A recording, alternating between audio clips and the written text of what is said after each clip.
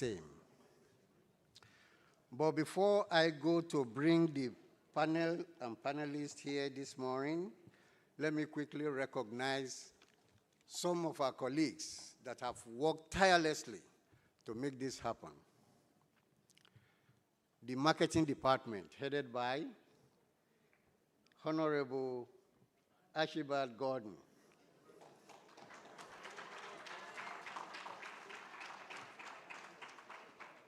It's a very small team, but I don't know how they do it. Between Wednesday last week and yesterday, 3 events, all successfully executed. Half-a-tree, main campus, and yesterday. Could the team please stand for us and let them be recognized?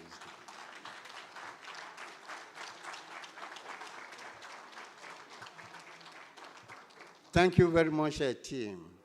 The planning committee, majority of them are outside.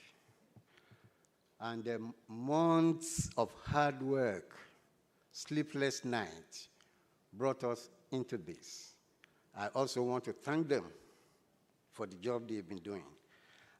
We will recognize them more when we give the vote of thanks later this evening. Our sponsors that have made this possible: Cycle Bank, Jamaica, Guardian Group, Freight Handlers Limited. Mrs. Linfat is not here as yet. She has been supporting the university conference since 2015.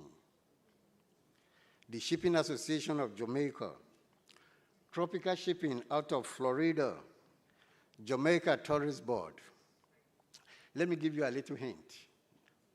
Not everybody will be able to participate. Tomorrow, we're heading to Ocho Rios, especially for our international visitors. We want to give them a taste of Jamaica, just a little taste of Jamaica. We want to get them on the catamaran, and then we will sail to Dunn's River Falls. We give them 1.5 hours to climb the falls and to do some shopping at the craft market. It was said yesterday. And then we will party back, disembark, and then come back to Kingston. There we depart Saturday. And this is made possible by Jamaica Tourist Board. The Maritime Authority of Jamaica. Will you believe that your regulator is sponsoring your conference? It means they believe so much in us. Thank you, Maritime Authority of Jamaica. Universal Service Fund, Dr. Marlin Smith out of Florida. I wouldn't tell you how much this man gave us as a single individual. I think he made the largest cash donation. Integrated Chemicals Limited, they have their booth out there, monographic printers, and the Rotary Club of Legany Plain.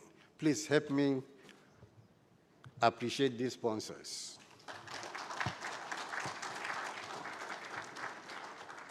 We continue the exercise this morning, and our first panel will be looking at the role of policy and international collaboration in maritime sustainability. I stand on, thank you very much. I stand on the remarks made by my president yesterday. I won't be speaking much.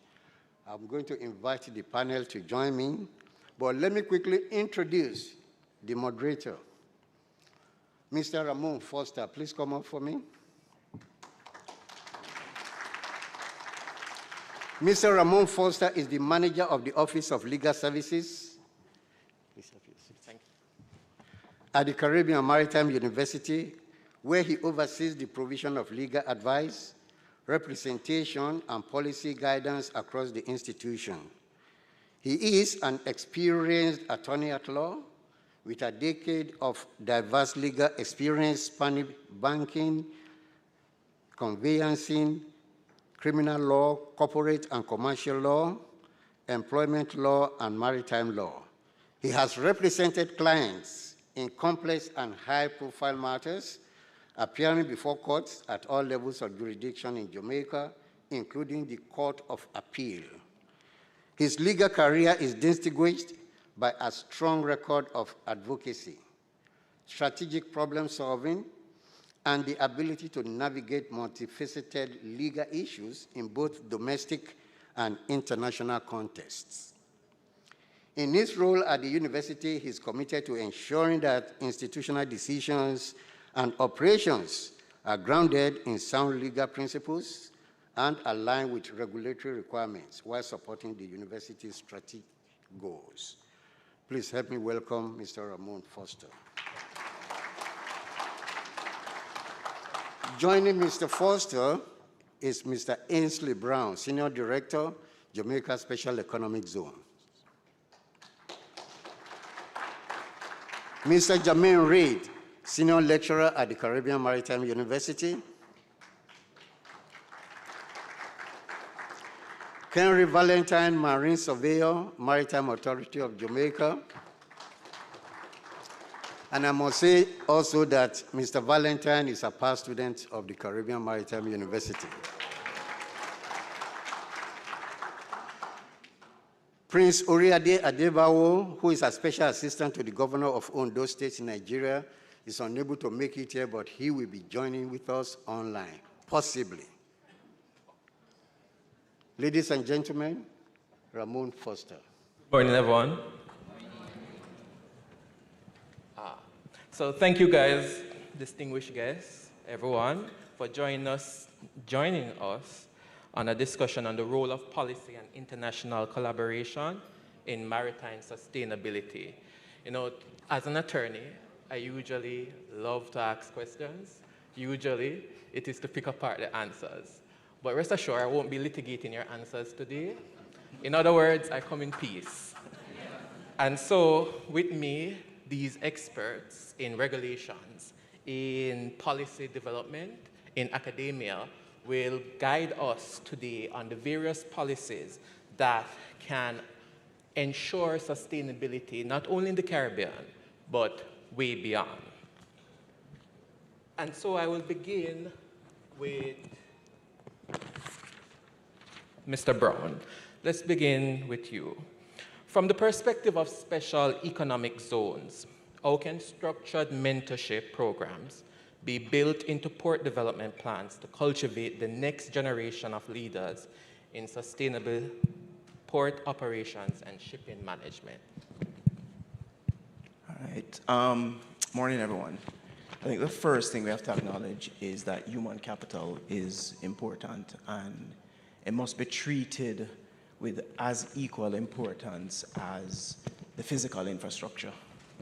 So you have the berths, the cranes, all of that. We have to treat it the exact same way. So with that, you can't see human capital development as a cost center. You have to view it as an investment, which you'll get multiple returns from. Now, in terms of looking at it from a mentorship and then layering special economic zones on top of that, whenever you speak about special economic zones, there's always some fiscal incentive or tax break. So one of the things that is possible to integrate is that you can structure your zone regime in a way that incentivizes such things, and rewards it. So right now in Jamaica, for example, we have an employment tax credit that zones can use to further lower their tax commitments that they have. And mentorship can be layered into that and be acknowledged as part of that education. So that is one of those ways that's possible. Very well. Thank you, Mr. Brown. That point about mentorship, and you also mentioned education, and that brings me to Mr. Reid. Mr. Reid, as an educator, how can tertiary institutions redesign maritime curricula to weave sustainability principles into those modules, and so that students can be taught not only about the technical things, but everything as it relates to sustainability? Okay, thank you very much for that question. So really, I realize as an educator, what I try to do with my teaching style is I also weave what I would have been taught as an attorney in law school. So how we are taught also in law school is practical. So you have case law, and you also have your traditional learning. So using case law, I use in terms of the courtroom setting. What I try to do is I try to have my students understand the work, not only by just giving them the theory, but the practical. And the practical side of it is the cases, because facts tell, stories sell. So it's the same way with the case law. And that case law now assists in terms of them understanding and the critical thinking, which I find is missing in this era now. So for me to try and get the critical thinking out of the students, I try to weave it in terms of giving them cases and scenarios that make them have to think. Things that it's not, the answer is not there in the book, clear cut. Things that they have to sit down and they have to analyze.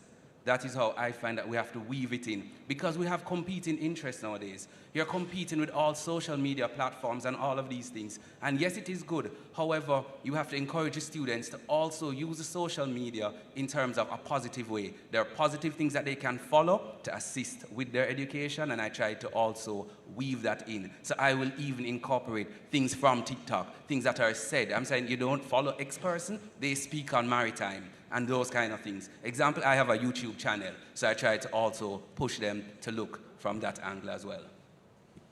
Thank you for that. Very interesting.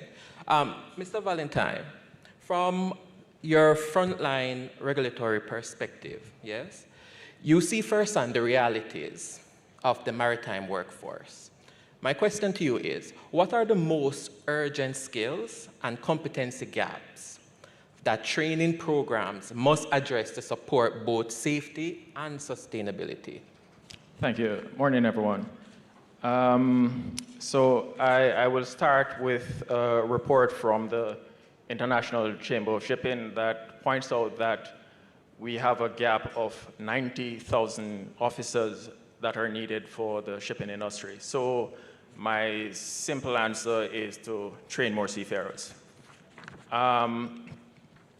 It's an area that we find that even though it's been pushed and several persons will try to market it and stuff, I don't think as a nation we truly appreciate the benefits that can be derived from the industry on a whole. So simple answer, train more seafarers. There's 90,000 spaces available for young Jamaicans out there. Very well. And to follow up on that, you told me earlier that you're a seafarer by heart. My question to you is, does that experience help you in a way to be able to impart your experience to others? Well, absolutely. And I think that is something that even the training institution can benefit from as well. If you have persons that are currently active in the industry, currently sailing, their knowledge will be current. Their understanding of what is required from a training perspective is going to be a lot more beneficial to the student population. So absolutely, I think that will be quite beneficial. Great. So this is a question for all three of you. And at the CMU, for example, there's a lot of inclusion. Partly, we see a lot of female students, a lot of students from various backgrounds. And so on this theme of inclusion, how does inclusion in the area of sustainability guide us in how we should approach it? Each of you.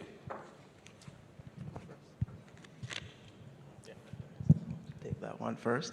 I think you can't have one without the other. If you look at the UN Sustainable Development Goals, it interweaves inclusion throughout several of the SDGs. Having the most diverse, the most inclusive workforce, university, education, university experience can only bode well for the country. Very well. Sorry? Yes, so the way I hope, once again, try to include sustainability in the teaching. So it is a heavily, the thing is you can't escape it. I teach law courses, and you can't escape it. It's heavily a lot of reading. But you make sure that you highlight things such as, once again, the sustainability development goals and all other sustainable practices of doing things in the teaching, which, once again, it's just having to impart it to them. Mr. Valentine? Yeah. So I would want to say that I'm very happy to see the direction that we're going as it relates to inclusion, primarily as it involves women within the maritime sector. I had and I see the president of WEMAT clapping. I had the opportunity of interacting with a female seafarer just last week and on board a vessel in Kingston. And I took the opportunity to ask her a couple of questions about her experience on board and stuff. And she was quite happy with how she felt protected on board. She felt that the maritime industry was, looking out for women. She never felt as if she wasn't being underpaid. She was being paid exactly what her rank required. And so I'm very, very happy to see the direction that we're going, primarily being pushed by the International Maritime Organization. So, yeah, it's absolutely important. Very well. All right, let's talk a little about innovation and technology, particularly in the context of sustainability. I'll go to you, Mr. Reed. Mr. Reed, beyond content, right, in the classroom, curricula, and all of that, and delivering materials to students, what innovative methods can be incorporated to engage more students in the idea of sustainability? Well, we're living in the digital age, so once again, social media. So whether it be that we give them things to post, a skit to do, that's what I'm a heavy user of social media. I enjoy it. And I also try to get my students, once again, to use it in the positive light. So that is how I try to really incorporate and weave it in, because really, as I'm saying, it's really a social world we're in now, and we need to make sure that students fully appreciate and understand the maritime content and have a maritime understanding of everything in a holistic manner, in my opinion. Very well. Mr. Valentine, to you, this focus on technology, particularly in the context of shipping, particularly in the context of sustainability. My question to you is, what methods can be used to enhance the ability of people to understand sustainability in this technology-driven society? Well, and Mr. Reed touched on it briefly. Education. I think we just need to find a way to get the message out, primarily from a maritime perspective, so that people can understand what the industry has to offer, the importance of the industry to Jamaica. We depend heavily on the maritime sector, but very few of us are aware of the maritime sector. I think probably everybody on the stage, everything that we are wearing is probably imported, yeah? And so the technologies associated with the industry is somewhat lost on us because of the lack of awareness of the industry and the importance of the industry to the Jamaican economy. Thank you.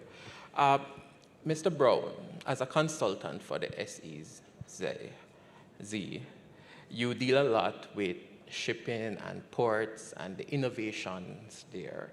So in terms of that, from the lens of economic zones, what policy incentives are currently driving the adoption of sustainability, such as green shipping practices, for example? Well, it's like anything, you have the carrot and the stick. You try not to use the stick, but it's there, and from time to time, it has to be used. But you also have the carrot, which is the incentive, and that's the part that everybody likes to talk about, and it gets better traction, and it's attract investors to our shores and other places. Now, when it comes to using or leveraging either one, we know what we want and we know what we don't want. So incentivize what we want. So you want to see more green, more sustainable things happening, more use of solar, wind, etc., wave technology. You also, on the negative side, you don't want to see marine pollution, air pollution, and all of these different things. The IMO has its net zero mandate coming at us very fast, and there are different fuels, for example, hydrogen being one of them, methanol, there are different fuels. Right now, speaking for Jamaica, the special economic zones are set up in a way that the incentives are there to be able to facilitate the build out of facilities that can store, onshore facilities that can store those fuels to facilitate bunkering, for example. But we need to see more things happening. And in addition, knowing some of the technologies that are coming out in China, for example, they're piloting on the ship storing of greenhouse gases, liquefying it, and then either ship to shore or ship to ship, taking it off the ship, and then taking that CO2 and using it into other industrial processes. The economic zones are there that can facilitate that.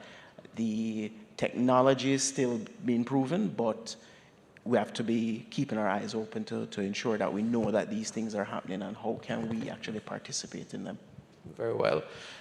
Still with innovation and technology, my question is, do you see any challenges at the moment for the Caribbean in incorporating these technologies into the way that we approach sustainability? What are the challenges? One each.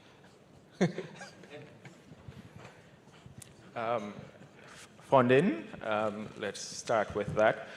So Mr. Brown mentioned the new fuel types that are being proposed by the IMO to achieve net zero by 2050. That involves possibly investing in shore power from green source of energy. The investment in that would be quite significant and will require the input of not just the government, but also private sector. So I would say investment, significant investment.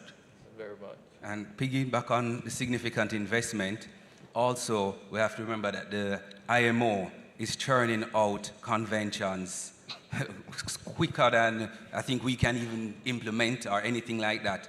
So on top of that, we also have to be dealing with ensuring that we are compliant with all these new conventions that they're bringing out and that we may have to have ratified. So once again, funding is a major issue, and then the educational aspect of it, having people understand why it needs to be implemented, and getting, of course, our leaders to also understand why this needs to be put front and center in terms of having these, example, our shore power, in terms of having it here in the country. Why is it important? Why do we need to do it? Why do we need to spend money on this when our country is just starting to make some money and we're now sending it over here? So that has to be understood as well. So education plays a major role, and not an education at a high level to persons who actually have access now, or the ones, we should say, write the paycheck that can disperse this money.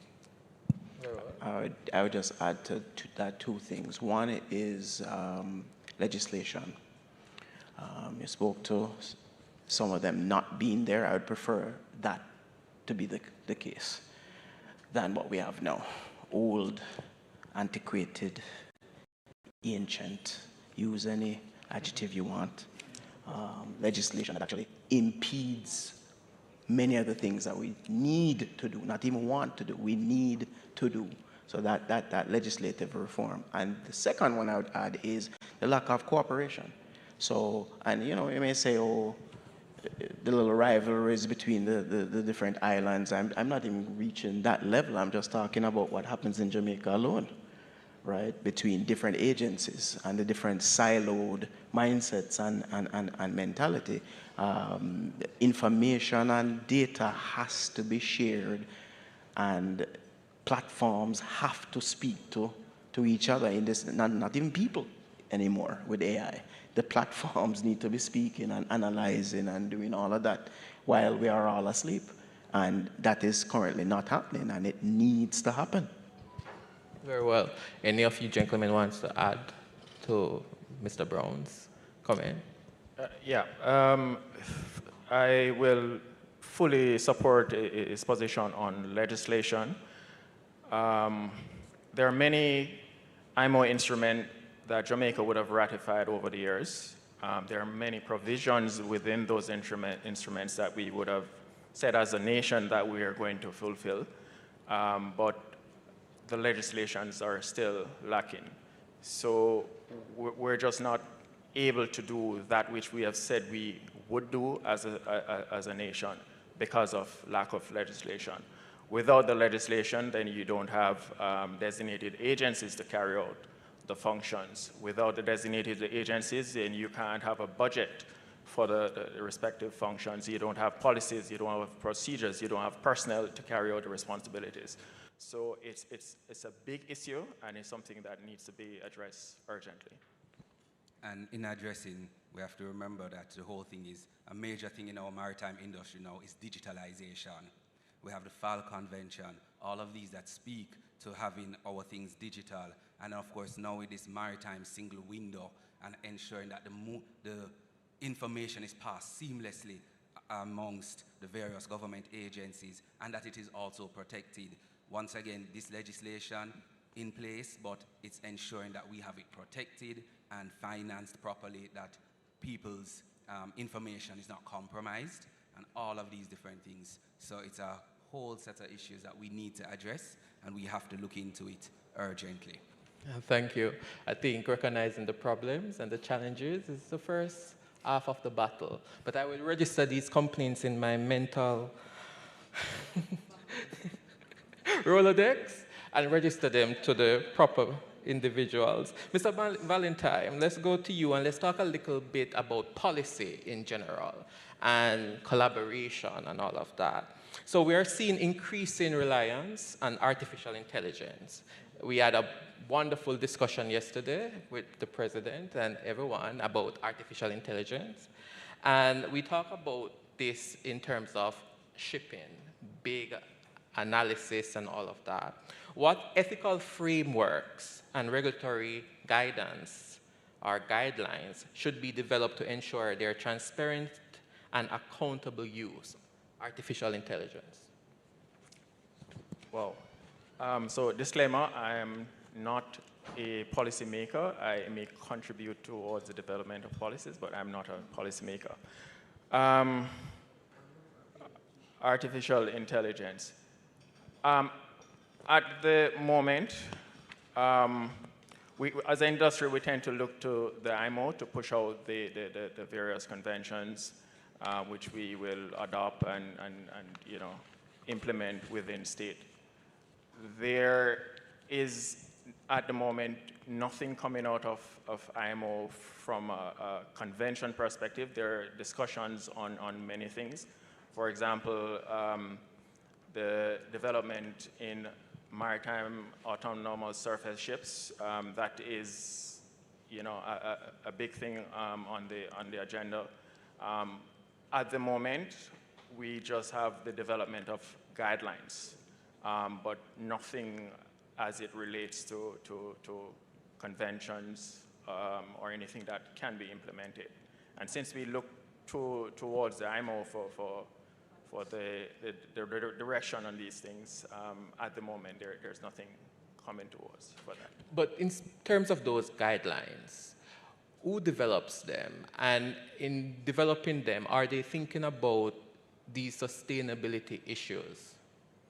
Yeah, so we have to remember that we operate in a international industry. So we can't just develop something in Jamaica, let's say implement it on a Jamaican ship, and that ship turns up in a port facility somewhere else in the world, and it's going to be a problem. So whatever we implement has to be done from the perspective of the IMO that would develop these conventions and push them out for adoption by all the member states. So really, it's the member states that makes up the IMO that would put these guidelines in place, develop these conventions, which includes Jamaica. We have a seat at the table to help to develop these various guidelines and conventions that are implemented. Very well. Mr. Reed, from an education perspective, speaking about policies and regulations, do you think that it is important to incorporate these in the learning? I see you're smiling. It's more than important. It is vital. They need to know, I think they need to know as many conventions as possible. I try to, of course, major ones, such as Maritime Labour Convention, because some of them, as has been alluded to by Captain, there's a lot of spaces on ships. And I make my students know there's a probability you may end up working on a ship. If you don't remember anything else I teach, remember the MLC, the Maritime Labour Convention. This speaks to what happens on board, how you are to be treated. So things like that, certain conventions, in my opinion, they have to be known, and I try my best to impart those over onto them. So it is of importance. There's no getting away from it. They need to know it. And Mr. Brown, as a consultant, you often see policies in action, and you often see them being implemented at various levels, the national, the regional. How do you think that the current policies are truly pushing the sustainability issues?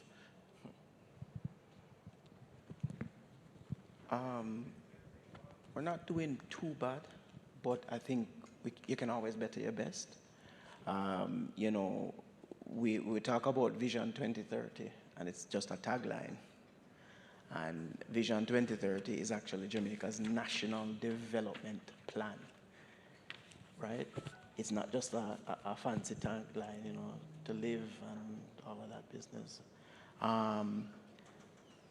We need far more education, far more understanding that sustainability is the way forward. Sustainability is how we have to function, particularly as small island developing states. We are the canary in the coal mine when it comes to climate change, right? I over the past, I guess, over the summer alone, you know, the level of heat, I don't ever recall this level of heat growing up in Jamaica. I remember it being hot, but not like this, right? So you're seeing it. You're seeing climate change. So if you're seeing it and feeling it, what are you doing as an individual? What are we doing as academics or industry to do something about it? Of course, Jamaica is a small dot compared to other countries, but that doesn't mean we don't have a responsibility to do something about it. Very well. Speaking of the Caribbean, very small but very big in context, and we play a significant role in various economic zones. We play a significant role in crafting policies that oftentimes guide other regions of the world. Do you think that we, as small islands, are oftentimes overlooked in the context of this sustainability issue? Oftentimes we're the ones that are affected, but it appears as if we might not be taken seriously in the global context of sustainability. A question for all of you. Well, as it relates to Jamaica, yes, we are small, but however, we do have a seat at the IMO, and at the IMO, not just Jamaica, but the other islands are there who are also in the same predicament. We have islands I know like Tuvalu. They're also quite vocal as well because they're suffering even more than anybody else with the rising sea levels when I speak to colleagues who are there. So I see that we do, yes, we are, I wouldn't say we are drowned out because the importance is there. Yes, we do have some leaders who are of the view that it is not important, but I think their voice, yes, they may be of strong economic standing. However, as a region, we have a strong voice, and not just the Caribbean region. When you go and look at the Pacific and other islands, when we come together as small island developing states, we do have a strong voice together when we go to somewhere like the IMO and other such international fora. Yeah, so I will agree with that. In addition, we don't just, while we have a seat at the table, we kind of have to take the seat. So we have to write papers, make interventions. We can't do it by ourselves. We have to lobby the bigger states, the powerful states. We have to somehow use diplomacy and see how best we can get the support of these states that we may consider, to be the powerful states in order to achieve these objectives. So, bro. Yeah, I have a mixed view. I think in some fora, well, in basically all fora, we're punching well above our weight. But, right, as soon as you do something called label us as LAC, Latin America and the Caribbean, that just means Latin America. Brazil, Argentina, that's what that means. We don't have no say. Sorry to say it that way, but it's true. When they think LAC, that it's those countries, not us. It's unfortunate. We're still punching above our weight, But if you're a flyweight fighting a heavyweight,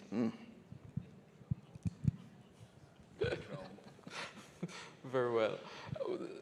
Let's talk a little about coastal communities, because, of course, we know that the Caribbean is made up of various small islands, and oftentimes we rely heavily on coastal communities for the entire sustainability of the islands.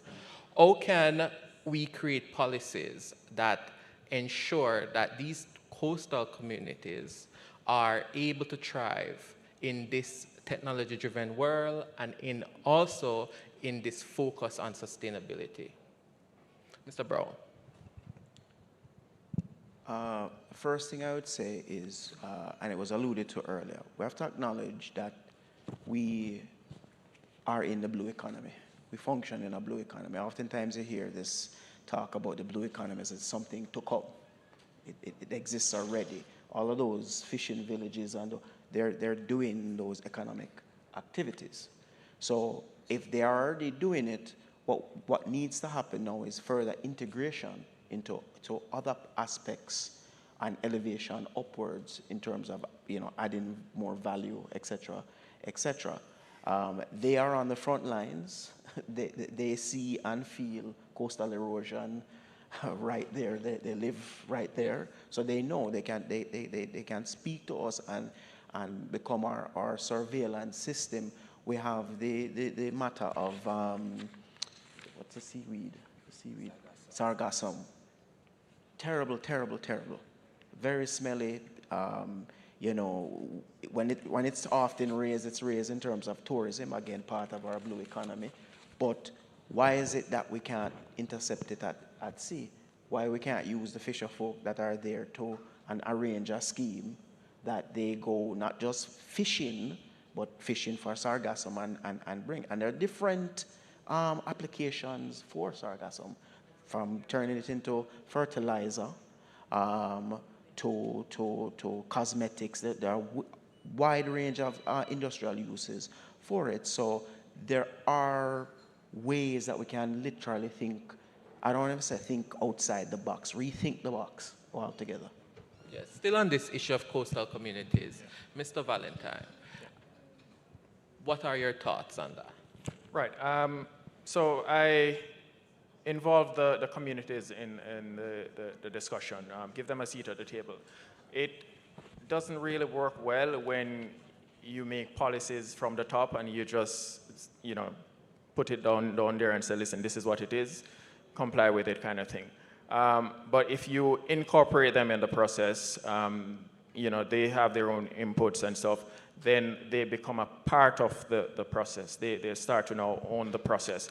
And sometimes some of the solutions that we're looking for may reside with these communities. We are not on the front line in the communities like these persons are. So involve them in the process, give them a seat at the table and get their input into the policies that we're developing for them.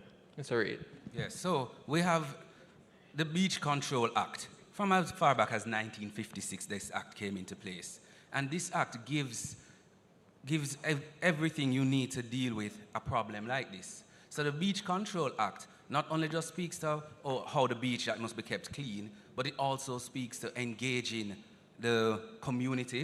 It speaks to the minister and the various other entities that have control over the beach and how they are to ensure that the beach is administered, and also, as we say, stakeholder engagement. We look at something such as ghost gear, which is the discarded fishing material that when fisher folk are finished with it, a lot of times it's either just left in the water or it's left by the shoreline and then ends up in the water. This causes a major problem for the marine life. They get entangled in it, or even to passing ships, where it gets entangled in the propeller, and we all know once that happens, the ship stops working, demurrage fees, and all these other knock-on effects, and happens to the maritime industry. Now, the Beach Control Act, that can be modified as well to include things such as ghost gear, because it's not included in the act, but the act itself can be modified by stakeholder engagement, having the seafarers understand the importance and those kind of things. So once again, it's basically coming from the grassroots up and talking to them. It's a stakeholder engagement, as Captain alluded to as well. So I heard you said just now that we need to amend the legislation, which is a good step. But Mr. Brown, are there any other challenges that you will foresee in us incorporating these coastal communities into this sustainability issue? Funding is going to be a major issue. However, we're seeing the DBJ, for example, roll out some blue and green bonds that will, allow access. But many of these communities may not be able to access that type of funding. Education is going to be a major will play a role no matter what. We hear about the ghost gear, educating the fisher folk about the devastating impacts of that, amongst other things. But I don't want to say, loom and gloom and it's impossible.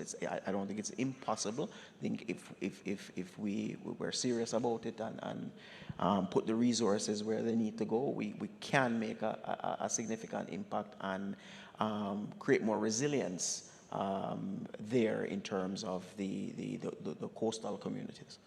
And Mr. Valentine, as a marine surveyor, how do you view the challenges by these coastal communities in navigating the various issues that affects them specifically? Right. So as I mentioned before, when I interact with some of the fisher folks, what they keep telling us is that they feel as if the policies are being made for them without their input at all. They have ideas on how things are supposed to be done. They have ideas on where they think anchorage areas should be and where they shouldn't be. They sometimes feel that where the ships are anchoring or on prime fishing grounds. I go back to what I said before, incorporate them in the process, because the feedback from them is that they are not being consulted when policies are being developed or when decisions are being made that has an impact on them and their livelihood. Great. I see what you're saying, and what you said just now brings me to our final topic, which is collaboration. And in order for sustainability to be effective, there has to be collaboration between the shipping industry itself, academia, education, and also government, right? And all three of you, each section, can deal with that. But in terms of collaboration, how do you see, and this is a question for all three of you, how do you see collaboration being the key aspect of overcoming the challenges of, to attain sustainability in the Caribbean?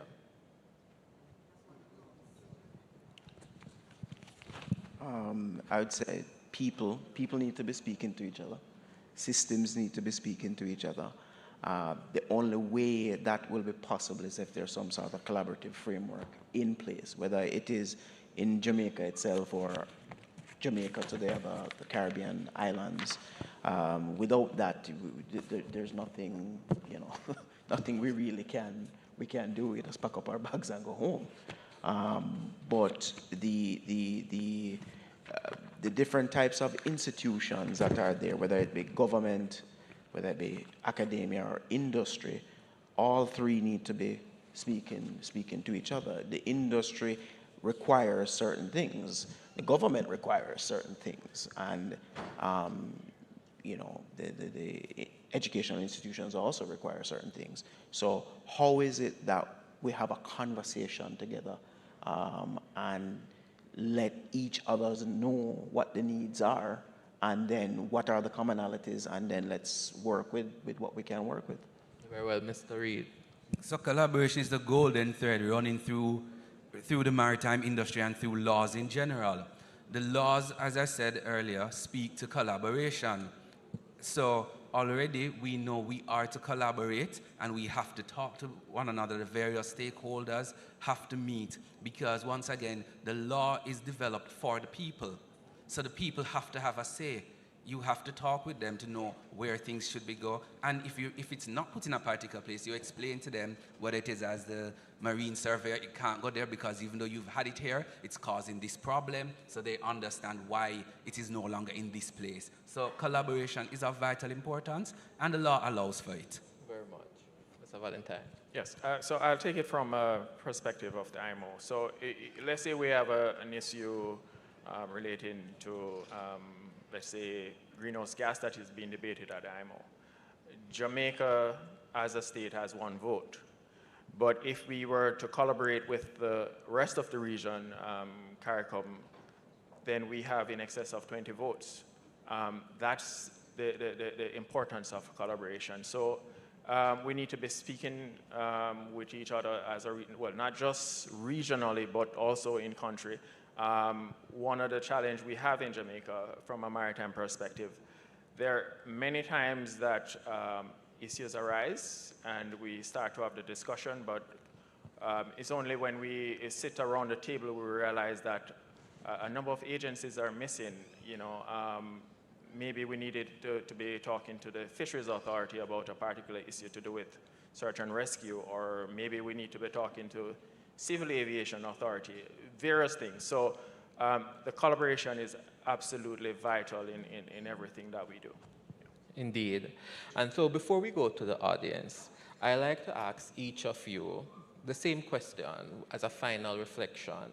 If you could recommend one policy priority for CARICOM, because we're not only Jamaica, we are the entire Caribbean, for CARICOM's maritime sustainability agenda, what would it be?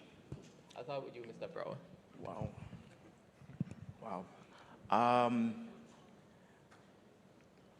One policy, electrification of the ports, particularly cruise ports, right across. So you're moving from one port to another in terms of destination. Once you leave Jamaica and say end up in St. Vincent and the Grenadines as the next destination, you should be able to plug in, and there shouldn't be an issue there in terms of it being also from green sources as well. So some collaboration between CARICOM to ensure that the ports, be they for commercial purposes or for cruise or mixed use, are electrified. We are the #1 cruising destination in the world, and we need to let our voice be heard in that regard. Yeah, so I would want to see maritime legislations be a priority, not just for Jamaica, but across the region. When I have discussions with my colleagues across the region, it's a common theme: lack of maritime legislation. So if you have the legislations in place, then you will get the policies, then you will get the funding to drive the very thing that Mr. Brown is talking about, which is making our ports green. So making maritime legislation priority across the region. And Mr. Reid? So I agree, maritime legislation in terms of having to have about sustainability, because once again, the carbon intensity indicator, CII, has been a major issue throughout the region, and I know it's being discussed actively at conferences around the region, and as such, our implementation of it needs to be ramped up, but of course funding is the major issue, because shore power from the hinterlands and all of that, so we need to see how can we do it in a sustainable way that we can actually afford it, because it's going to be very expensive on our country if the port has to provide power to the ship, because IMO of course has set down the CII and all of those different regulations, sulfur caps, so we need to see how can we all collaborate to ensure that this can be a reality and not be too financially onerous on Caribbean states. Very well. All excellent recommendations. And now I turn to my dear audience that we've held captive for almost an hour. I would like to hear from you and for you to ask questions as it relates to sustainability to our panel. I think we have a question on the far right. Good morning. Another excellent panel.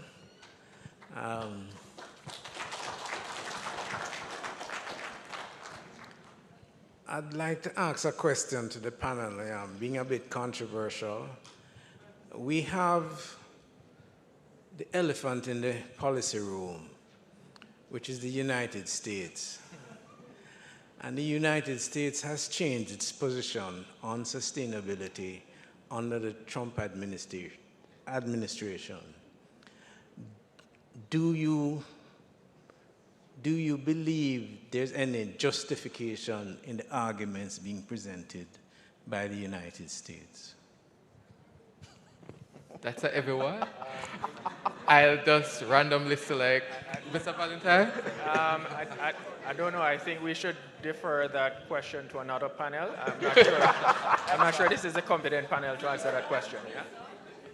Yeah? Jesus.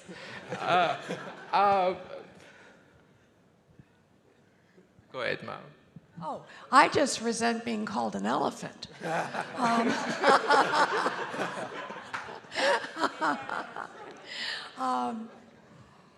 I'm going to respond a little bit to what you just said. I think we're all aware of what the Trump administration's goal is, and it's distressing to me as an American, especially as an MEPA and Carib MEPA. And I'm also distressed about some of the rhetoric that is emanating from the United States that supports the administration's rhetoric. But I want to remind all of you, your vote as Jamaica is just as valid as the United States. And I also want to remind you, as the author of 0.4, which is the percentage of international cargo shipping that the United States flag represents, that we may be the second largest trading power, but at the IMO, we've got one vote. You all, each nation has their own votes. And I'm just hoping, last week I was at IMO, and I asked the question, are 175 nation states going to allow one to bully them? And I hope the answer is no. So, but that's not why I asked for the microphone. I just didn't like being called an elephant. I want to commend the discussion about women in maritime as a proud member of both WISTA and WEMAC. So I am so pleased at the number of women that are involved in this industry in the Caribbean. It's less than 2% of mariners are sailing today. And just anecdotally, last May we had New York Maritime High School at an event in Washington, and a young woman who was a senior was offered a place at SUNY Maritime College, and she declined it when she found out that SUNY only had 9% women in their admissions. So she said, I don't want to do that. So we have to do better at getting more women into the industry. Another anecdote, yesterday, a graduate of SUNY Maritime, a woman, shipped out on her first commercial ship. And I said, how did it go? And she said, it's great. They've been very kind. And all of the officers are under 35. So don't want to go from gender discrimination to ageism, but the attitudes are changing and need to continue to change. We need to access 50% of our global population to come into our industry. Thank you.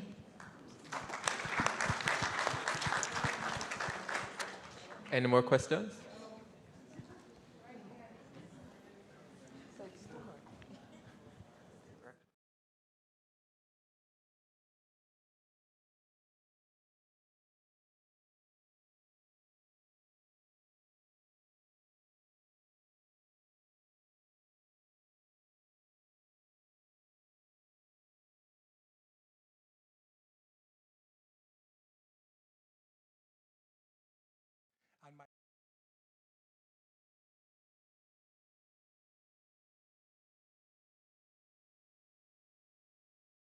Mr. Brown, Mr. Reid could possibly weigh in on this. Do you think having a stronger delegation representing all sectors, maritime sector within Jamaica needs to be at the IMO in order to collaborate, coordinate with effectively with the international partners and bringing that back to collaborate and coordinate nationally?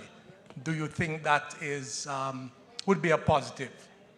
I agree with you 110%. We definitely need to have more being said. We need to, especially in terms of writing and presentations being made, so it is understood the problems being faced by the small island developing states, as we are the ones who have to face all the, when I say all, let me use correct words, all the policies that will now come from them. So if the policies are going to be coming from them, we need to ensure that we are there to help craft what the narrative that we're going to be dictated, that will be dictated to us. So it's better we write the script than somebody else write it for us. So yes, I agree with you. That's a delegation, getting maritime lawyers and maritime engineers, all those persons to go to help to make a presentation from the region would definitely help.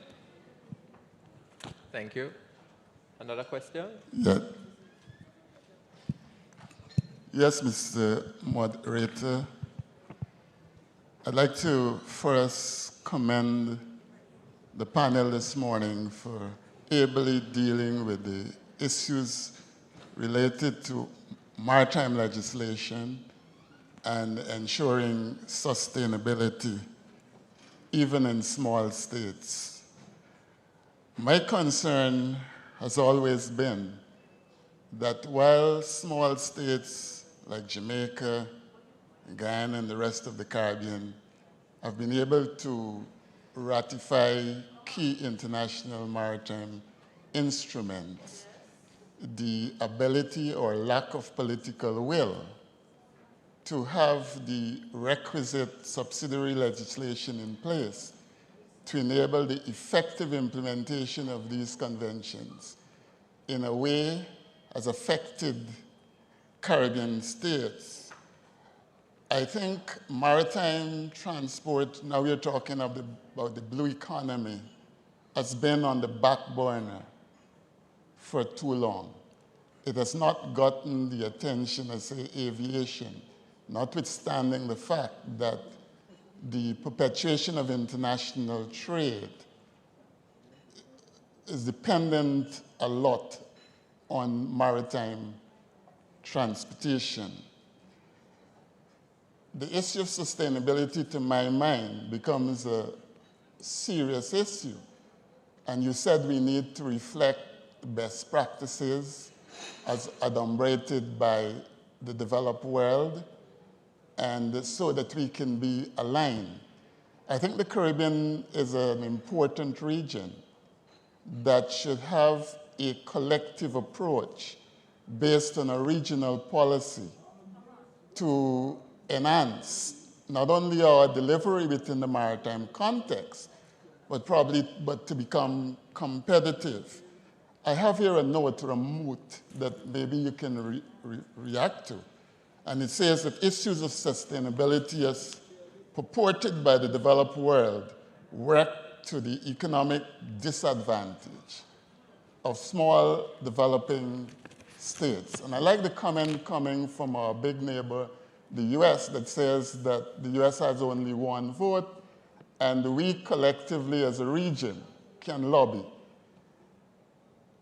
We need to work through CARICOM to have a greater political will at the level of the member states. I'm not saying that CARICOM will control member states because they're sovereign states, but essentially as a bloc, we can, because we have the Caribbean Sea is a protected area because of our tourism and other interests. But I'm very concerned that, and I was part of the process when we developed the Caribbean Initiative. Why the Caribbean Initiative? On ship-generated waste. What has been done at the national level throughout the Caribbean, given the sensitivities with regard to the Caribbean Sea and the Atlantic, because I am from Guyana. What has been done to advance this in terms of putting in place the mechanisms to deal with the MARPOL Convention? I think there needs to not only be rhetoric, but a general awareness campaign at all levels of the society, since we're going to talk about ship-generated waste. I'd leave it here. I want to talk to something else, but I'll probably come back, because you're talking also about collaboration. What collaboration are we talking about? There needs to be effective coastal zone management systems in every state in the region, because you have to address multiple sea use conflict, which is a matter, not only consulting with the people in the community, and more often than not, the voice of the community is stultified because of political directives that are dictatorial. I'd leave it there, Mr. Moderator. Thank you.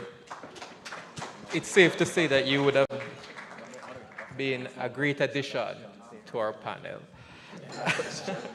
So as I'll allow one more question.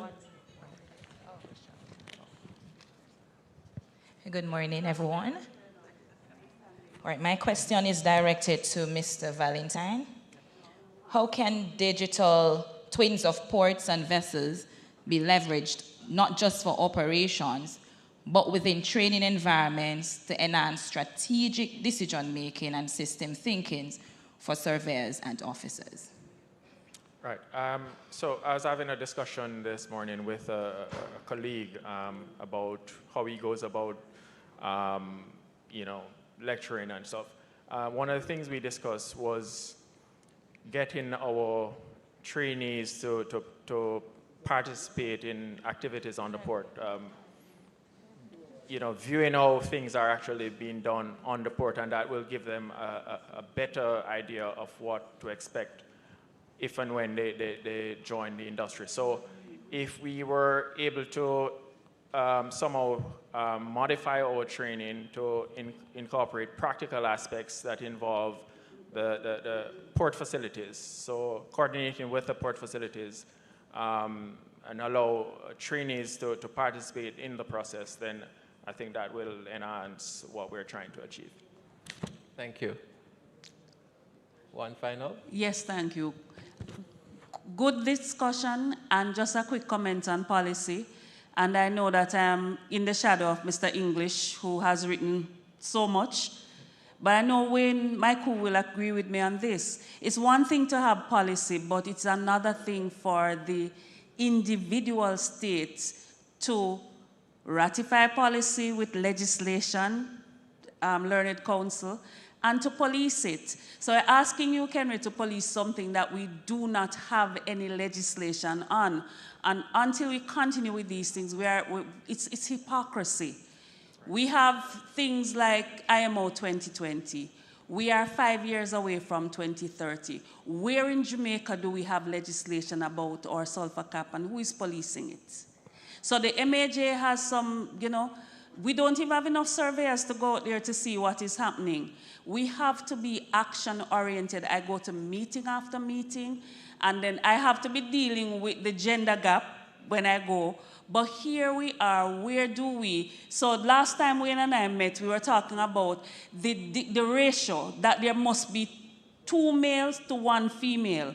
But the female who needs to come on a survey has not been identified, has not been trained, does not exist. So the policy is a farce.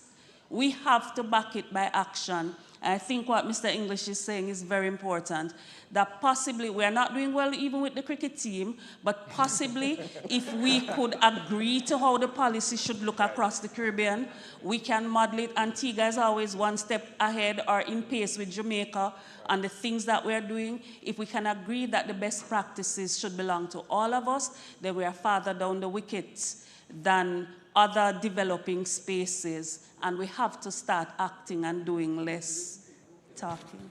Absolutely. Thank you. Gentlemen, my captive audience, we're now at an end. But I hope we all benefited greatly from the industry of these gentlemen. And if there is one takeaway, we all know that sustainability ought to be embedded into maritime policy frameworks in the Caribbean and beyond. Thank you so much.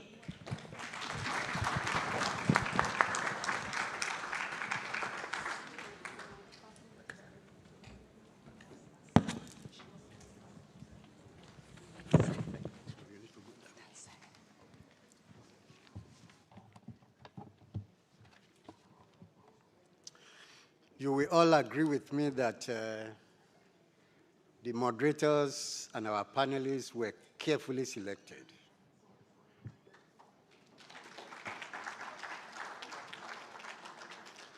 And the audience as well. Professor Paloma was unable to join with us yesterday, but she called me last week when she knew that she would not be able to be here with us, and nominated 2 persons to represent her. And one of them is Dr. English, who spoke a while ago, and Mr. Calvin Bernard. Welcome again, Dr. English, to the Caribbean Maritime University. You have been part of this for many years.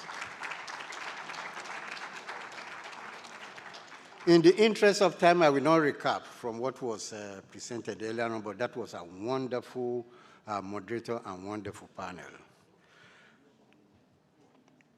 Our next segment will look at innovation in maritime education and training for a sustainable future. And our moderator is Mrs. Tamara Nelson, who is Chief Technical Director, Jamaica Productivity Center, Minister of Labor and Social Security. Our partner, Minister of Labor and Social Security. Ms. Nelson is Chief Technical Director of the Jamaica Productivity Center with over 25 years of global experience in productivity, improvement, and business process optimization. She holds degrees in industrial engineering from UWI and RIT, and is a certified Lean Six Sigma Sensi professional engineer, ISO Senior Lead Auditor, and Certified Energy Manager. We didn't know that you have a certification in ISO. We would have visited with you. She has led interventions across more than 300 entities locally and internationally, with expertise spanning the bauxite sector, logistics, and strategic planning. Trained in Japan through JICA, she continues to advance productivity policy, training, and leadership development across the Caribbean. When unfortunately one of our moderators could not make it to this event, she jumped in. Please help me make her welcome.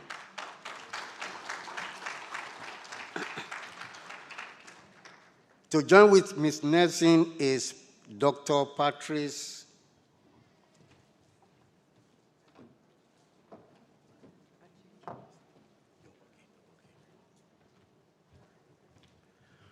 Thank you very much. She's taking that responsibility from me. So she's going to introduce the panel.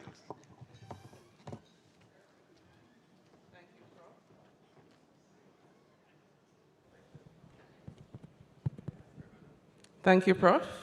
Good morning, ladies and gentlemen. Well, I'm pleased to be here exploring a topic that is very dear to my heart. It covers all the areas, actually: innovation, education, training, and sustainability. And these are not just buzzwords, but these are building blocks, not just for productivity, but human capital in general. We're talking about competitiveness, resilience, in the maritime sector and our economy. So this is a very, very important topic. And as was said, I am Tamara Nelson. I'll be your moderator this morning, and on this very important conversation. So I have a very esteemed panel to join in this conversation. And it's not just a panel, it's really a call to action. And I want you to join in the conversation, to listen in, and to write down your questions, so when we get to the segment, we can dialogue some more. So at this time, I want you to please join me in welcoming our panelists, right? So to introduce them and ask you to give them a round of applause as they join me here on the stage. First up is Ms. Natola Meredith. Natola is the director of towing operations at Ocean J Trolling Limited, where she has led efficient and high-quality service delivery since 2018. She previously served as Registrar of Ships at the Maritime Authority of Jamaica, and she holds her master's in logistics and supply chain management. She's passionate about advancing Jamaica's shipping port, yes. And a fun fact about Natola, she's a gym junkie, right? So she's not coffee for her, it's gym, right? So, where did you get CMU? All right.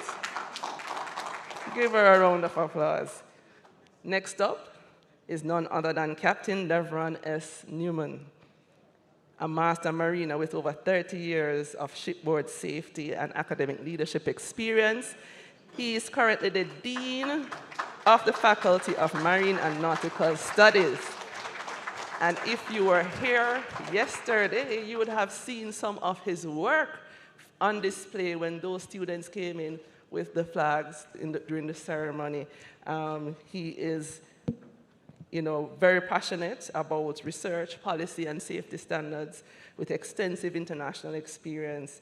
And a fun fact about Captain Newman, which you probably don't know, is that he's a child musical prodigy. So he was playing the piano, keyboard, and organ from the age of 10 for... Right, so now you know. Yes, for church, devotion, and funerals, yes. So now you know. Right. Next up, we have Dr. Patrice Miranda. All right. She has a fan club. Academic head of department at CMU and a researcher focusing on program evaluation, maritime education, and technology integration. Right? She, as you can see, she has it down pat. Right? A fun fact about Dr. Miranda is that she is the second born of twins. Oh, see, you didn't know that either. Well, I'll leave you to ask her about that. I know the story, but you'll have to ask her, right? So that's over lunch. And next up, we have Professor Oleyemi Akinwumi, Vice Chancellor of the Federal University of Lokoja in Nigeria, a distinguished professor of history. He's a fellow of the Nigerian Academy of Letters, the author of over 70 publications, and has spoken in more than 30 countries worldwide, and now it's 31. Welcome him virtually to Jamaica, ladies and gentlemen. Good morning. All right, so there we have our panel here today. And our objective is to discuss educational innovations to drive maritime sustainability, explore capacity building and for even or underrepresented groups, and propose policy recommendations that will align with global sustainability goals. Right? This is a very important topic for the Caribbean maritime area because, you know, the land area is the marine area actually is 4 times larger than the land mass, and it really accounts for about 70% of the population that depends on this for the sea for income. So it's not just a CMU thing or a Jamaica thing, it's a very important topic for the region. So we are going to get right into some of our interesting conversations.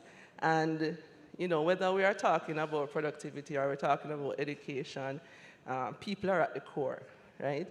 In the marine sector, skilled and sustainability-minded workforce is going to be the foundation for efficiency and competitiveness.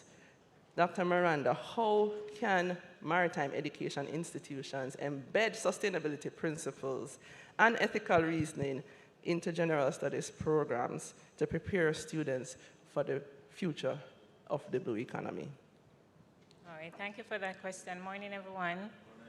So there are several strategies that maritime institutions can use to embed sustainability and ethical reasoning, but I'll tell you some of what the Caribbean Maritime University is doing. So we have moved away from offering mere technical subjects, and what we've done is to embed or weave sustainability and ethics across our curricula. So ethics and sustainability, it's no longer taught as a standalone subject, right? So for example, our logistics and supply chain management subjects, what we have done is that we have incorporated ethics and sustainability where students are challenged to think about the environmental impact of carbon emissions on the wider environment. So we're treating emission data as critical operating costs. So they have to think about that. It's going to be a line item on companies' balance sheet eventually. We have also what I dub our carbon-conscious curriculum. So with this, we ensure that students are exposed to think about the economic efficiency, the environmental impact, and of course, their own social corporate responsibility as it relates to decarbonization and sustainability within the sector. Thank you, Doc. Yes. So that really sets the foundation, you know, the mindset and the ethics for the next generation, right? Sustainability gains are often unlocked when these regulations and standards are also in place, but not only in place, but leveraged. So my next question goes to Captain Newman.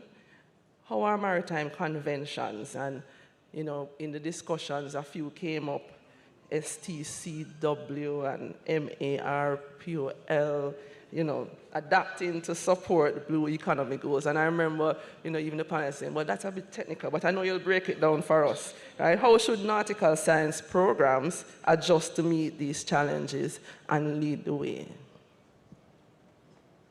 Okay, thank you for that introduction and question. Well, apparently STCW means Standards of Training and Certification for Watchkeepers, and we normally refer to MARPOL as MARPOL. What we are doing is relying on the industry to conduct a series of reviews in terms of the STCW and also MARPOL. These will include topics like environmental awareness, climate change, and also fuel efficiency.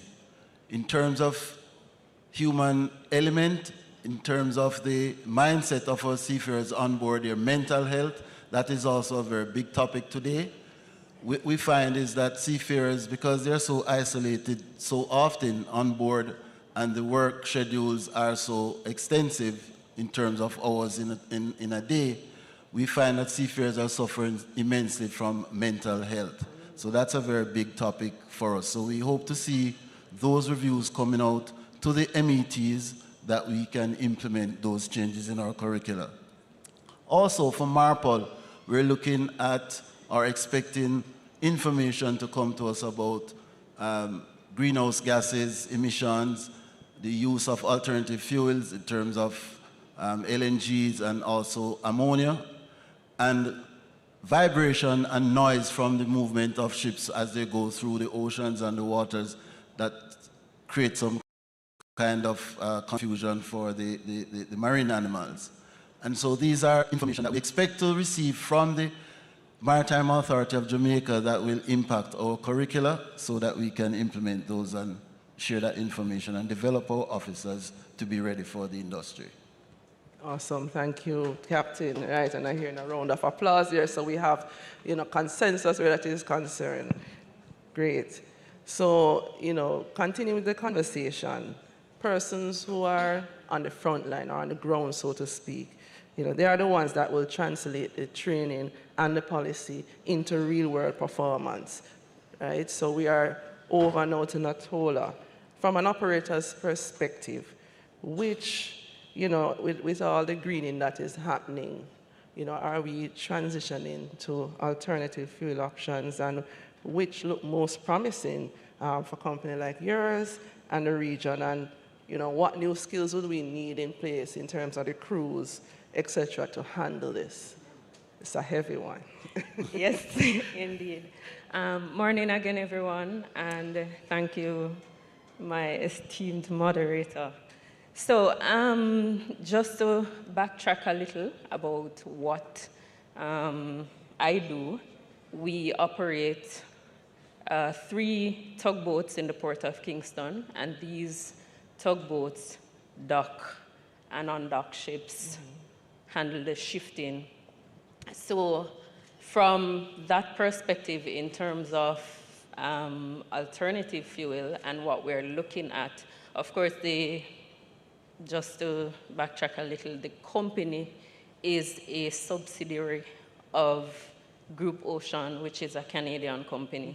So in Canada, they have already started adopting biofuel, which is hydrotreated vegetable oil.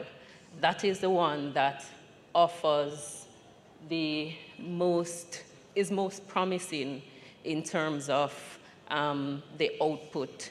So it does not require much change in terms of the blending with the fossil diesel. So it blends quite well. Captain had mentioned earlier about other fuel sources like ammonia, for example. Now, ammonia is not a good option because, of course, it is highly toxic. So in terms of storage, would not be a good option. So for the hydrotreated vegetable oil, it is something that will give the most benefit because, of course, it burns similar to the regular diesel, and of course does not give off the same kind of emission that these fossil diesels will give off. In terms of training, because it can be integrated in the system seamlessly, so to speak. So in terms of training for seafarers or operators, not much would be required just for them to be familiar with the properties of the product. It stores just the same, so there is not much that you would have to do in terms of training and retrofitting your engines or your system to integrate that kind of fuel source. Okay, so the opportunities are there for us to make changes where that is concerned. Indeed. But we have systems in place, which is good to know. Yes. Thank you, Natola. All right, so we have heard about the fuels, and now we'll turn to our Professor Akinwumi, finding out more about a topic that I think permeated most of the panel discussions that we have had so far, and that's on the matter of collaboration and partnerships, in terms of to multiplying the gains that we can make as a country, as a region. Professor Akinwumi, how can universities in SIDS and developing nations strategically tap into international networks and partnerships to drive curriculum development and research from maritime ecosystem resilience? Good morning. Good morning. Madam Moderator, good afternoon from Nigeria. As many people will notice, I am not Professor Olayemi Akinwumi. Yes. Professor Olayemi Akinwumi is my Vice Chancellor. I'm the humble servant who has been drafted to make his presentation on his behalf. Tunde Bewaji is my name. I'm Professor Emeritus of the University of the West Indies and a part of the CMU family for many years. Well, to answer the question posed, my Vice Chancellor is of the view that small island countries and developing countries have minimum role in terms of investment capacity or resources or technology to be in the hardware sector. But through proper understanding of the historic nature of seafaring, of ocean navigation, of which Africa was a global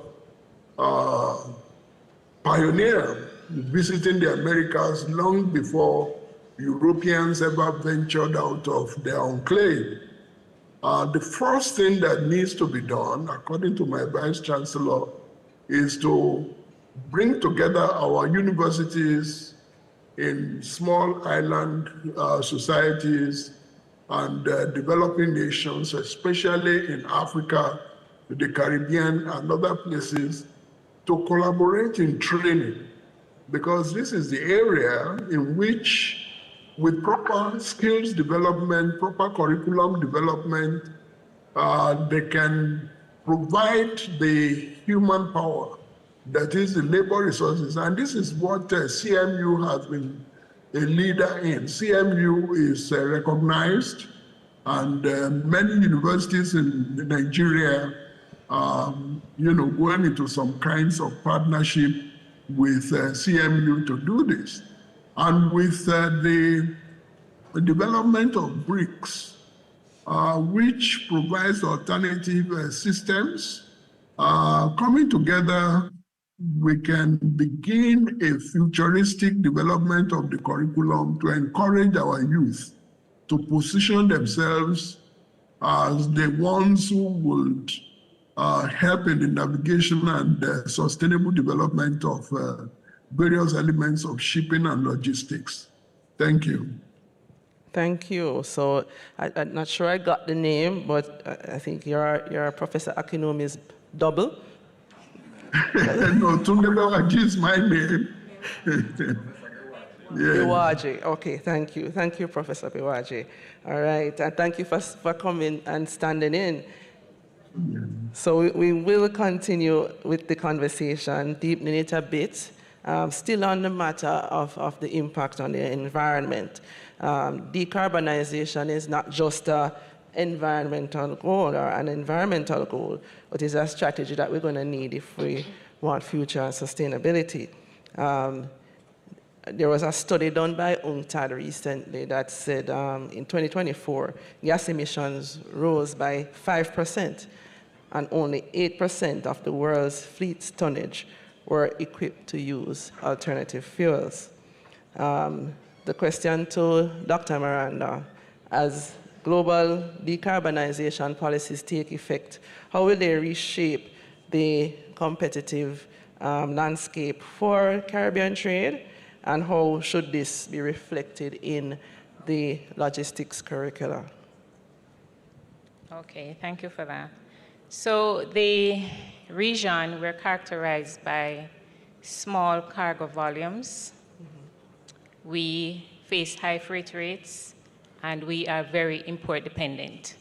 So we have to think about those three things when we're going to address competitiveness. However, decarbonization, it's a team sport. It cannot occur in isolation. So as a region, we have to come together and ensure that we are coordinated across the entire ecosystem, from the financial institutions to government to the private sector. Everyone has to be involved if we're going to ensure that this is done in a sustainable way. From the logistics, how do we go about incorporating it into the curriculum? We have to teach students about the maritime value chain. So we have three pillars as far as that is concerned. We have the maritime fuel, and that is dealing with the new types of fuel that my panelists made mention to, the ammonia, the hydrogen, and all of that. We also have to think about the shipbuilding side, because we need to put the technology in place, and ships are where it's going to start. And of course, we have to think about the maritime operational side, which is the logistics, and the port side. So at the center of these three pillars, we have the ports. So we have to retrofit our ports to accommodate these new vessels, which means maritime education institutions, they're going to have to upskill and retrain students to ensure that we have graduates that are industry ready. We also have to bear in mind, as it relates to the education side, how do we ensure that this is passed on to our students in a manner that will be acceptable, right? Because now we have different generations and different learning styles, so we have to shift as the environment shifts. And I like what you said, you know, it's a team sport. It's not a spectator sport, guys. So we all are involved in this as it relates to global decarbonization. Thank you, Doc. All right, so another thing that would have come up in the discussions, and we're touching on a number of things in a very short time, was AI. And I think our Minister Charles spoke on this yesterday, and simulation also came up as in one of the panel discussions. Both are game changers in terms of learning, teaching, and experiencing education on a whole. They will allow us to build competencies faster, lower costs, fewer risks, real-world risks, and boost overall training productivity. So how can AI and simulation technologies be leveraged to create advanced training environments for emerging fuel systems, for example, and even efficient voyage planning, Captain Newman?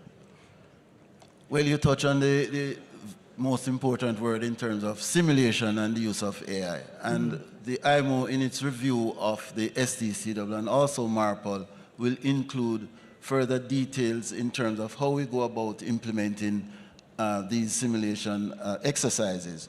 Now, what we have to do, simulators are extremely expensive, and I had a conversation with a colleague this morning in terms of how do we manage all of this, because it's fine for IMO to publish all of this information and give us the guidance, but if we are not able to facilitate the process of educating our cadets to become officers, how are we going to manage? It's costing about $100,000 US minimum for a complete simulation system for navigators. And you haven't spoken about the engine room simulator. So we're talking about an R, they had never seen it before, and when I started to explain to them what an R, they had never seen it before, and when I started to explain to them what's the use of the sextant is an instrument that we used for celestial observations, and they're very fascinated. I told them we can use the sextant to observe the sun, the moon, stars, planets, and we can determine our position at sea when necessary using the sextant. So they were quite fascinated. So that's another form of simulation that I would have to expose them to. So when they get on board, they would be ready to use the simulator. So you still have the class to teach, because you didn't teach that. I'm going to continue. It's a different kind of, you didn't cover what you had on paper, but I'm sure they benefited immensely from the practical experiences. And we need more of that. We need, I was telling you, we need to see observatories and such for, in our region as well, to expose young ones to these possibilities. Right. Thank you for that. So, continuing with our discussion, and again, that this would have touched on a bit. We are in that age of unprecedented disruptions. Risk management is the heart of sustainability. Right? It helps us to reduce downtime, prevent accidents, keep our operations running smoothly. For Meredith, Meredith, what liability and insurance challenges do you see emerging from new technologies, and how should risk management training evolve now to address these? Yes, thank you for that question. And if you're familiar with the maritime sector or even shipping, risk management, safety plays an important role. It's something that you can't just casually think about. It has to be in your everyday practice. What I find these days, and in particular, as we look at different fuel types and alternative energy, of course, the training has to be paramount in all of that. For example, you're looking at, say, methanol, for example. Methanol burns an invisible flame and can also mix with water. So if you're not trained in how to deal with these risk factors, then it can be devastating for you, for your crew on board as well.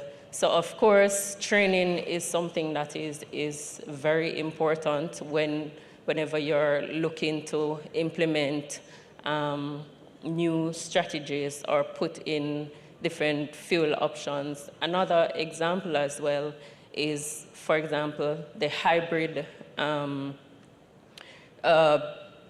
alternative for fuel and these batteries that you would use. How do you care for these batteries? What kind of storage facilities you need for them? So training is something that has to be paramount. For insurers, what I find that a lot of these insurers are looking for and are expecting from companies such as mine is that we have to present a comprehensive document on crew training, what risk management strategies we'll have in place in the event of what the type of fuel that we will be using, and of course, these mitigation strategies.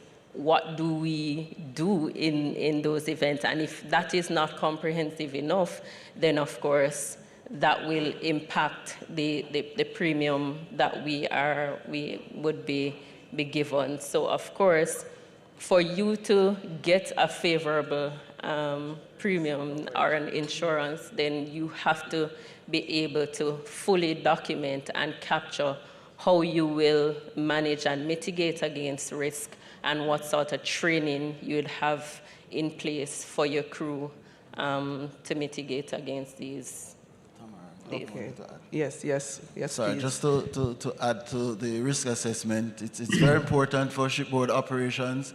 It surfaces in a lot of things that we do on board. Just to give one or two examples, if there's a particular welding activity that should take place on deck, there has to be a risk assessment, must be completed before the job is done, before you start. Another activity could be if we're loading fuel. Let's say we're bunkering. A risk assessment has to be done. It has to be checked to make sure that everything, all the safety measures that are required are in place. Whatever it is, emergency response system, communications, all the required documentation, those must be in place before the loading can commence. And that helps a lot just in case something should go wrong. So risk assessment is very big on board ships. It's very, very big, and it's very important. And it's there for a good reason, because it helps us to catch something that we may have overlooked in preparing for the activity. Right, it costs less to prevent it. Right. Definitely, right? So thank you both for that. Very comprehensively covered. And so moving online to Prof, I won't mess up your last name. What is the role of academia in ensuring that the Caribbean and the West Africa's specific needs are represented in global decarbonization talks? Thank you so much. I would like to first piggyback on Captain Newman's submission there about the role of simulation and so on. Sure. Technologies help to perfect intuitive human capabilities. In other words, observation of celestial bodies and the predictions of their movement and the alien, so-called alien bodies were not new to African communities. That was how the observatory in the Congo was able to provide us with a calendar that is way superior to what we currently use. What I'm saying here is that our tertiary institutions must come together to lead in the global decarbonization process. And what does that entail? Now, currently, it is counterintuitive, most of the things we are doing, simply because we are dependent on the global north to generate the knowledge and to lead in the way, forgetting that those of us who reside in the tropics, especially, and who have an abundance of solar, wind, sea currents, and thermal sources, our universities need to help to become first self-sufficient. In other words, take themselves off the national grids and help in the process of harnessing most of the resources that we have in an eco-friendly manner. And how would they do this? It is through sharing of knowledge. It is through research and development that we are able to propel a new thinking, which will empower our communities to do this. Incidentally, just last week, it was shown that the Egyptians were able to build the hydraulics, to use hydraulic to construct the pyramids. Many people marveled at how they were able to build the pyramids with such huge stones and boulders, which they were able to lift up. In other words, what this means is that our universities need to think inward, to look within their environment to see how they can use the resources in their environment, rather than depending on the fossil fuels and various other things which are harmful. And as such, they would then be able to help reduce their society's dependence on carbon utilization, and therefore, that will help them also to bargain, because in any case, the energy that we consume is so minuscule compared with what the global north and currently China uses daily. And apart from that, my professor, my vice chancellor is a historian. I'm a humanities person. We find that there's so much waste, too much waste in the energy utilization that we currently have. And our universities should lead. Our academic institutions need to lead in the process of ensuring that we minimize waste. Thank you. Thank you for that. And you're speaking my language there, minimizing waste and utilizing the resources that you have more efficiently. And that's where we start. That's where we start. Captain? Thank you, Tamara. I just wanted to comment also that the IMO is considering the establishment or creation of a new officer position on board called the Green Officer. So that person would be the officer on board who is very much in touch and would be aware of all of this blue economy and climate resilience and all of those new buzzwords that we're using today. So that's a consideration. The other option is a sustainability manager. So those are two new ideas on the table. All right, so we're hearing the ideas coming through. Thank you, Prof, and thank you, Captain, for that. And you know, we're still on the matter of sustainability, but we are talking now about economic literacy, right? So from an educational standpoint, Dr. Miranda, how can we teach students effectively about major economic risks associated with delaying sustainability in maritime sectors? All right, thank you for that question. All right, so the debate as it relates to economic development and ecological preservation, it has been a contentious one for years. So back in the Industrial Revolution, the thought process was get rich now and fix the environment later. That mindset has become obsolete.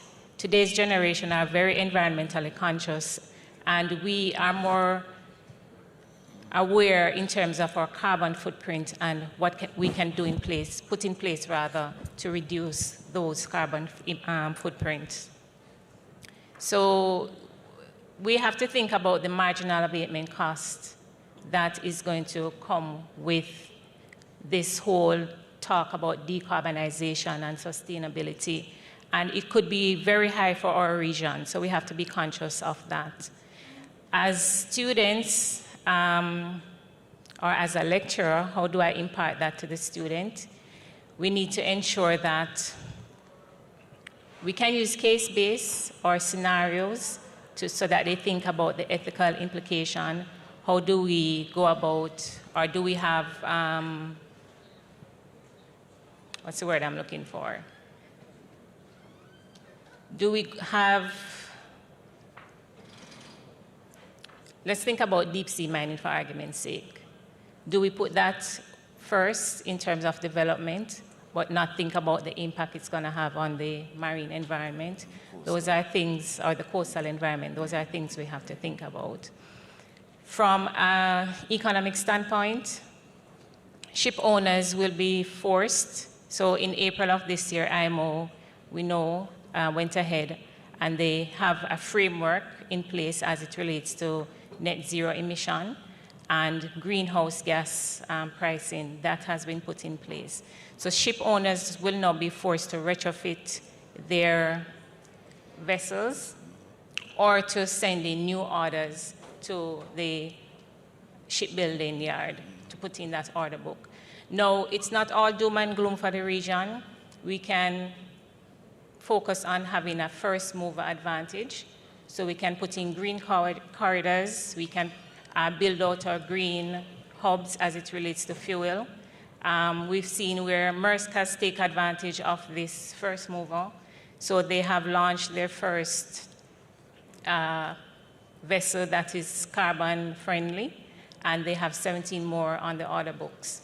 Now, for Maersk, such a large company, in the grand scheme of things, when you think about this particular company having 700 plus vessels in their fleet, 17 or 19 vessels doesn't seem like a lot, but it is a start, right? So this morning I ran into a colleague and he was saying, if I remembered him from CMU back in the days, and I was like, I had no idea. And he was like, okay, it was only 20. It's only 20 of us that were on campus compared to today. So the objective is to start somewhere, and over time, you'll build on it. But don't wait, right? I love that. Thank you. Let's start. So, as it relates to improvement, even small tweaks, can yield great gains, save fuel costs, reducing fuel emissions. My question to Captain Newman, how can training for future deck and engineering officers include practices like better voyage planning and better hull maintenance? How can we improve on that? It's quite simple in terms of, although it's going to be expensive, is to use simulation exercises again. That's not something you could get the opportunity to practice on board. You'd experience it as an activity.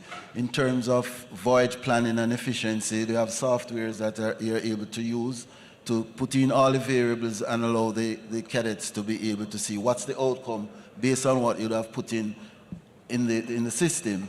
And for hull maintenance and that sort of activities, you would be able to use a simulator to do that. So when you get that kind of activity, would be done mainly in the shipyard. So the point is we're relying on simulations all the time. Right. Right. We can also have another advantage because we have the Jamaica ship prepared German ship prepared Jamaica outfit in Harborview. And we have a partnership with them, and we have some of our cadets that are actually working at the shipyard. And we had a meeting with them up to last week, and we hope to get more of our cadets to go and spend some time at the shipyard to gain hands-on experience. That will enhance it, mostly for our engine cadets. Wow. And we have also some graduates that have significant positions already in the shipyard. Excellent. So it's Congrats amazing. to the CMU and to those students as well. Yeah. Doing a great job. Right. And those simulations, etc., Captain Newman, will help to reduce the demurrage that the current panel was talking about, no doubt, right? Mm-hmm.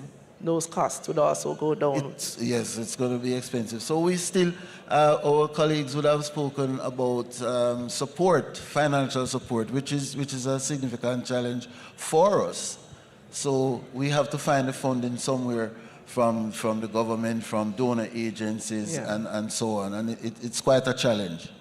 Thank you. Yes, it is. And just continuing on the matter of financing, but this time is financing for fuel innovation, because we want to scale our training and research and infrastructure in the area.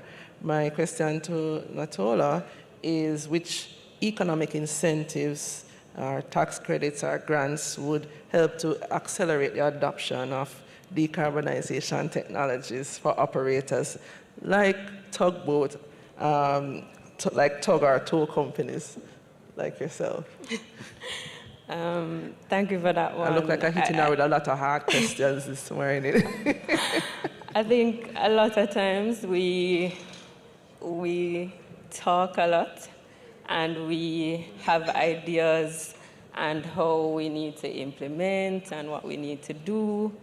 But if the will is not there, then it will just amount to just a talk, or we have these grand ideas and it sounds good and it looks good on paper, but then nothing happens if the framework is not created for us to implement and make an impact. And I say that because, of course, implementing green fuel or reducing carbon emissions is something that is costly.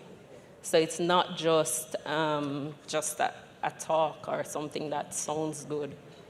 It is something that will cost. And of course, if government, private sector, if the framework is not created, then of course it will amount to nothing. So for us, because we are looking at the hydrotreated vegetable oil.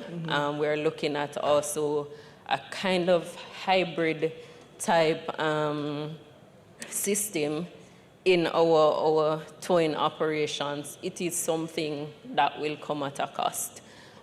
So for us, what we believe would work better for us is tax credits, and capital incentive, because in some of these setup, for example, the hybrid model, it will require some amount of capital investment to retrofit your system to facilitate this kind of new approach. Right. So of course, what we would require, and of course we're open to having that conversation, whether from the government or other private sector companies, is to ensure that we're having those discussions and at least can start small. Yes. And making that impact. What could also happen as well is that from a standpoint of port development, for example, ships that, and Doc mentioned about MRS, so ships that are have started to retrofit their vessels to emit zero or have zero emissions, then of course there could be an incentive for them where the port fees or taxes, whether could be waived or some consideration given for at least that step that they're taking. So I think from that standpoint, where efforts are being made, then there must be some spin-off or something that will start the conversation to get it moving rather than us just talking. Right, so it's a team sport. You have to get your hands dirty. You have to be in the game, not just sitting on the sidelines and watching or talking about it. So we have to be in it to win it. Yes. Thank you for that. And to Prof. Online, in terms of still continuing on the conversation of financing, which innovative finances tools hold the most promise for funding research, development, and training initiatives in maritime education? Yes, thank you so much. In terms of innovative funding tools, the challenge is that itself locks you into a model of thinking which creates indebtedness and conditionalities, which determine what you can invest in. And some of these points were mentioned by some of our speakers about how expensive resources can be, especially those which can help in research and development. So for our educational institutions, in order for us to have better, smarter maritime education that promotes decarbonization, inward-looking is the way to go. And what this means is that there is nothing saying that a ship on the high seas cannot generate all its energy requirements and use the waste that it also generates to create additional energy. In other words, you have a system of zero waste, vertical integration, and in this kind of situation, you harvest the waste and utilize the waste to generate additional energy. Now, what this means, and which is what my university here is advocating, is developing a set of protocols for what we now describe as environmental humanities impact assessment. Most of the development projects don't do that. They do what they call environmental impact assessment. That is, how this impacts on the society, on the ecology, on the flora, the fauna, the animals, and so on and so forth. But none actually looks at how it impacts the humanity of our people. So our universities must lead in developing what can be regarded as microgrids, which vertically integrate all aspects of its existence, from fissile, urea, dung, rain, heat, and all those things, harvesting them and utilizing them. The reason for this is that, unlike Europe and America, that we are able to colonize, to enslave and pillage other societies, Africa and the small island countries have nowhere to go and steal from. Consequently, we have to look inward, and our universities must lead in how to live and act smart. Thank you. Thank you too. And thank you. Can you give my panelists a round of applause, please? Thank you. I think there are very, excellent comments, feedback, and actions that we can implement. At this time, I'll now hand over to you, the audience, to ask a few questions of this panel. Are there any questions you have? And I see one hand over to the left. Can we get a microphone to him? To my left, actually.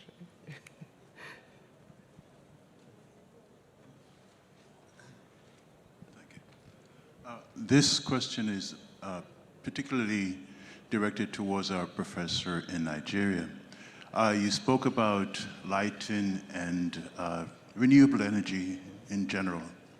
And I have been accepted to give a presentation in Ghana at the Africa in Transition Conference, which goes from the 8th to the 11th. And I wanted to know, and my talk will be about sustainable renewable energy based on bioluminescence. And my question to you is, will the Nigerian university that you represent be attending that conference? And how do you see these sorts of energy solutions, sustainable renewable energy solution, impacting on Africa and Nigeria in general? Prof, you heard the question?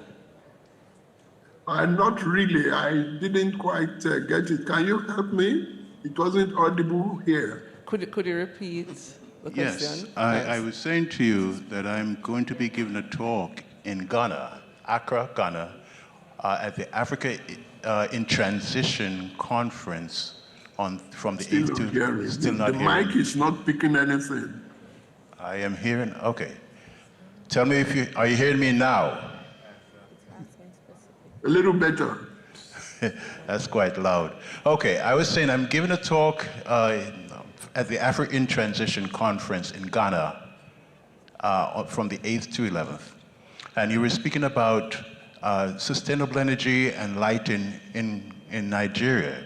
I wanted to know if the Nigerian university that you represent will be attending that conference in Accra, Ghana next week, and if you see the alternative energy solution that I'm proposing being applicable in your country and the rest of Africa. Other agencies, what we have here, which will be commissioned, I believe, next week, is a solar farm, which, on behalf of my Vice Chancellor here, he brought me here to come and start a new center that is unprecedented, probably in global Africa and probably very new in Europe and America. It is called International Center of Excellence in Environmental Humanities. And the basic reason for that is because the ways in which things have been done so far, and especially in the global south, has not been very favorable to our people. We have been living on the terms of other people, and our humanity needs to be considered. So I'm not sure that, my Vice Chancellor will have to confirm whether Federal University Lokoja will be represented in Ghana, but the university here is leading the way in using renewable, sustainable energy. Thank you. Okay, thank you for your response, Prof. Do we have another? Yes, please go right ahead. Yes, good afternoon. It's not afternoon yet. No. This question goes to Patrice, and I made note of a statement she made. 8% of new ship builds have implemented green tech. Now, is there an inherent urgency in the shipping industry for them to go green? And noting that all shipping companies, whether cruise or cargo, are set up to make a profit, is there any incentives on their part to go this way, seeing that these new retrofitting or new builds are going to impact their profit, their bottom line? Is there any urgency? It wouldn't appear so when you read the literature. However, we know that it is coming. It's something we have to embrace. But I think the real conversation should be about not just maritime decarbonization. We need to have end-to-end decarbonization across the entire supply chain. It can't just be focused on what's happening in the maritime industry. We need to think about the manufacturing processes and, of course, the other modes of transportation. So it is a start with as it relates to maritime decarbonization, but we need to look broader as it relates to what's happening in the industry. Are there any incentives? Eventually there will be, because you're looking to reduce carbon taxes, which is something that the IMO is planning to implement very soon. And of course, the reputation of your company. So today's consumers are consignees. We are very mindful about our carbon footprint, and we are willing to back it with our pockets, with our wallets. So there are persons out there, if you're not producing or transporting cargo in a sustainable way, they just will not buy your products. So we have to be mindful of that. So yes, there is some amount of reward. Is it at the scale where we would want it to be? No, but it is a start. I hope I answered your question, Donovan. All right, thank you. I think we are, okay, we have one. This is final one because I'm looking at my timer. Oh. Please go ahead. Hi, morning. Thank you so much. How can training for port infrastructure resilience incorporate climate risk modeling, scenario planning, and adaptation best practice? Okay. Now, right. I don't know which of you would like. That's a lot of... Ms. Meredith?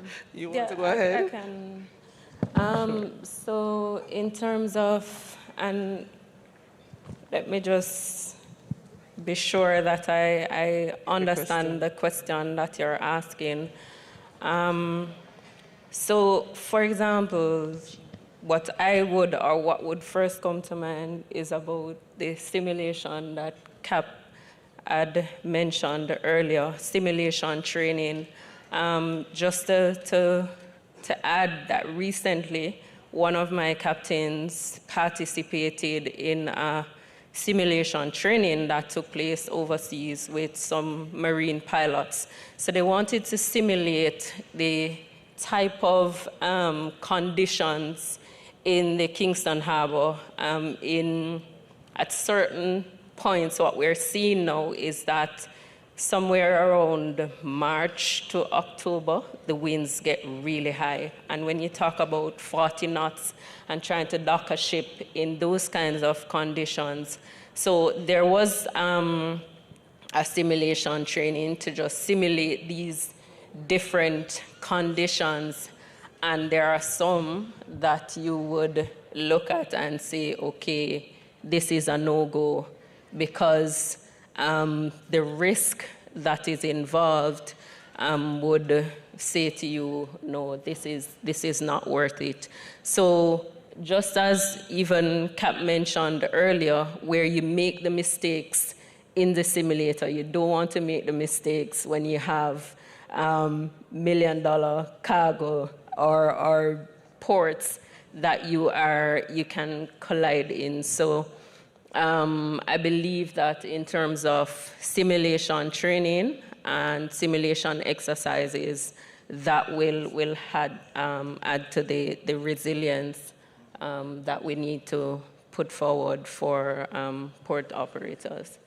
Okay, thank you. Captain, you want to? Just to add, it's very interesting and it's very important. So while the simulators are very expensive, the experience that the students or the trainees are going to gain, it's invaluable because you can input any kind of condition you want. You can I've done training in Canada for ice navigation. I've never navigated in ice, but I've done it in the simulator.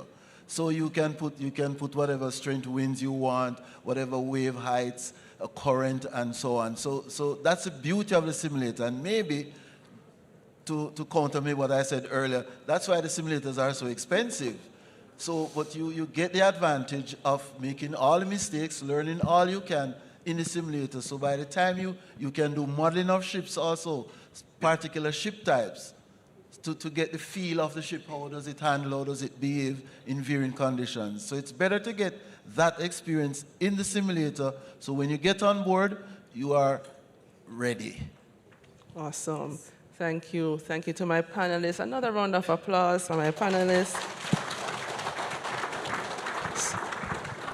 So what we have heard today is that innovation in curricula, technology, and operations and financing is essential, not optional, if we want to build not only a productive and resilient, but a sustainable maritime sector. And I noticed that we have some students in the room here with us. Love to see the students. And I have a rapid fire question for my panel so that the students can benefit. I didn't prompt Prof online, but for those here, if you were to go back to your days in university, what's one course that you didn't know that you wish you did? Starting with Doc. Okay, I'm going to speak to the two that the first question you asked me, sustainability and ethics. A lot of time we are challenged with our moral dilemma, and we're not sure should we choose X or Y, and what are the possible outcomes. So I wish I had done those two. Oh, that's a brilliant It's a big buzzword now, but 25 years ago, it wasn't. It wasn't. And I think I just aged myself. Still look like 16, Doc. And for you, Captain? I know that we do offer cultural diversity as a course in our program, but I consider that to be very, very important from the seagoing aspect of our training, because there's so much variety when you get on board. But more so, to strengthen that, I'd like to see maybe more activities in terms of, while we're at school, more interpersonal activities. We have a lot of international students coming to the university from time to time. Yes. How can they come together? How can they learn more about each other and understand the behavior of the human being? Because it's very, very important. Very important. You get very isolated on board at times because of the differences in the culture and so on. So I would add that. Yes, the soft skills are now the hard skills. Right. And Natola? I would want to learn French. Why I choose French, I'm working with a French-Canadian company. And of course, there are times when the conversation just goes in a different direction. So of course, now I'm trying to learn. It's a lot different compared to Spanish. If I could choose, I would choose French instead of Spanish. Okay. But or yes, both. That's why not? Well, why not? We teach French at CMU. All right. So you can go back to CMU, Yes, all right? There you go. And Spanish. Yes. Prof, I don't know if you heard the question and if you can chime in. Well, the curriculum that most of us go through more or less rigid, traditional, and in most instances, we all need, as we grow up, we all need to unlearn a lot of the things we have been taught. True. So that we can get ourselves to function properly in the new environments in which we find ourselves. For example, I never, we were never taught much about blacks in the diaspora, or the various differences and outlooks and all those things. And then you suddenly find yourself in a global village. And people say certain things, and you find that you interpret it differently. So I do believe that, as the captain mentioned, a lot of the diversity training and those things should be included in the curriculum. But even more importantly, most of us go through school, we are not exposed to project, to research, grant writing, project development, and so on and so forth. Sure. Only for us to have to be learning by hit or miss, trial and error. I wish this could be part of what we train our young people for, right from the very beginning when they're in the tertiary institutions, which will help to eliminate a lot of the wastes that we keep talking about. Wastes in man hours, waste in resource management. Many of us don't really see the waste, but if you review it in hindsight, then you will see it. Thank you. Okay, thank you. Thank you all. Those were excellent points to wrap up our session. And, as we leave here today, let's not, let's be ready to take action, not in our classrooms, in our ships, in our rooms, policy rooms, to prepare the next generation for the future of the blue economy. Thank you, ladies and gentlemen. Thank you, panelists.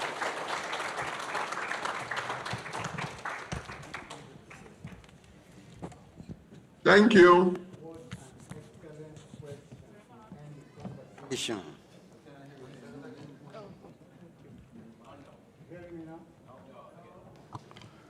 You hearing me now? Okay, great. I said what an excellent question to end the conversation. Innovation in maritime education and training for a sustainable future. Please put your hands together again.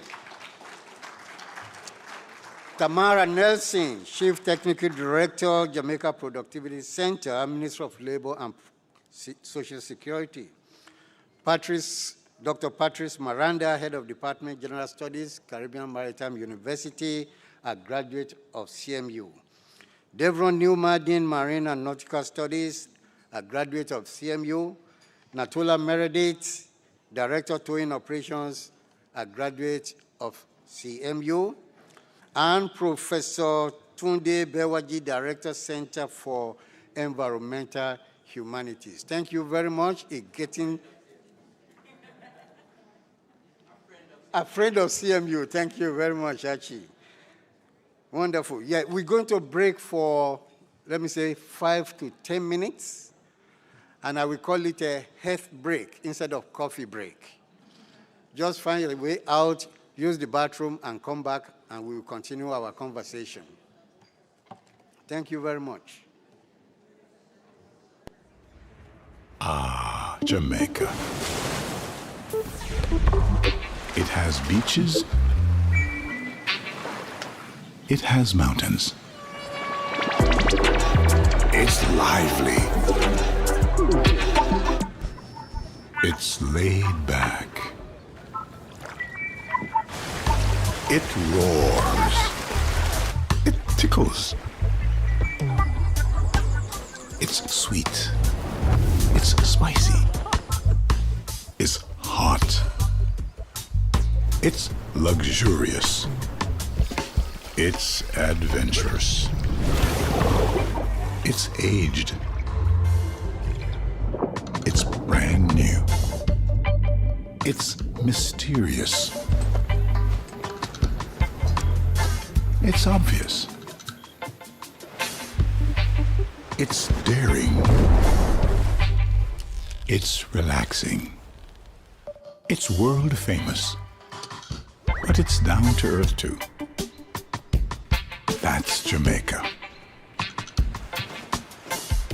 It's a vibe. It's a vacation. Come and see for yourself. The first sound they make is to simply let the world know they're here. And then it's our duty to help them show the world why they're here in the first place. Give them every advantage with the Guardian Achiever, a plan that provides for their educational dreams and protects their health and life in the process. For more information, call 888-4LIFE to speak to an advisor or visit myguardiangroup.com.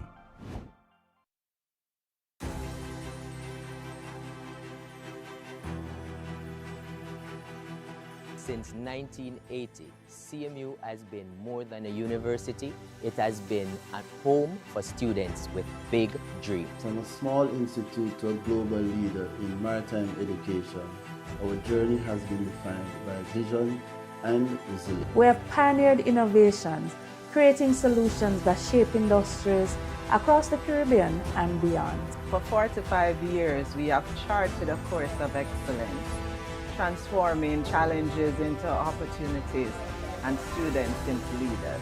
As we look ahead, one thing is clear. The best of CMU is still to come. CMU, powerful. CMU, global.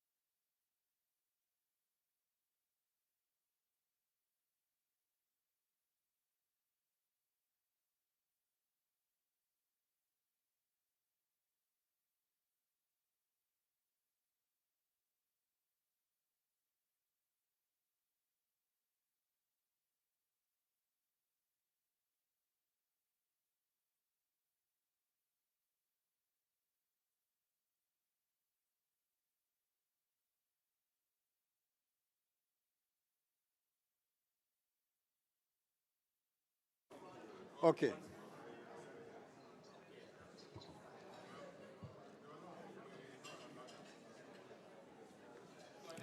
Ladies and gentlemen, welcome back. We are moving into our next segment. I advise that you quickly get your coffee and get back to your seat.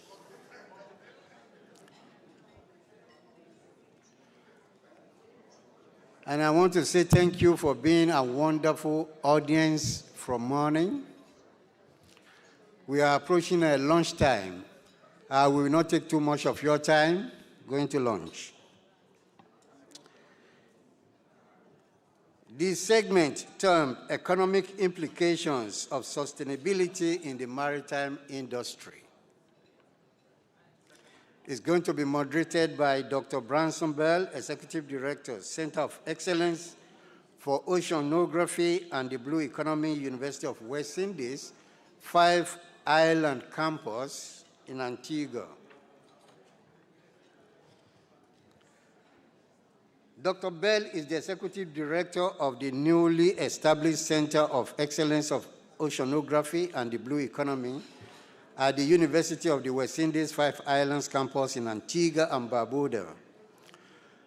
And prior to this role, Dr. Bell was a senior scientist at Stimfer in Oslo, Norway, in the Department of Sustainable Energy Technology. Dr. Bell has also worked as Director of Research and Technology Insourcing at ENSOG, a global leader in printed electronic and battery technology. He was a previous research associate of the Nobel Prize-winning research group at the University of Manchester, where he also co-founded and was director of 2D Tech Limited, a University of Manchester spin-out. Dr. Bell has acted as scientific advisor for several companies. He holds a Master of Engineering and PhD from the University of Manchester in the UK. His research focuses on the development of environmental and aquatic sensors and novel coatings, so to say. Dr. Bell has over 35 peer-reviewed publications, including several in Nature and a patent related to the production of novel nanomaterials. Ladies and gentlemen, please help me welcome Dr. Bell.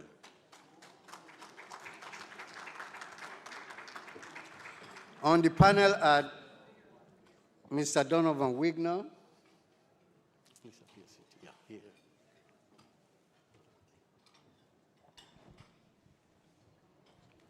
CEO, Matrans International Logistics Limited, Jamaica, also a graduate of CMU.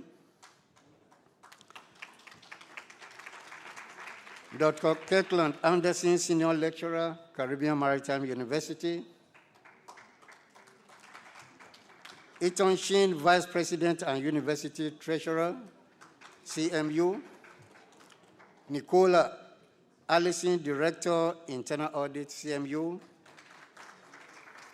And to join us online also is Kevin Hope, Director, Development Specialist and Economist.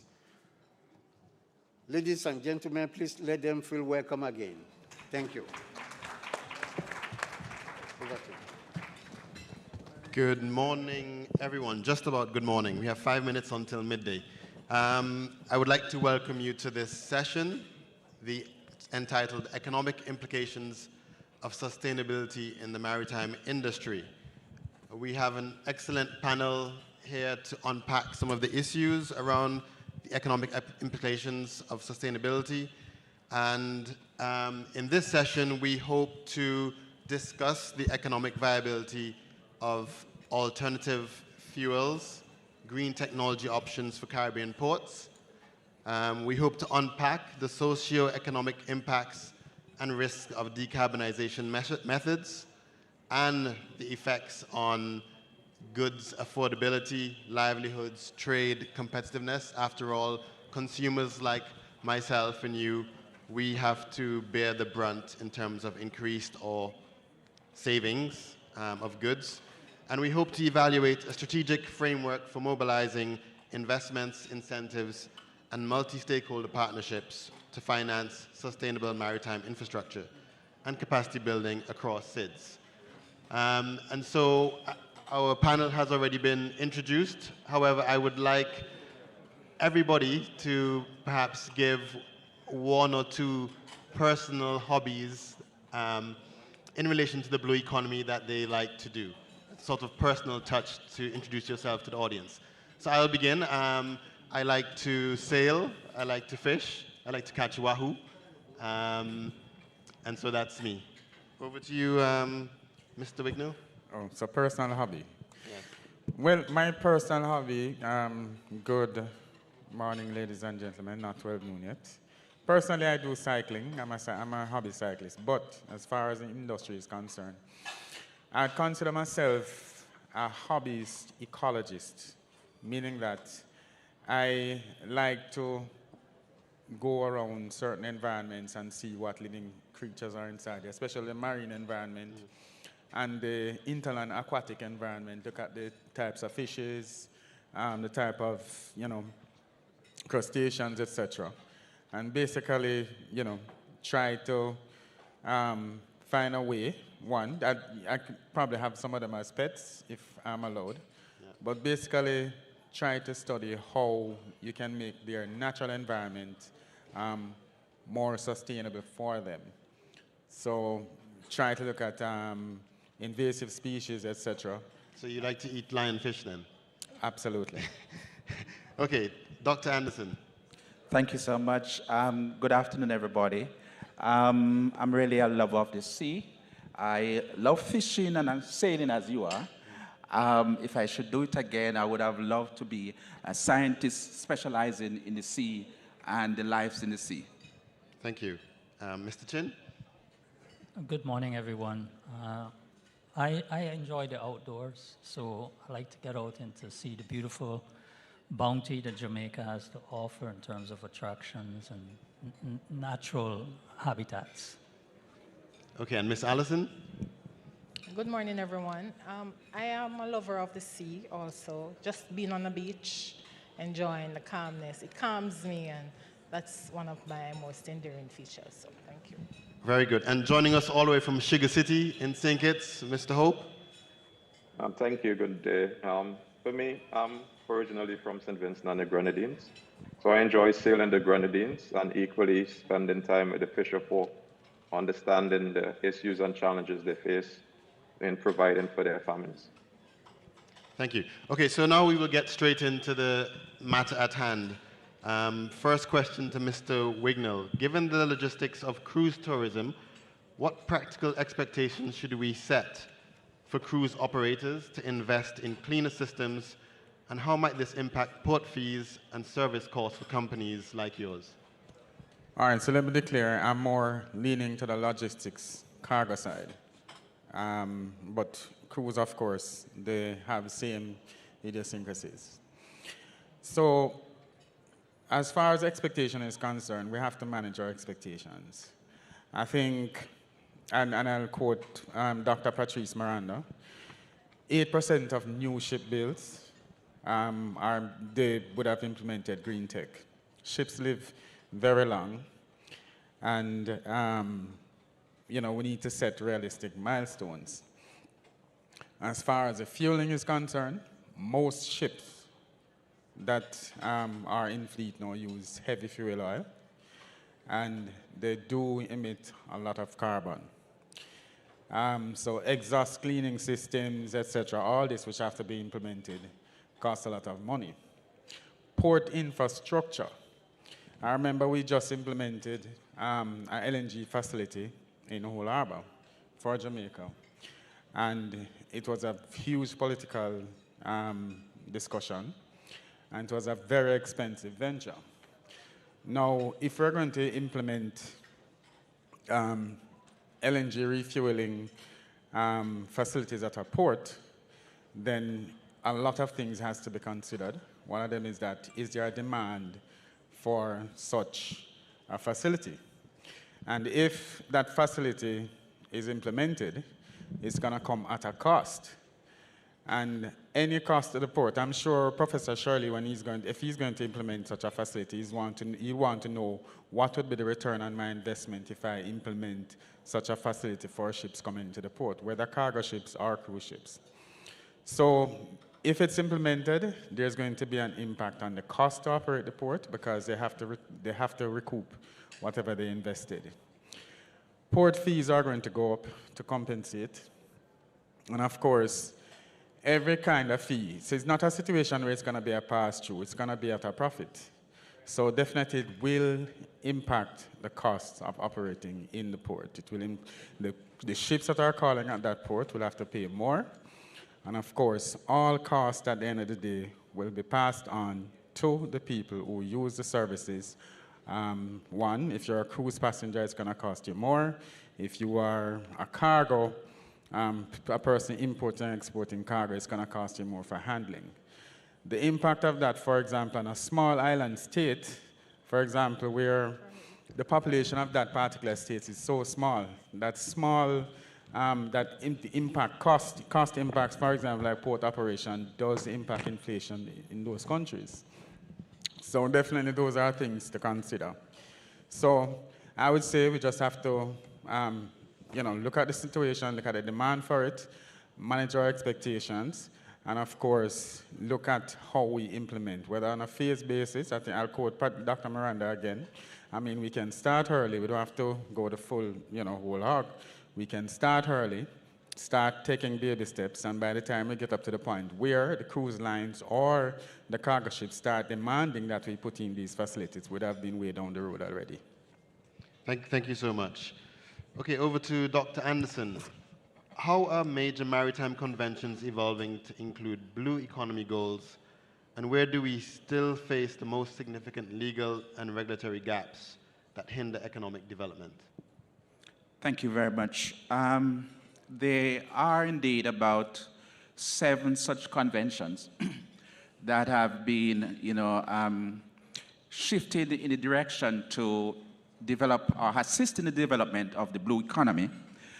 There is a High Sea Diversity Convention, which is a UN High Sea Treaty, which actually fills a long-standing gap beyond the national jurisdiction. This convention creates, area-based management, and it also consists of a benefit sharing, for maritime genetics resources.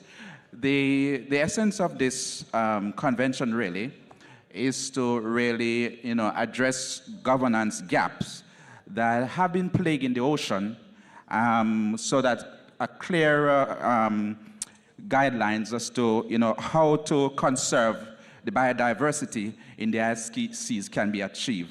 You also have the agreement on fisheries subsidies, which is a WTO convention. And in fact, this is the first multilateral trade deal centered on ocean sustainability.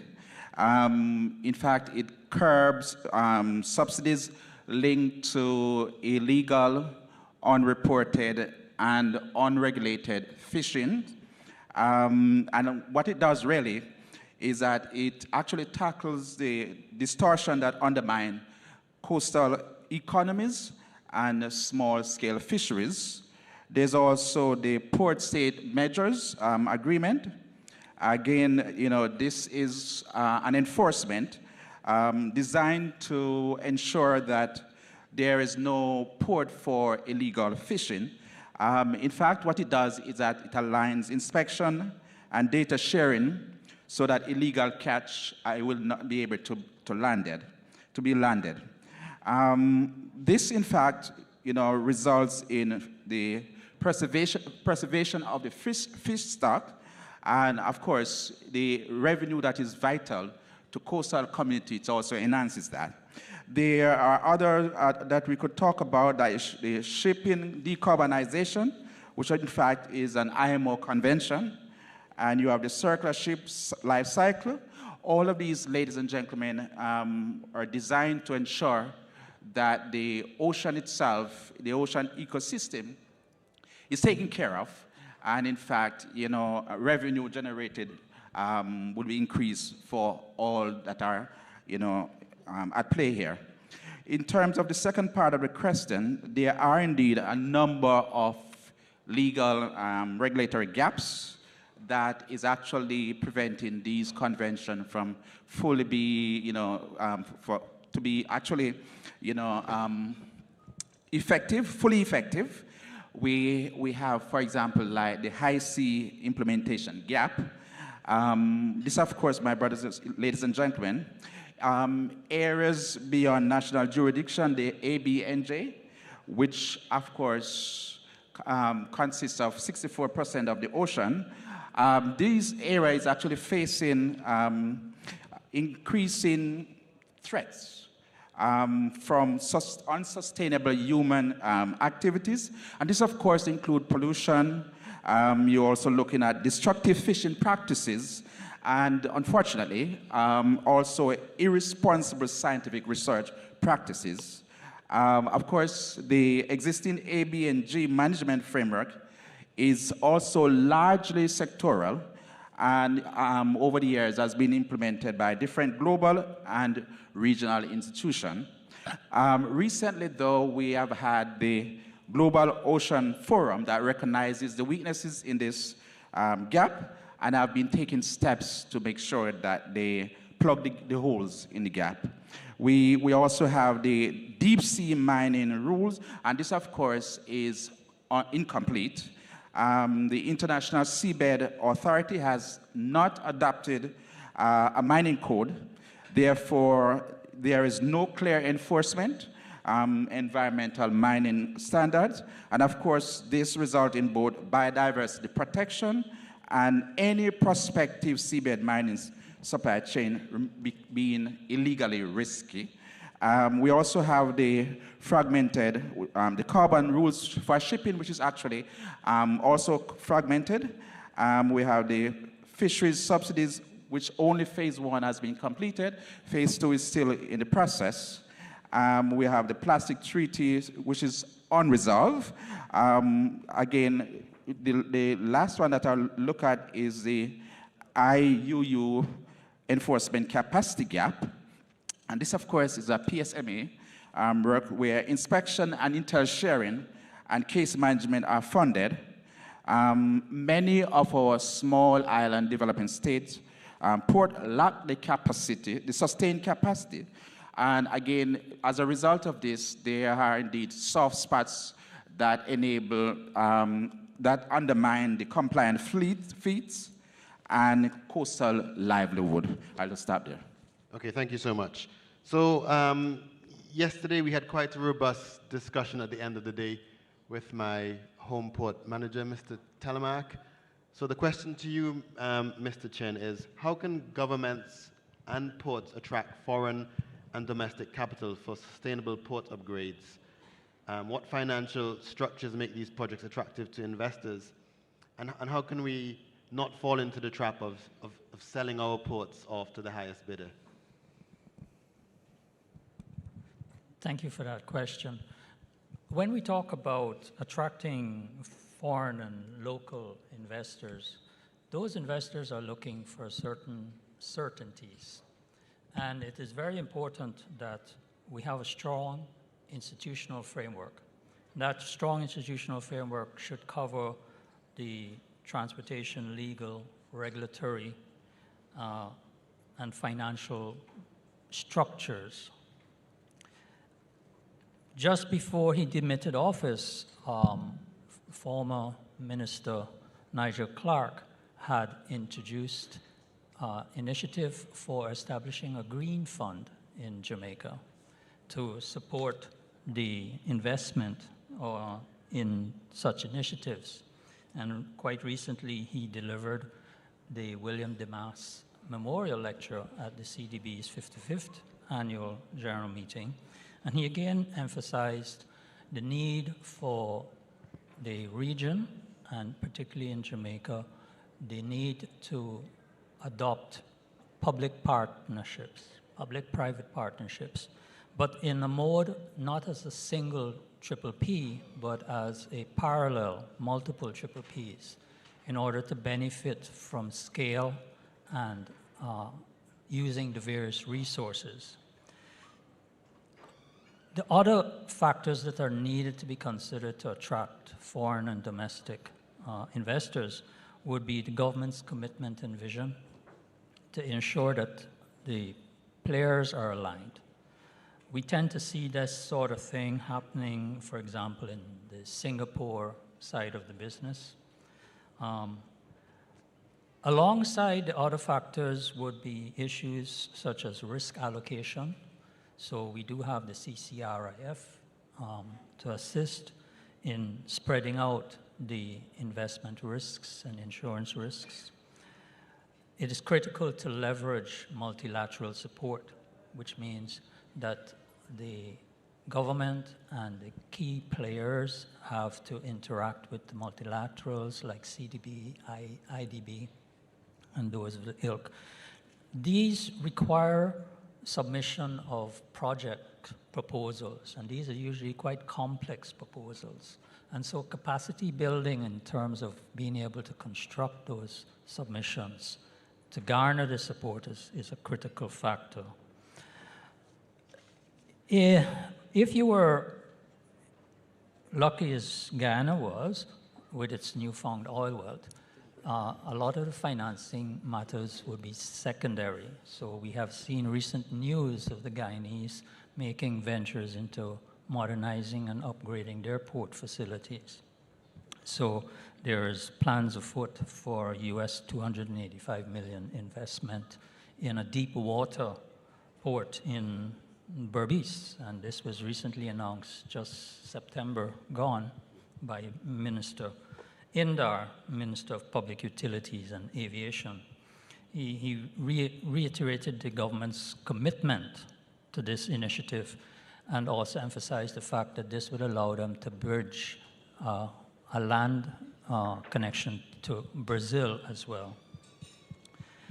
So amongst the green bonds, which would be used for initiatives such as renewable energy installations, that would support our onshore power kind of initiatives, energy efficiency improvements, and emission monitoring. We've had cases, examples that we can look at outside of our region, such as, I believe it was in 2016, 2019, the Port of Los Angeles established a US $35 million green bond for energy reduction projects and air pollution. The Rhode Island and Connecticut and Massachusetts tri-states in 2024 launched an offshore energy windmill project that was in excess, I think, of 2,800 megawatts. Closely aligned to green bonds would be sustainability-linked loans, where these are linked to achieving sustainability milestones. And achieving those means that you're not necessarily tied to a specific project, but collectively you're able to demonstrate to the donors achievement of sustainability improvements. PSA International has done that closer to home. CDB has engaged in such facilities with Grenada. Purchase power agreements in the rest of the world, because of their regulatory environment, get facilitated. I'm not quite aware as to how those regulatory electricity distribution frameworks work in other islands, but certainly in Jamaica. Recently, the government has made it known that it will be trying to liberalize the distribution network, which is currently a monopoly by the Jamaica Public Service. But power purchase agreements allow for long-term contracts. And so outside of our domain, again, Port of Oakland in the States would have entered into long-term contracts to purchase renewable energy from the grids. The triple Ps would be, I think, one of the better mechanisms for Jamaica, certainly, to engage in making port upgrades. Thank you so much. Okay, so Ms. Allison, we heard about several investment tools that we can use for upgrades, but what liability and insurance challenges emerge from adopting new green technologies, and how must risk management frameworks evolve to account for them? Thank you for that question. I'm sure we all are aware of what is green technology. So what is a liability? A liability will exist based on some past action that we would have incurred, but the end result of it will have to result in some future economic resources going out to settle that obligation. Now, the adoption of any new green tech will always be positive if the end result has some corrective measures for our carbon footprint. Liabilities will exist in particular because of the lack of history or the novelty of implementing green technologies. Because of the uncertainties or the complexities of some of these actions that we would have to perform, it's going to result in elevated risks. And elevated risks will also have to be accounted for. How do we account for that? The question that we need to ask ourselves is, with all that have been mentioned before, what is the end result and what is the impact on the financial statements? And it is critical because financial statements are designed to account.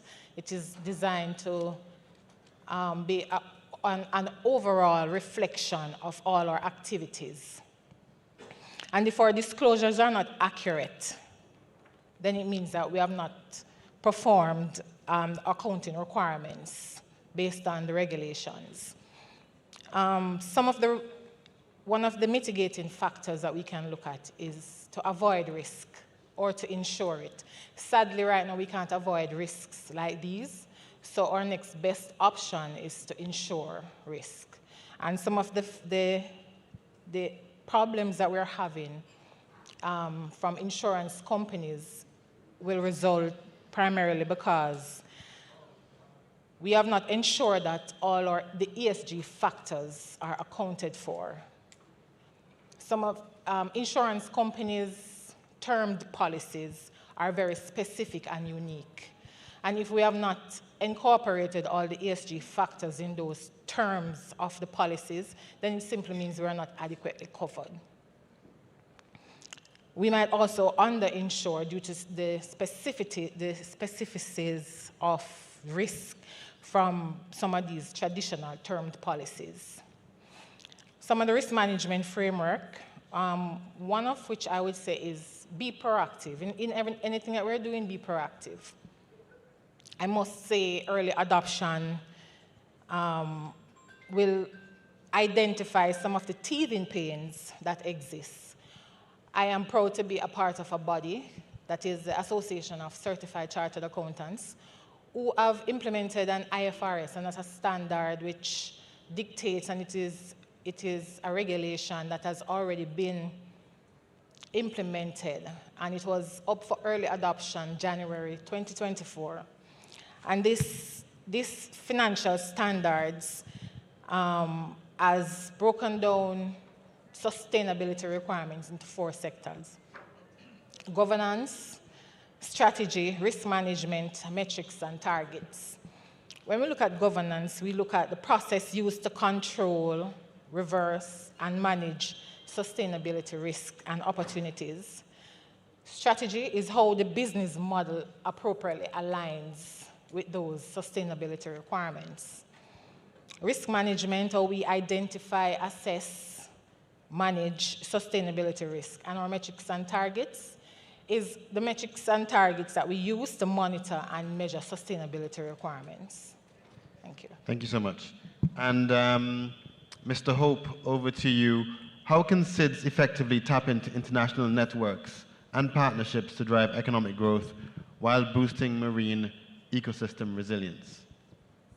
Okay. Thank you, Dr. Bell. I think it's important just to speak about context.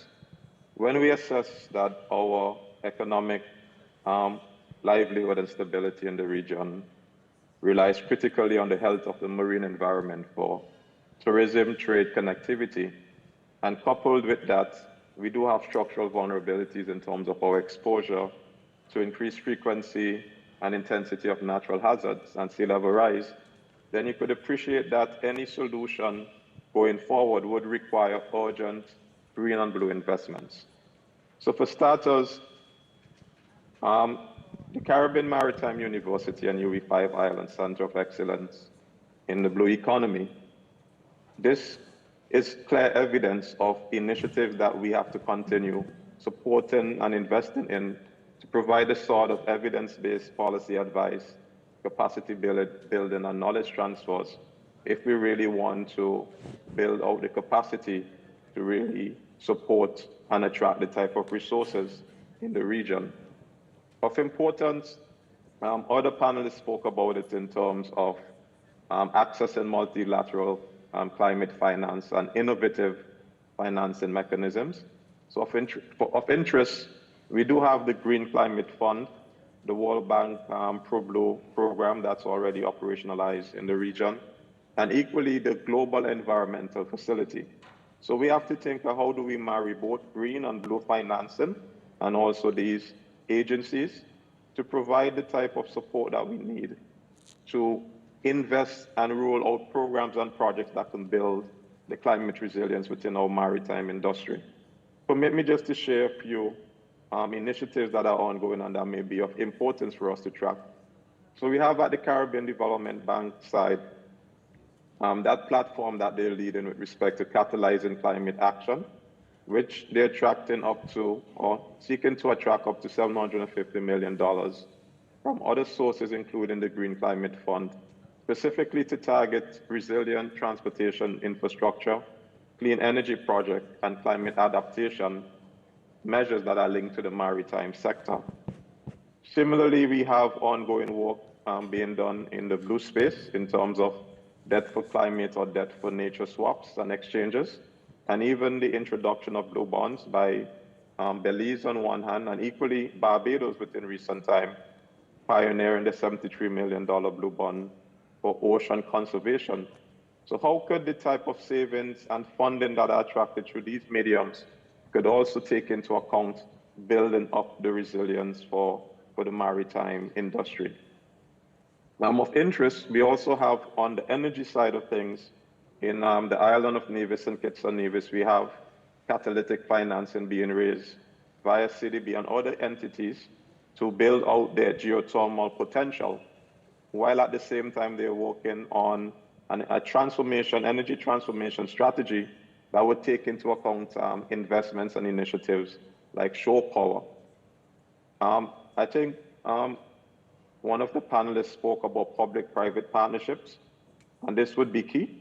So I know you prefaced, Dr. Bell, obviously the investments by a number of agencies and entities in our region, but again, we have to collaborate. The financing need and the capital expenditure are so great.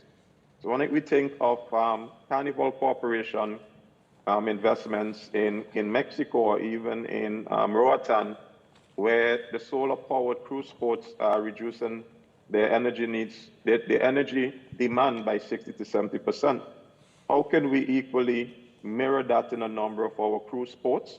We see the investments being made in Nassau cruise ports also in terms of their 60 megawatt LNG powered shore power system.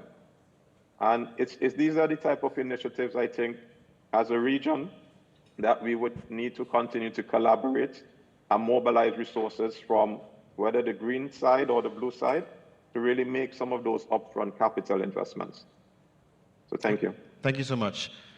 Okay, so back to you, Mr. Wignall. We heard about the potential for increased cost to operationalize some of these new technologies. So in your opinion, what social and economic impacts might these higher shipping costs have on your clients' supply chains, particularly for essential goods, food security, and overall affordability. As you know, we're a small island developing states. We have high import bills. So what are the social and economic impacts of these higher shipping costs? All right, it can be severe, or it can be negligible, depending on the size of the population. For example, I think a country like Bermuda with a population of 64,000, a country like Barbados with a population of, I think, under a million, probably 800,000 people. Jamaica with 2.4 million going up to 3 million.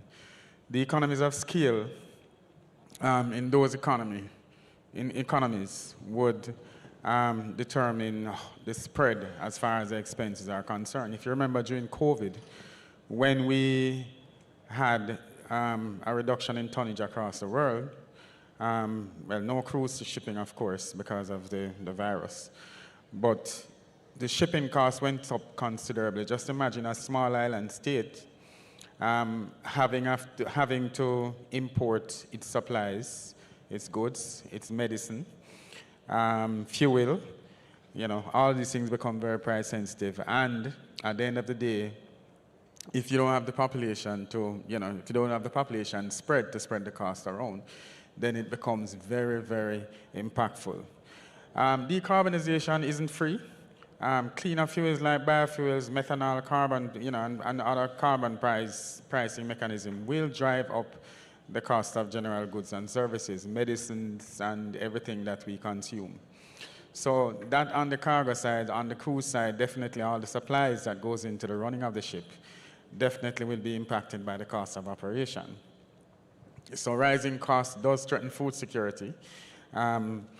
And for the most vulnerable in the society, especially for small businesses, I advocate for the small business sector, definitely costs for those businesses will go. Bigger companies and larger countries have the ability to absorb some of these costs. But for smaller businesses, smaller countries, smaller jurisdictions, definitely it will have serious cost implications depending on the level of movement in the prices. The inflation of those countries will go up significantly. I remember during COVID, again, I have to draw back to that, where the inflation during the time of COVID was through the roof because shipping costs went up, sometimes in some cases 300, 400%. So everything across the board that shipping touched, and for a country like Jamaica that imports majority of what it does, our import bill is huge. We don't really manufacture a lot here. Similar thing with other small island states, then definitely the cost to implement anything having to do with port facilities, etc., will impact the cost greatly. So if you look at, for example, if a vessel should demand, or if shipping company, shipping line should demand that you have to implement carbon-friendly or green energy-friendly solutions at your port to facilitate my vessel, then that port would have to make a serious decision. So for example, in the generation of energy, so for example, if a vessel wanted to come into the port and say, okay, I'm going to shut off my engine and you must provide power to power my vessel while I'm at berth, then that port would have to look at how it implements that particular solution, the cost to implement it, how would they finance it. I know the Port Authority of Jamaica financed most of its projects. I don't know if it includes public-private partnerships. I don't think so, but other ports might. But they probably would have to look at generating energy for the vessels, and when the vessels are not in port, they put the energy, the excess energy that they would have, the excess capacity, to the grid to assist the power company to boost its energy supply. The cost of energy in Jamaica at 43 cents per kilowatt hour already is very expensive. The cost to implement any kind of energy system to support any kind of operation at the port is going to be expensive and impactful. So yes, the risks are great as far as the implications are concerned for the vulnerable in the society, and vulnerable includes small businesses and of course the individuals who use the services that are provided by the cruise vessels. So not cruise, cargo and cruise vessels. So at the end of the day, the spread across the region would be disproportionate according to the population of those countries. Okay, thank you so much. And Dr. Dr. Anderson, are there any proven economic models or decision support systems that Caribbean SIDS can customize to optimize maritime resource management and infrastructure investments? Thank you so much. Yes, there is indeed a strong list of economic models and, of course, decision support system that small island developing states have utilized or can customize to optimize the resource management and, of course, port infrastructure investment. A few examples that we could look at is the maritime spatial planning tool chain. This, of course, is widely used in the OECS islands, and of course, an example of a project that it has been used on is one that is called CROP, C-R-O-P, and of course, it stands for Caribbean Regional Oceanscape Project. Embedded in this particular economic model is a platform called the Sea Sketch, which in fact is important for stakeholder mapping. It is also very friendly to participatory processes across islands with limited geographic information system. We also could look at the coastal vulnerability and coastal protection model. This utilizes the geophysical and natural habitat characteristics of coastal landscapes to compare the exposure to erosion and flooding in severe weather. It also, ladies and gentlemen, identify the human face that are facing higher risk as a result of damages from waves and storm waves and sea surge. We also would like to make mention of the Management Strategy Evaluation, MSE, which of course is a gold standard for testing rules before they are implemented. Currently, the National Oceanic and Atmospheric Administration has deployed this model. We also have the World Bank Port Reform model, which was updated recently. It's a practical modules for governance model. I repeat that, it's a practical modules for government models. It aimed to provide policymakers, or it aimed to provide to policymakers and practitioners with effective decision support in undertaking sustainable and well-considered reform public institutions that provide, that direct and regulate port service in developing countries. The last one I would want to look at is called the Blue Economy Finance Toolkit. And this, of course, is the world's first global guiding framework for banks, insurers, and investors to finance sustainable economy. Thank you. Okay, so Mr. Chin, you previously mentioned some of the innovative financial tools, some of the climate funds and bonds that can be used to finance some of these decarbonization technologies. But what are the main access barriers, in your opinion, that still limit implementation? Thank you for that question. In terms of the barriers that limit the adoption of those innovative financing facilities like blue bonds and green bonds and blended finance is the size of our economies. They're small, and so we also operate in a limited fiscal space. Ideally, if it were possible, one would want to advocate for the rapid sovereign wealth being acquired by Guyana to be invested in initiatives within the rest of the Caribbean. This then becomes a legacy Guyana has already been known for its green rainforests, and that carbon capture over many decades are set to offset some of the fossil fuel that they are currently engaging in. But the limited capacity to navigate complex financial instruments like the blue bonds and the green bonds does require capacity building. And I think this is where some of the multilaterals can come in, where the government can come in by ensuring that we have the capacity to construct those project proposals and to move forward. Certainly, I believe we've already mentioned where countries like Belize would have engaged in blue bonds, exchanging national debt for achieving certain specific milestones. Seychelles would have done similar to that as well. So I think with some amount of creativity, we should be able to hurdle the barriers. But it also requires industry and the port authorities to also work harmoniously together on common problems for the mutual benefit of all the parties. Thank you so much. Thank you so much for that insightful response. So, Ms. Allison, over to you. If I might just jump ahead and ask you, what are the major economic risks?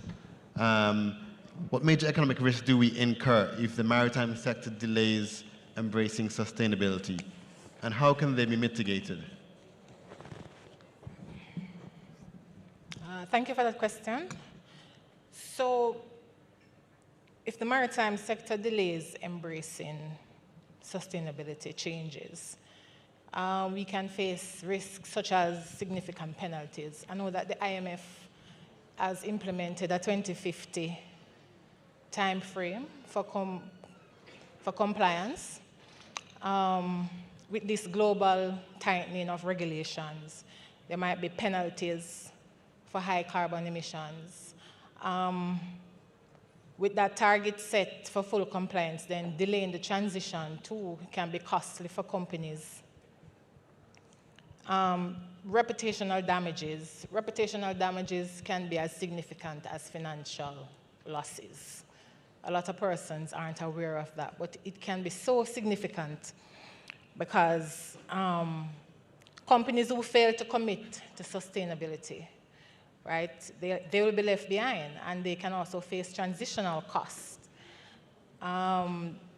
Stakeholders can exhibit lack of trust in some of these companies when they don't fail to commit to the changes. Lack of verifiable data that are required or significant for the changes to be enacted. There can also be loss of capital from financial institutions. Financial institutions are currently implementing and enforcing the ESG requirements into some of the investment decisions that they make. So when companies come to them wanting loans and such, if they're not sustainable or they haven't adapted to sustainability requirements, then they won't have access to such financial loans. There can be decrease in competitiveness, because when you're left behind or you don't proactively get on board, then you're not privy to some of the benefits that you would have experienced from being proactive. Early adopters, they benefit from competitive advantage, and the late ones will just face higher retrofit costs. The last question was, I remember my president yesterday speaking about collaboration, and it is so important, because if we are intending to mitigate any amount of economic impact, we have to collaborate. We have to collaborate with the persons at the beginning of the process to the persons at the end of the process. Unfortunately, a lot of times, accountants and auditors are the ones who have to ensure that compliance are seen in the financial statements. And it is mind-blowing when I think about the vegetable fuel that was mentioned earlier. And I'm saying, how do we account for that? How do we ensure that that is appropriately shown in the financial statement? It is a thought process. My mind went to maybe Mars. It has not come back as yet. Because it is something really and truly to think about. We can align sustainability requirements with strategic initiatives. We can make them mandatory. So when we set objectives, just align them with some amount of mandatory requirements. If we include sustainability assessments in some of our accounting or audit plans at the beginning, sometimes we can bounce those off the board and let them know, okay, this is the way that we're going, and insist that companies align these strategic objectives. There can be financial and strategic audit controls. Auditors and accountants can go in and review capital expenditure projects that the company intends to operate or to take place, right? And when auditors review management long-term plans, then they can ensure alignment with sustainability requirements. Finally, performing operational or compliance audits, we can assess if companies are actively complying. And with IMO requirements, we just need to get on board. Thank you. Thank you so much. Mr. Hope, over to you. If I might ask, how can the Caribbean ensure its specific needs? And given our unique situation here in the Caribbean, how can we ensure that our needs are represented in global decarbonization talks to ensure the region benefits economically from the green transition? Okay, so thank you. For example, I think our voices are already being heard within AOSIS. CARICOM is also providing a lot of support and leadership with respect to coordinating our common positions in negotiations with IMO. The OECS within the sub-region, in terms of the Eastern Caribbean sub-region, has also been able to provide a lot of leadership, mobilize different stakeholders and partners, so that there's also a common voice when it comes to advocating and strengthening our bargaining power and visibility. So it's really, how do we ensure that these agencies get the adequate human resource and financial resource to represent our interests? I think to a large extent at times you may have a number of parallel discussions going on and not sufficient focus on how do we coordinate and maximize the resources that are available to us. There is also a great need for us to focus a lot more on data-driven evidence in terms of supporting our negotiations. One of the challenges, well, for me as a consultant and working with regional agencies and government, oftentimes we're at risk of throwing our hands up in the air and speaking about the absence or sparsity of data when we do have a number of administrative data that exists. I'll give an example. Look, for example, at the port or even at the customs level, there's so much rich data within the forms and documentations that they transact each day. Are we dedicating sufficient time to really mine that information, at least with respect to transportation costs and other opportunities? At times also there are parallel discussions, as I say, because when I work with ministries of finance, we're looking at investment needs and public investment, but we're not necessarily coordinating all of the financial players or donors or contributors to really be able to assist the ports, the cruise industry, etc. So that would be of importance, especially we are committing, and this is where I see CMU, UV5 Islands, and other entities coming in to support that sort of data-driven, evidence-based decision-making and to facilitate negotiation. There is a need for continued investment, and I think Mr. Wignell and Chin also spoke about it in terms of the shortcomings and pitfalls. But in terms of how do we also ensure that we build up these national and regional institutions, that we could coordinate and build up the capacity building. And I think, Dr. Bell, I know you sit and lead an agency, UE5 Islands, in terms of that center of excellence for the blue economy. So how could we adequately resource both entities, CMU and UE5 Isle, to build up the capabilities and the shortcomings you identify when we map the needs within the maritime industry?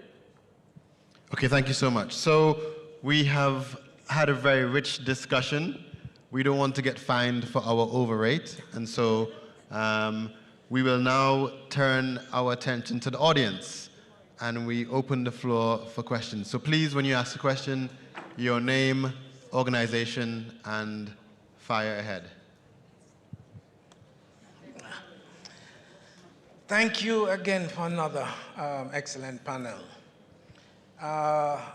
I'm trying not to be controversial again, but I can't help it. This question is for Mr. Chin and Mr. Hope. The traditional approach in terms of logistics financing has been one where there's financing available for ports. You know, you can get $200 million to build a new port in Guyana or Jamaica. You can get $300 million to build a new container ship. But these investments tend to be, they have very thin margins, they have long returns on investment, sometimes decades. But on the other side, the need for creating digital assets, like digital twins that replicate a particular logistics corridor, can yield tremendous results in terms of improving the logistics efficiency on that corridor. We were talking about cruise shipping, and the problems that happen, in the trade from Miami to the Caribbean. If a company or some students from CMU wanted to create a digital twin of that corridor, which would take a fraction of the cost that it would take to build a new cruise port or to build a cruise ship, but it could map that corridor and allow it to be analyzed more efficiently and lead to savings. What funding is available for those sort of investments in terms of creating digital assets that can map these things? The reason I bring this up is because when you look at shipping today, or you look at logistics today, companies like Alibaba, Amazon, even Walmart, they might be viewed as physical logistics movements, but they are half of their revenues actually come from the flow of data and how they manipulate digital assets. So what funding is available to support the creation of digital twins and digital assets, which tends to be much smaller than what is needed for physical? Well, thank you for that question, and I believe Kevin might have alluded to the fact that we don't exploit a lot of the data that we have within our systems. But perhaps one of the avenues that you're alluding to would reside in blockchain technology being applied to our domain. And no doubt that will filter over to Nicola's side in terms of artificial intelligence and auditing all of those things. But to the specific question as to what financing facilities exist for such innovative applications, I must confess I'm not immediately aware of those. But what it comes back down to is building, I think, a strong project proposal for engaging in that digital route that you described. If you were able to construct a winning proposal, I don't think you'd find any difficulty in persons with the necessary financing capacity to come in, as long as there was a measurable return on that investment. whether that return is in terms of sustainability achievements or just the profit motive. Mr. Hope, you wanted to add to it? From my side, thank you for the question, and I agree with respect to the need to actually build in utilizing digitalization to build in efficiency, savings, and also to be more effective. So to answer your question directly, in our current modality in terms of how financing is raised or attracted, oftentimes you need a sponsor. So the ministry or agency who's championing this type of digital asset, digital twin, to really mine that data, the logistics data, to really be able to present that case, would probably be most times than not your Ministry of Finance. So a number of our multilateral development banks in the region, the Inter-American Development Bank, the Caribbean Development Bank, Bank of Latin America, the Development Bank of Latin America and the Caribbean, which is CAP, which is recent in this space, they provide funding. They also provide a number of grant funding to governments, to academic institutions and others. But to a large extent, who sits on the board at these institutions are your ministers of finance and or your financial secretaries. So when an earlier panelist spoke about Dr. Clark, Dr. Nigel Clark, in terms of how his ability to mobilize resources and get things done, it was by sheer right also that he sat in that seat and he led, right? So how could we make that business case, as Mr. Chin say, in our project proposals or case or our business case to say this is how transformational that this digital corridor can, and obviously, as I said in my introduction, making the case that our entire maritime industry is our spine in the region, but it facilitates tourism, trade, and connectivity. So it's really to get our sponsors, being the Ministry of Finance, to make that request on behalf of whether it be CMU, the private sector collaboration, academia, etc. Thank you so much. I saw a question over here, Mr. Telemack. Yeah. Thank you, Dr. Bell. Very, very interesting discussions. I think that group could be a good think tank for where, though, because that's always the issue. Developed countries have designed industries that are guided by think tanks. We don't have those in our region because when we provide this very valuable data or information, it doesn't really feed into one space. It can be interpreted by different groups, different interests from one country to the next, so we don't really get the value of it. So I think there is the need to do that. I think that listening to this, there is a role for greater integration of this CMU maritime entity to create that think tank that is represented throughout all of the countries in the Caribbean that's trying to solve this major maritime transition, because we need to get to where we have a voice that speaks to a regional movement. Kevin spoke of the role of CARICOM for a common position. We don't have a common position. Going to London next week, we have positions, and we'll find out what some of those are based on what countries decide to do. What is informing those conversations, though, still remains a question. It could be a group within a country, it could be a group outside of the country, but we don't have one that can speak to that. So I think that is something we need to look at, how we design that. Maritime needs it because it is the most critical component for our survival in the region, because that's what drives us. So I wanted to make that one point. The other clarity I want to bring is LNG is not an option. The IMO is not allowing LNG to move forward as a fuel. It is a transition fuel that they will use up until a particular moment, then it goes away. Investing into millions of dollars of LNG is probably not something that we should look at quite aggressively, because that's not going to survive. That's one thing we learned in April when the LNG was ruled out, because it is not what is considered well to wake. Now, if you're a student at CMU, you could research this.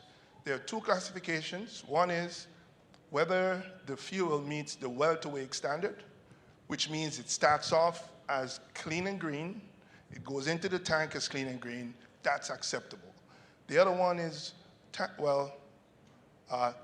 tank to wake, which is where LNG comes from, and even the net zero classification of fuels was unacceptable by the IMO because it is tank to wake. It is cleaned through the process mechanically. They're not accepting that. The Japanese developed the capacity to clean the carbon fuels on a ship and emit zero carbon. That's eliminated as an option because what the standards are, and the lady spoke to that very well, as to how we design those standards, it has to start with a green, clean process and substance to be accepted. And I'll speak to that a little bit more this afternoon. But specifically because I heard Kevin speak of the Bahamas option where the LNG plant is there. You spoke of Jamaica looking at that. In this conversation at the CMU conference, there should be that awareness, but there's also no CMU at the IMO. There is the World Maritime University. There is other UCL, University of Central London. There's university of all over the world. We don't have one. We need Jermaine to be at IMO next week, bringing back to CMU the outputs so that you can sit and analyze it, so that there is that regional voice that transcends the questions that we have, because we have a lot. And, well, this afternoon we'll talk a little bit more about that. Thank you so much. Yes? May I say, just to continue the conversation a little, our president had actually started a conversation yesterday about the need for integration. It was mentioned that CARICOM is going off to London, right? Did I hear correctly? And I would love that, our tertiary institutions are integral in, government decisions. As a matter of fact, I would have loved for our tertiary institution to be a part, or again, to be integral in the policy making of our government, so that when CARICOM goes to, the London or wherever,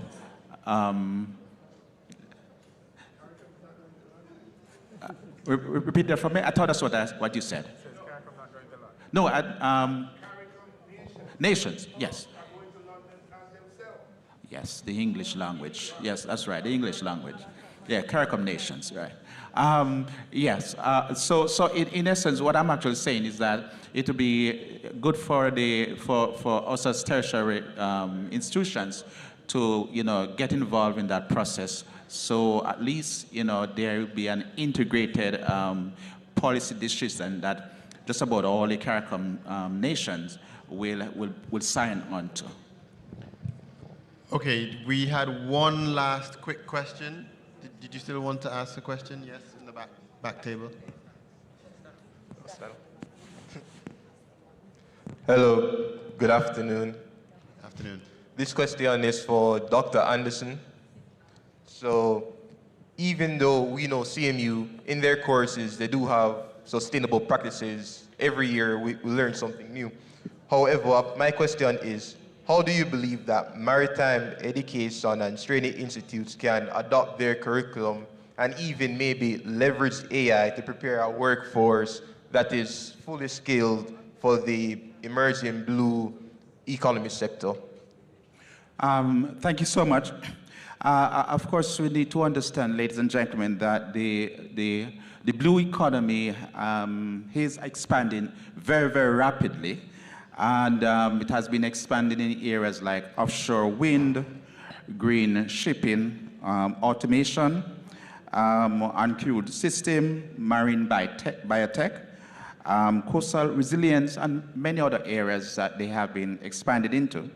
How I would approach that question, or how would I answer that question, is to, and I think Captain Newman made mention of it, to have a baseline course And I think it is the STCW, that's the Convention on Standards of Training Certification and Keeping for Seafarers.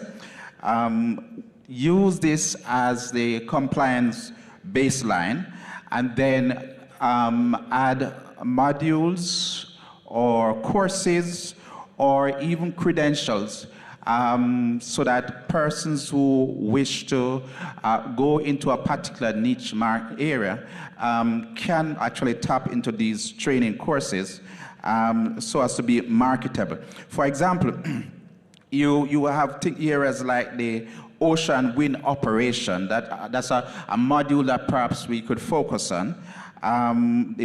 Again, persons who perhaps do that course or module, whichever we want to call it, would be able to would be competent in areas like crew transfer of vessels, service of vessels, installation of turbines.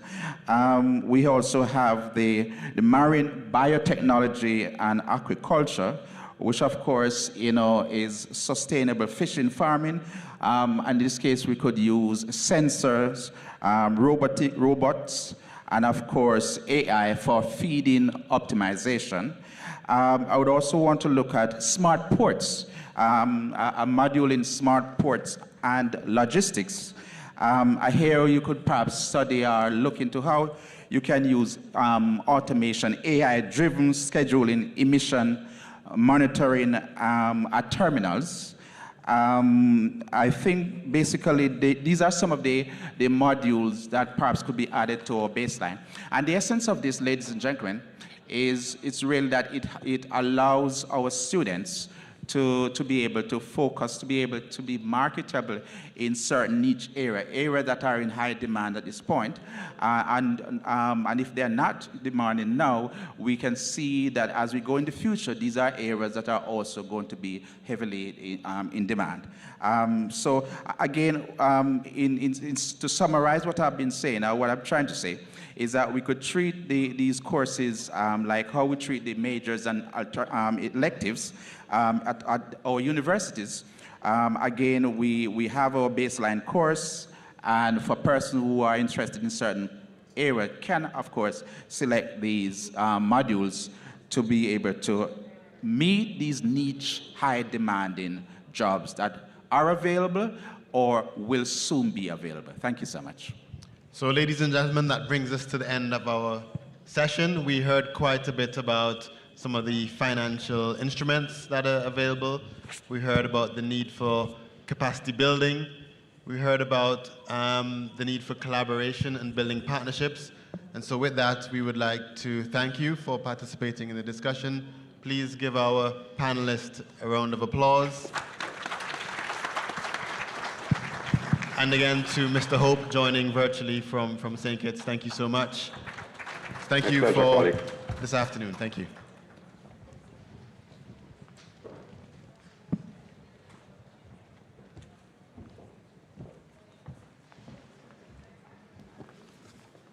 Thank you very much, panelists.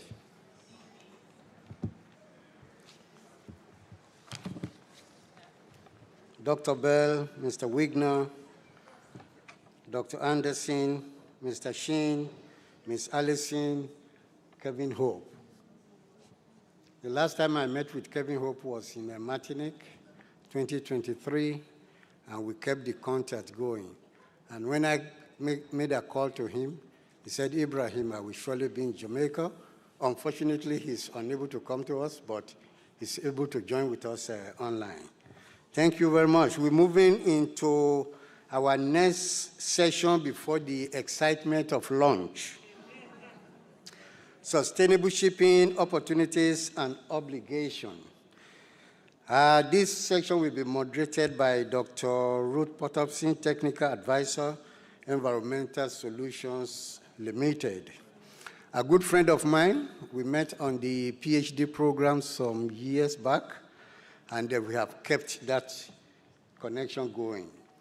Dr. Potopson is a distinguished expert in sustainable development with over 30 years of experience in energy and environmental planning. She is presently the Technical Advisor for Environmental Solutions Limited. She is an accomplished academic with a PhD and an EMBA.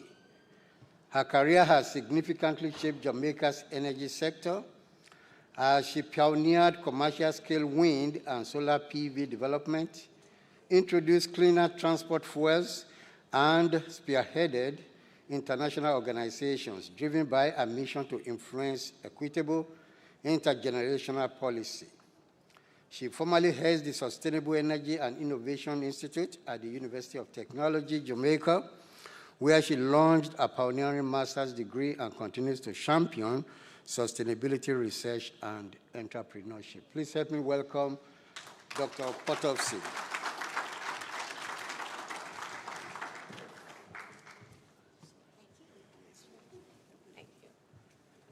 To join Dr. Potofsky is Radcliffe Spence, our own lecturer, shipping and logistics, and also a graduate of the Caribbean Maritime University. Ms. Valerie Campbell, Director, Logistics and Customer Service, Campari Group, Jamaica. Devant Maharaj, Director of Professional Services, Eco Canada. There is something that excites me about Devant. I said it in Halifax 3 weeks ago, and I'm going to repeat it. This gentleman was a minister of government in Trinidad and Tobago. And he's the only person in my lifetime that have seen being a minister of government leave office and go to another jurisdiction to take on a new role. Please help me welcome her. And then the controversial man, Dr. Eric Deans.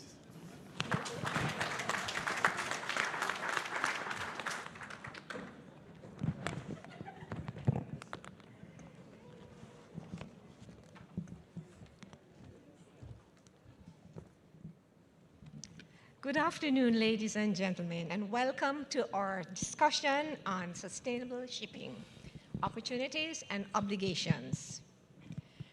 Global shipping is a lifeline of international trade, carrying approximately 80% of the world's goods by volume.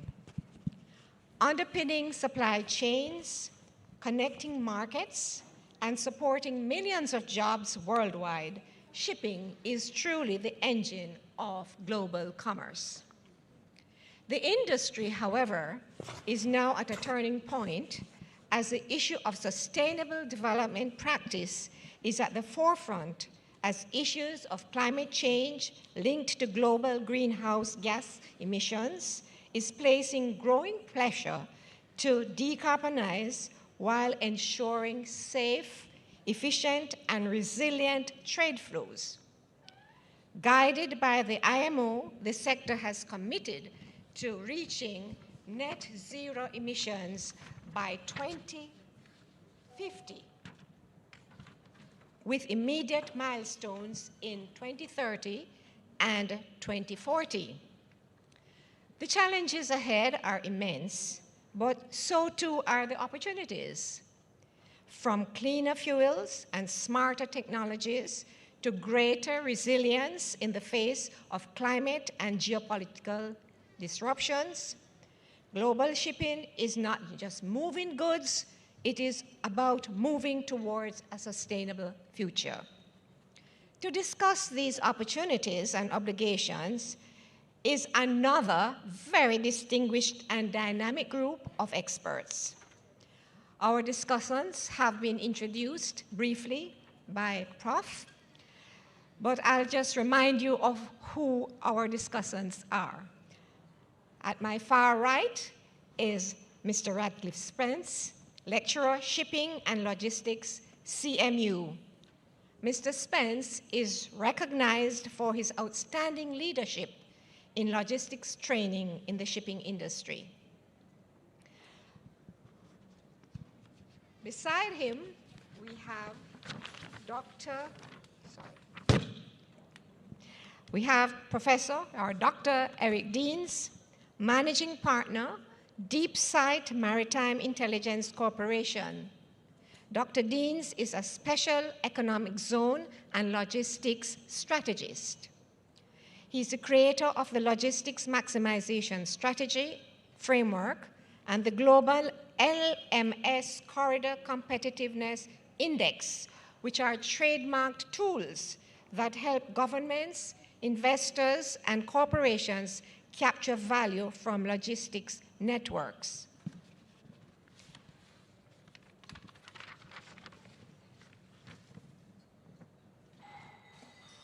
In the middle of us all is Miss Valerie Campbell, Logistics and Customer Service, Campari Group, Jamaica, a multi-million international operation across 44 countries. She has an outstanding career in the industry. I just want to point out that in 2024, Ms. Campbell was named the Outstanding Woman in the Port and Maritime sectors in the Americas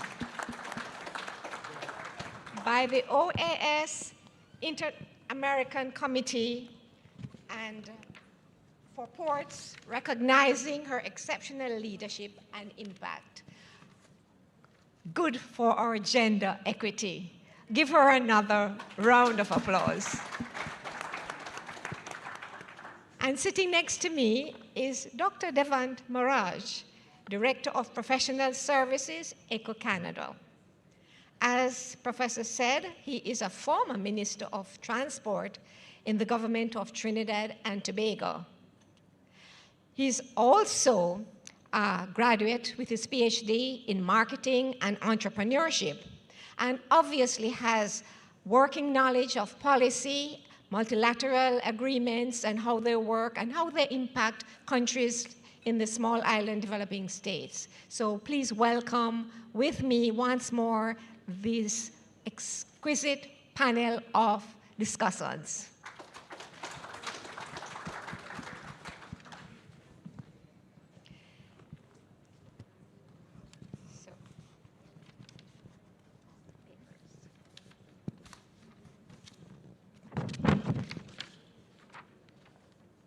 My first question goes to Mr. Spence. Mr. Spence, what role should national governments and the IMO policy play in encouraging sustainable shipping? And from a regulatory perspective, are current international regulations strong enough to drive real and lasting change? Thank you very much for that question. Good afternoon, everyone. Now, Jamaica's position in the Caribbean, proximity to the Panama Canal, places us in a unique position. Vessels entering, cargo laden, coming out of the canal will undoubtedly be on the shores of Jamaica within a few hours. Jamaica, while we do not, while vessels fly our flag, we are not so much the owners of large commercial cargo carrying vessels. We may be operating as flags of convenience, FOCs. The point we want to make here is that whatever vessel call our shore, whether to unload cargo or simply passing by and need refueling, we have positioned ourselves that we should respond to this demand, yes, in keeping the supply chain management and issues and supplies, and able to service these vessels. Now, our capacity to do so, yes, requires government policies. Government policies are, in a lot of ways, influenced by especially the IMO, where maritime services is demanded. Now, as members of the IMO and signatures to many conventions, we tend to adopt, as we ought to, conventions that were agreed at the IMO and implement them by way of, without amendment, into our laws to make them the law of the land.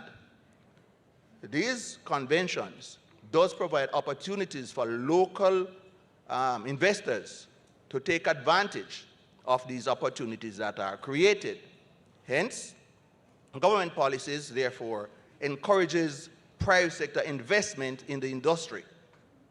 And as such, we should benefit from such going forward. Thank you.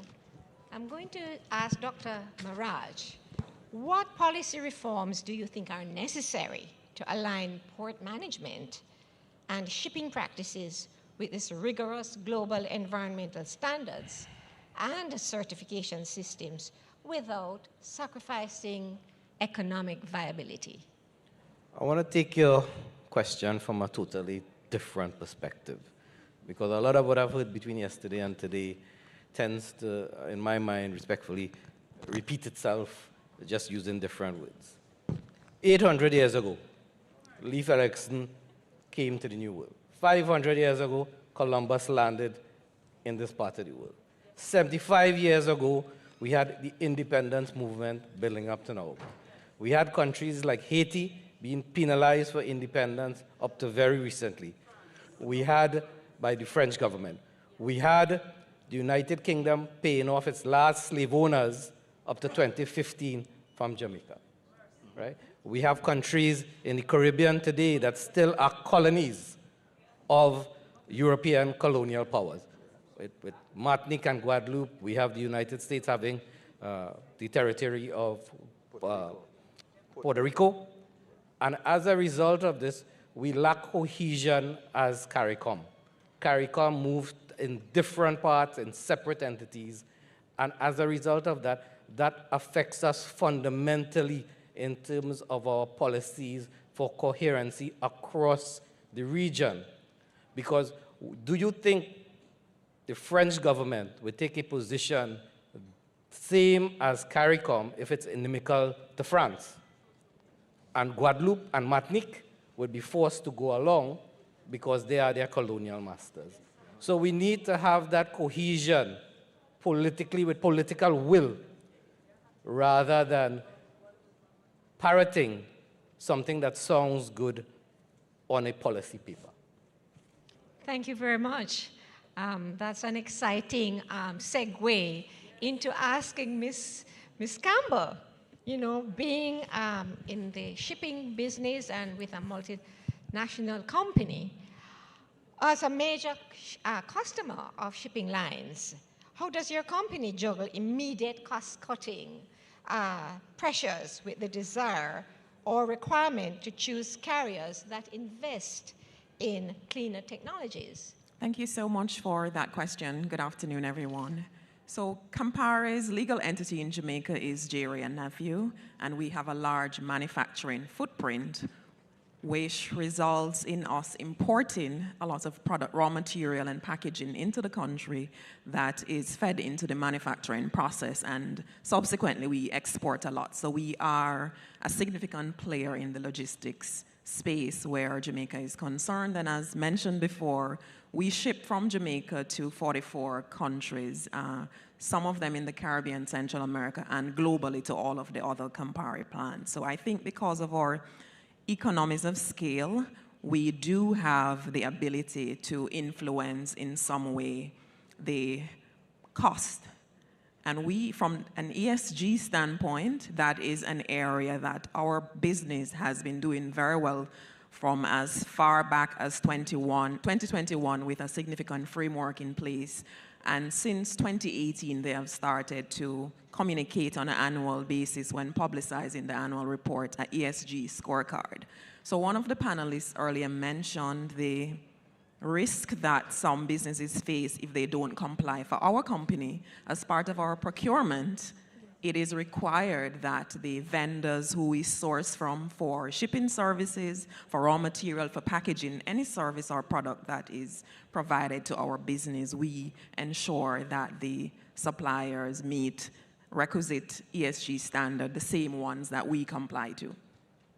Okay, thank you. And this is a good example for other companies, especially local companies who have not gone onto the ESG environment, social governance framework, because it's not just a sustainability action, but it makes good business, because when you want to register on any stock exchange or for The Gen Z, they are the ones who are buying into companies that are environmentally conscious and operating. That leads me to asking Dr. Deans, in what ways can ports embed circular economy principles, such as waste to energy, water reuse, nutrient recycling, into their infrastructure plans to create new value streams? Thank you, moderator, and good afternoon, esteemed audience.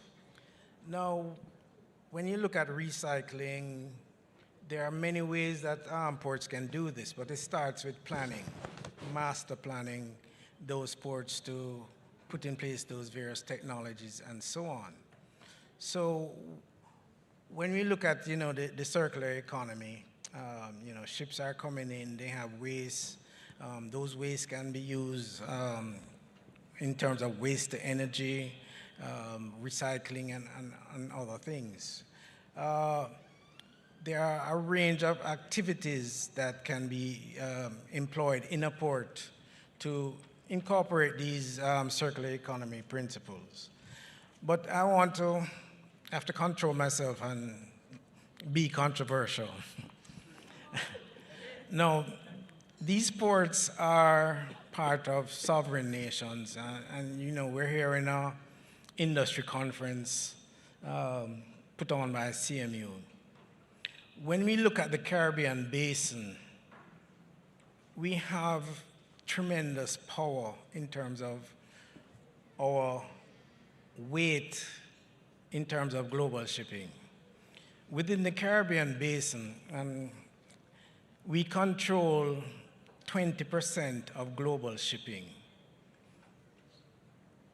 Let that sink in a bit. The Caribbean basin controls 20% of global shipping. When you look at the flags in that basin, Panama, Antigua, St. Vincent, Bahamas, even though we're flags of convenience, we are the sovereign nations for those vessels. So we set the rules regarding how those vessels carry out sustainable practices. So I think we need to stop looking at ourselves as being small and insignificant. We control 20% of global shipping. Thank you. Thank you. Thank you. I'm going back to Mr. Ratcliffe. Which policy frameworks do you think that we need to have to engage more stakeholders from a theoretical and practical standpoint to ensure transparency and long-term sustainability in the port infrastructure management? And as Dr. Deans has said, we are the ones who own these ports. Thank you for that question. In Jamaica's case, while the government owned the port and operate and managed through the Port Authority of Jamaica through legislation, much of our ports are outsourced to concessionaires. Let's look at the Kingston Freeport Terminal. We went into that arrangement contract. Nowhere in that contract was it written about anything about sustainability in terms of their compliance or to ensure. They're in there to make profit, and the arrangement is a profit-sharing arrangement. Private sector companies are, unless they must, they will not voluntarily take on, they will go for maximizing profit. And as such, sustainability is something that they will pay less than what is required attention to. Now, while that is being said, we can go forward into different arrangements where sustainability is part and parcel of the contract going forward. We can look at other ports, what are happening in other ports. Let's, for example, look at Barbados, which is at the other end of the Caribbean. Barbados, their terminal operating equipment are not from biofuel. They are from renewable sources or battery. Yes? However, while they continue to expand their port infrastructure, they still rely on the electricity grid for the gantry cranes that they do have. No, they have no 4. So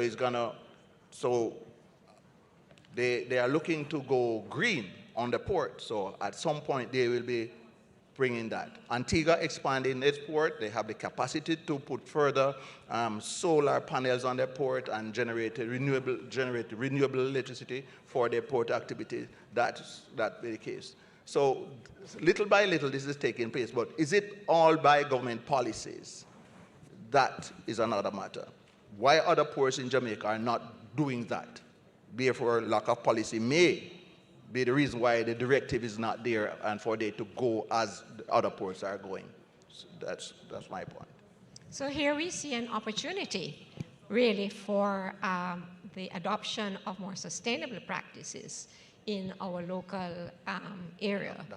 So Dr. Devant Mirage, should port performance metrics evolve to include sustainability indicators?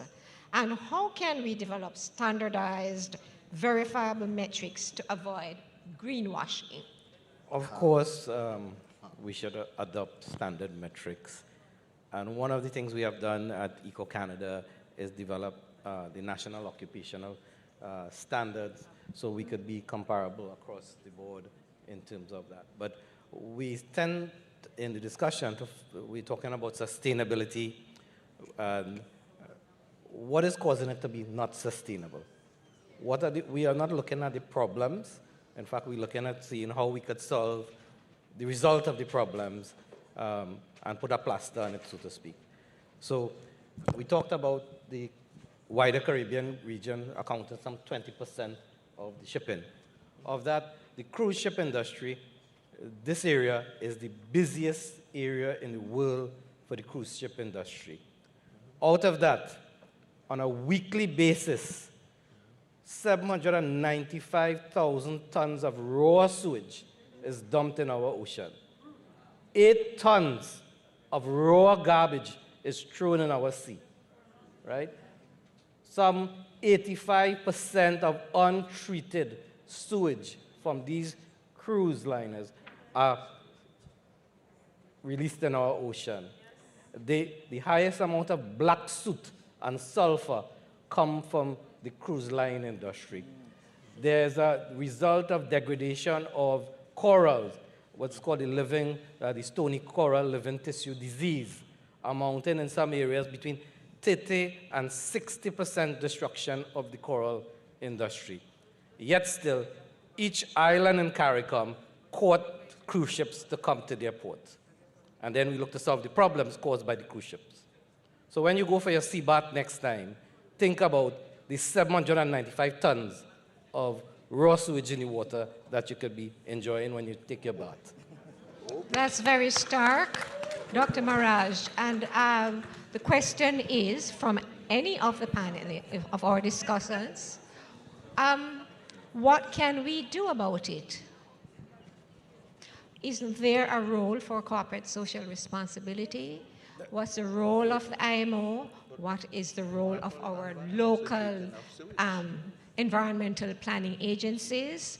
Because in fact, if your behavior is a certain way, then it affects your bottom line. It affects your image. And of course, in marketing, image is a lot.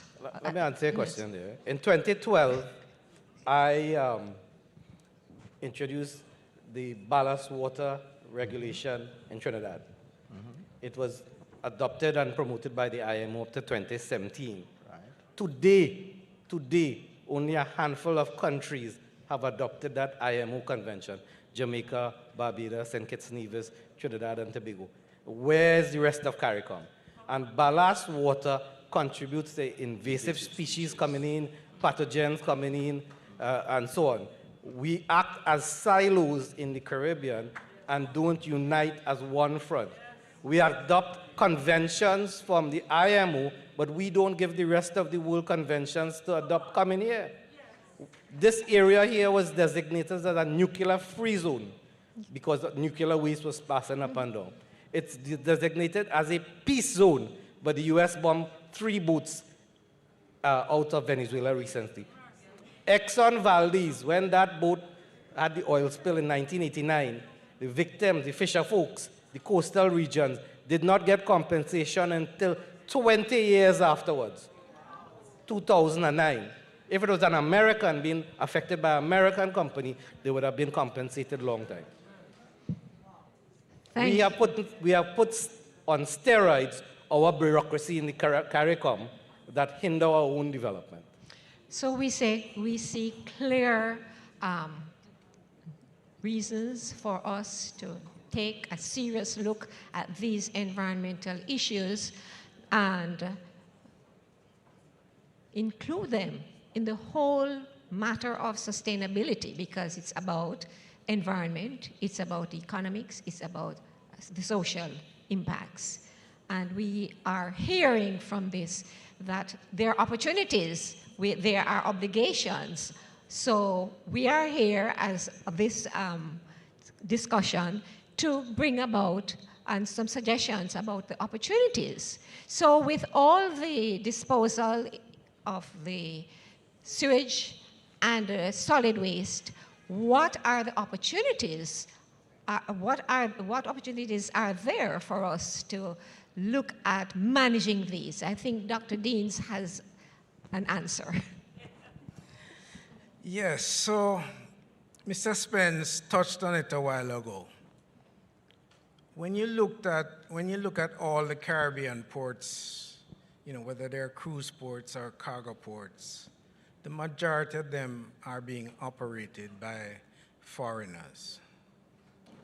When you look at most of the shipping serving the Caribbean, they're owned and operated by foreigners, right?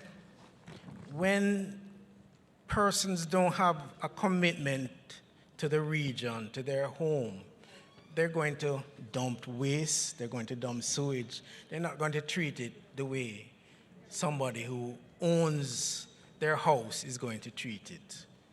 An institution like the Caribbean Maritime University has to be turning out persons who are going to be the owners of our ports, the operators of our ports, the operators of our shipping.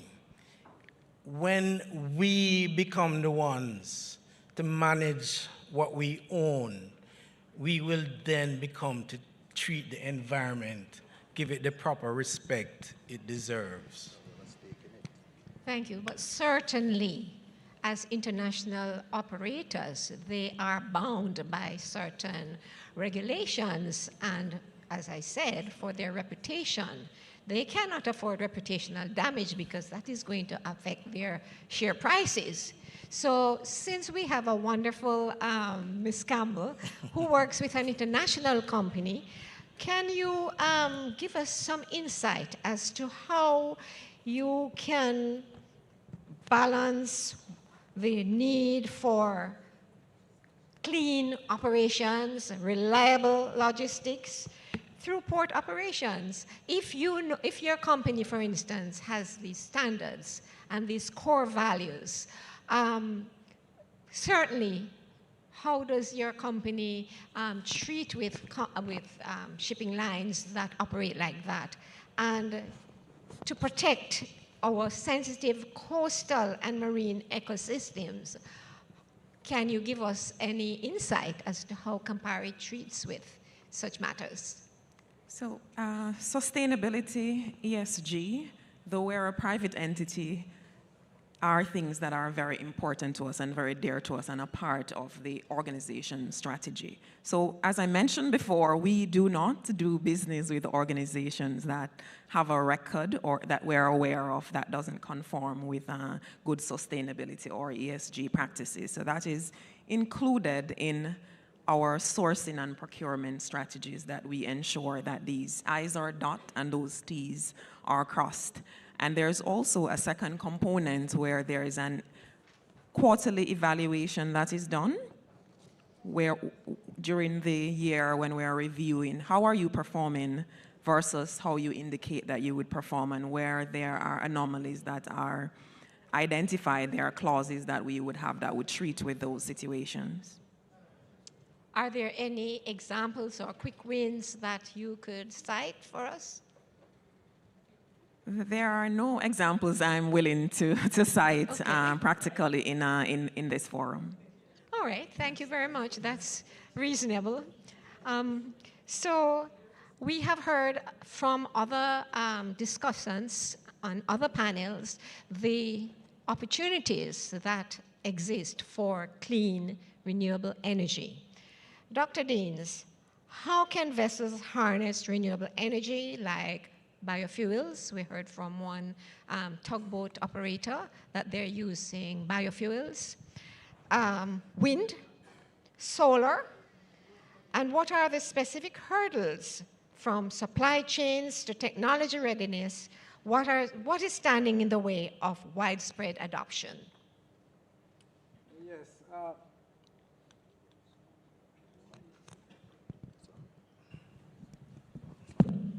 So I was very proud this morning listening to one of my former students, Natolo, talking about the biofuels that they were implementing in their tugboat service.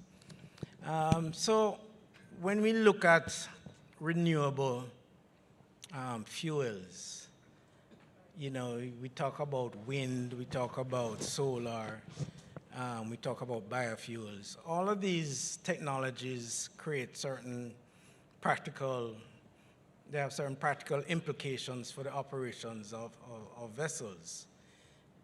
In terms of wind, you have various technologies. You know, you have the fixed wind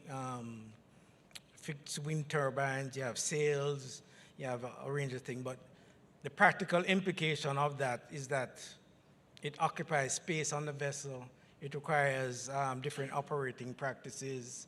It impacts the economics of the operation of the vessel. In terms of solar panels, they have to find an area for those panels. The panels that are used on board ships are much more expensive because they have to adapt to that environment. So, you know, the cost of using these things are very high. When you go on to biofuels now, there are the issues of, I mean, some things that you don't consider. They have a potential for the invasion of microbial agents into those types of fuels. You know, what impacts those are going to have down the road.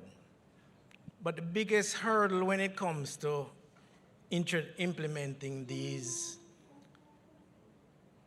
what we are calling renewable fuels, is the elephant in the room again. Right? The U.S. has come out, you know, on August 12th, the State Department issued a memo, you know, just before the IMO voted on net zero, to basically threaten other countries to say, you know, don't adopt this because it's not in the interest of the United States. So I go back to my point. The U.S., when you look at the statistics, you know, they probably control about 2% of global shipping. But the real impact that they have, so I'm talking about what's the impediment of bringing in these renewable fuels. The U.S., on paper, controls 2%. But when you look at the beneficial ownership in these flags of convenience, that figure goes up to more like 10%. But when you also add the fact that most of the open registries, whether they be Panama, whether they be Liberia, whether they be Marshall Islands, they are controlled by U.S. interests, so they can exert a range of pressure in preventing the flags on those registries from implementing these renewable solutions. So the biggest impediment, I would still say, is the elephant in the room.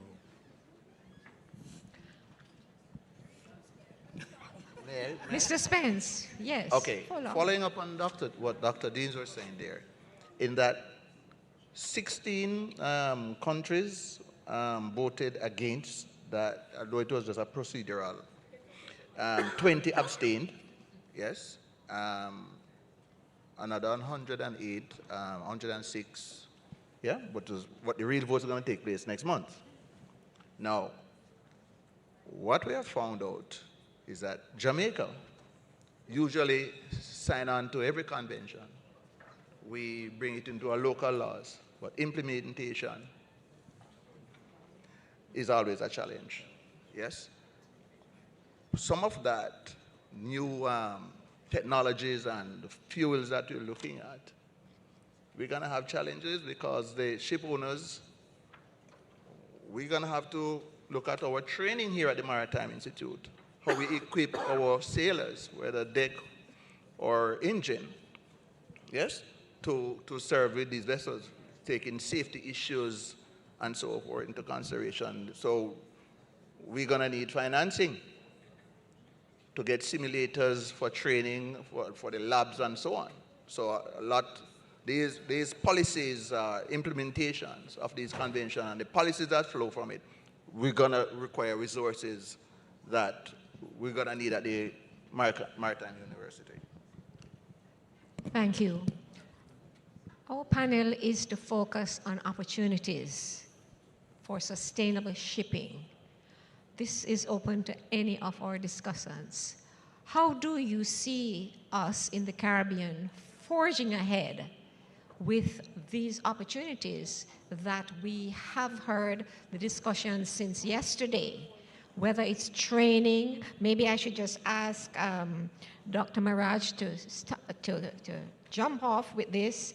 Decarbonization is reshaping jobs.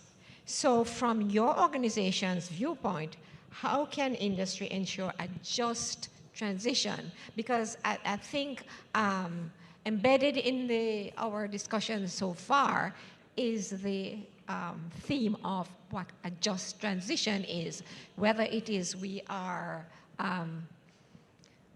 engaging external partners without the necessary obligations for a cleaner environment. You know, what are we looking at? How can we ensure a just transition for seafarers and dock workers? And what new green jobs will be created?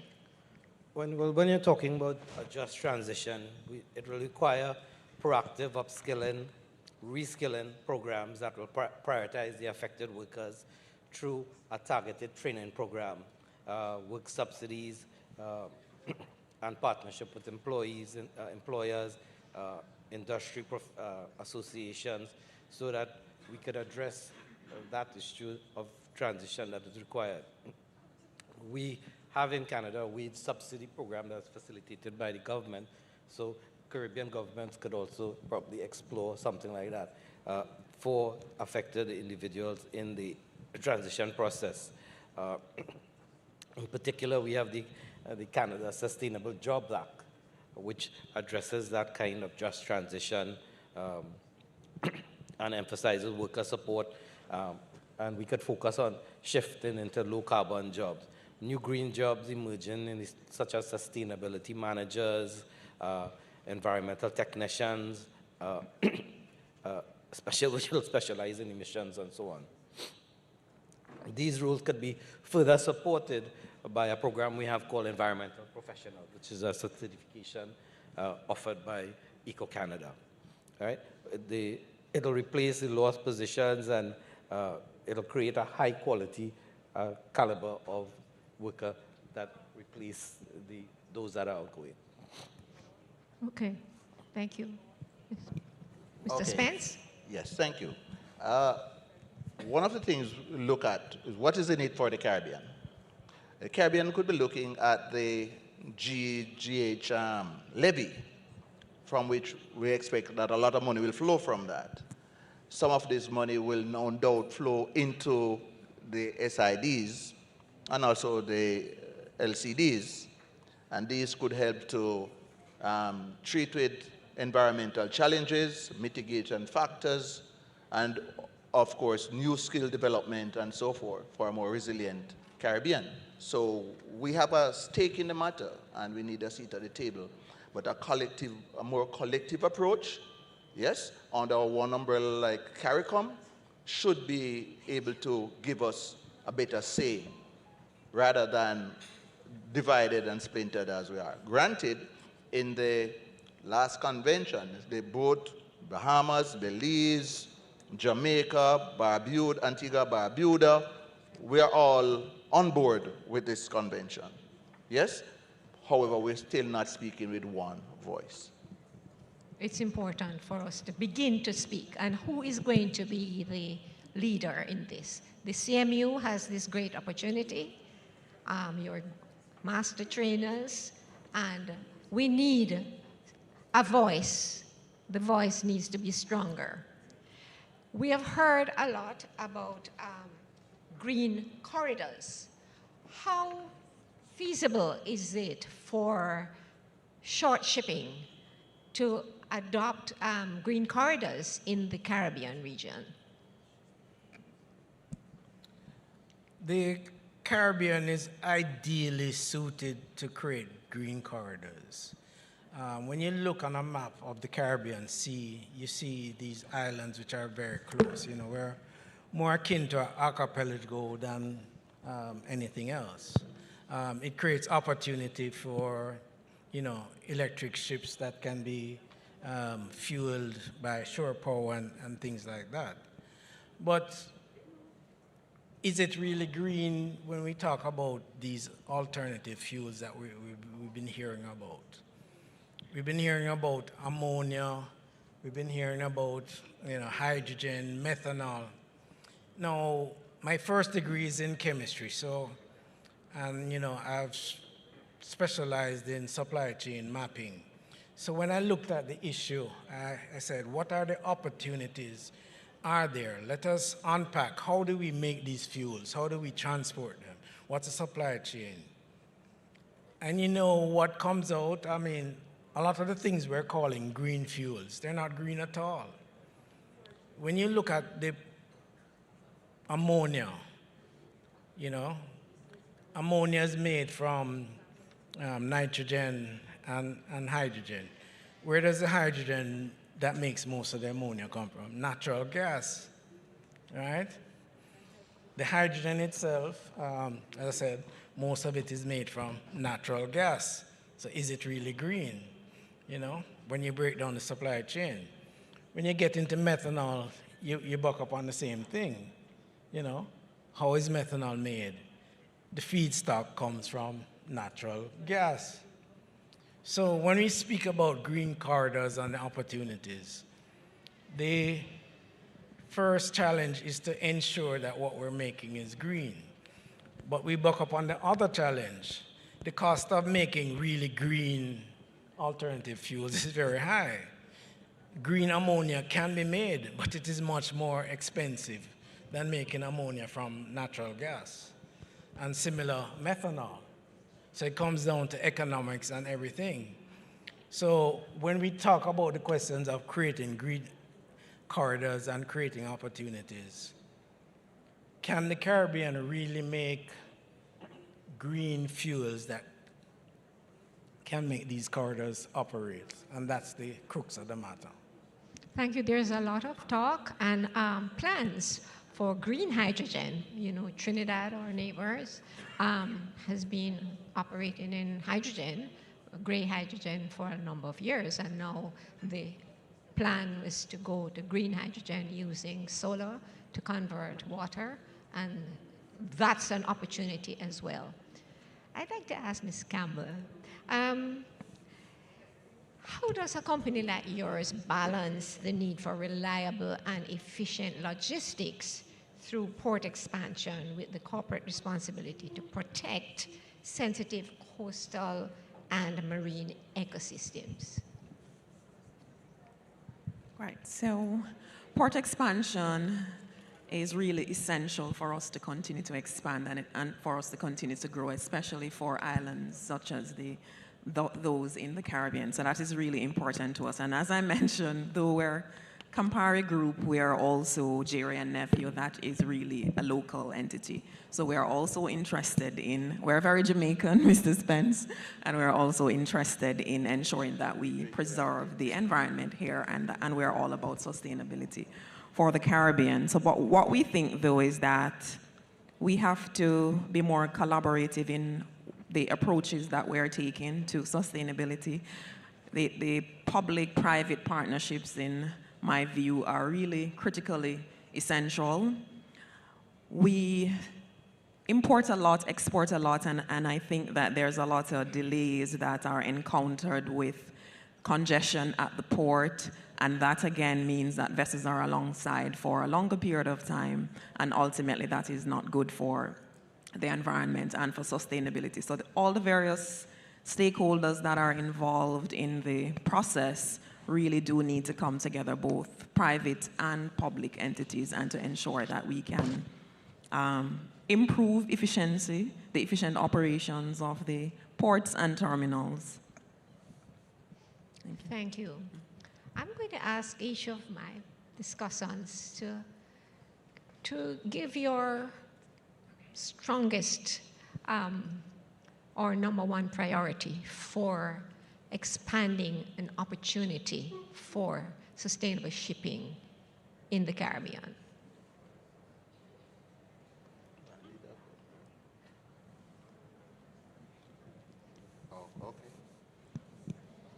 Okay, thank you for that question. The fact is that Jamaica has people who want to invest because this country's laws set up for, make return on investments, and people will invest. So the opportunities are there for the private sector to work within the policy framework. Yes, open business, expand current business. For example, currently in the Port of Kingston, you have bunkering firms operating who are servicing ships with conventional fuel, but there's also supply now of LNG to ships within the Port of Kingston. That opportunity created there for cleaner energy. Down in Port Esquivel, you have a depot, a gas station there, with supply ships that goes out to meet vessels that are bypassing Jamaica who need fuel, need not come inside to incur port costs and harbor dues and whatever. They can be serviced out there. So opportunities are again created. Now we would also like to service cruise ships that come into our ports on the North Coast with similar arrangement. But do they buy anything from us? They don't. So there we go. As Mr. Telemack mentioned yesterday, they need to sit at the table with those powers that be and negotiate for they to buy stuff from us that we can make a better dollar from the cruise ship business that we are not currently doing. Thank you. Dr. Deans? My number one priority when it comes to sustainability is economic sustainability. When most people think about sustainability, they focus on the environmental side. But sustainability is three parts, environmental, social, and economic. When we become economically self-sufficient, when we break the shackles of colonialism, when we start to think about things like entrepreneurship and owning the economic assets of our economy, and that is when we will truly be sustainable. So in terms of my practice, my priority is on economic sustainability. Thank you. Great. From my perspective, I'm viewing that the private-public partnership is going to be critical, and for us to not just from the government or public perspective, not just to sign on to conventions, but to make sure that we work hard to implement them and ensure that the private entities comply, and where they don't comply, that there are consequences. Thank you. I think the opportunity will arise when we realize we could be the masters of our own destiny in this space, rather than, to disagree with my friend on the side, rather than encourage more cruise ships to dump more fecal matter in our seas and more garbage in our seas, we should be charging a blue tax for all these ships that come in here. A blue tax. And we take that fund as a CARICOM fund, not individual islands. Because if it goes to an individual island, it'll go to a consolidated fund that will fix a road or a house or a school or something like that. Have a blue tax that CARICOM uses it to protect our area when necessary. Thank you. So we have a lot of action here. So looking ahead, strengthening Caribbean shipping means not only securing our trade and connectivity, but also embracing innovation and sustainability, innovative ideas that have come out of this discussion, like your blue tax and other recommendations for alternative energy hubs, digitalization, and improving efficiencies actually in our ports, and how we can create new jobs for these to meet the new requirements and the new era of shipping. We have just a few minutes left, and I'm going to open up the floor for questions. So.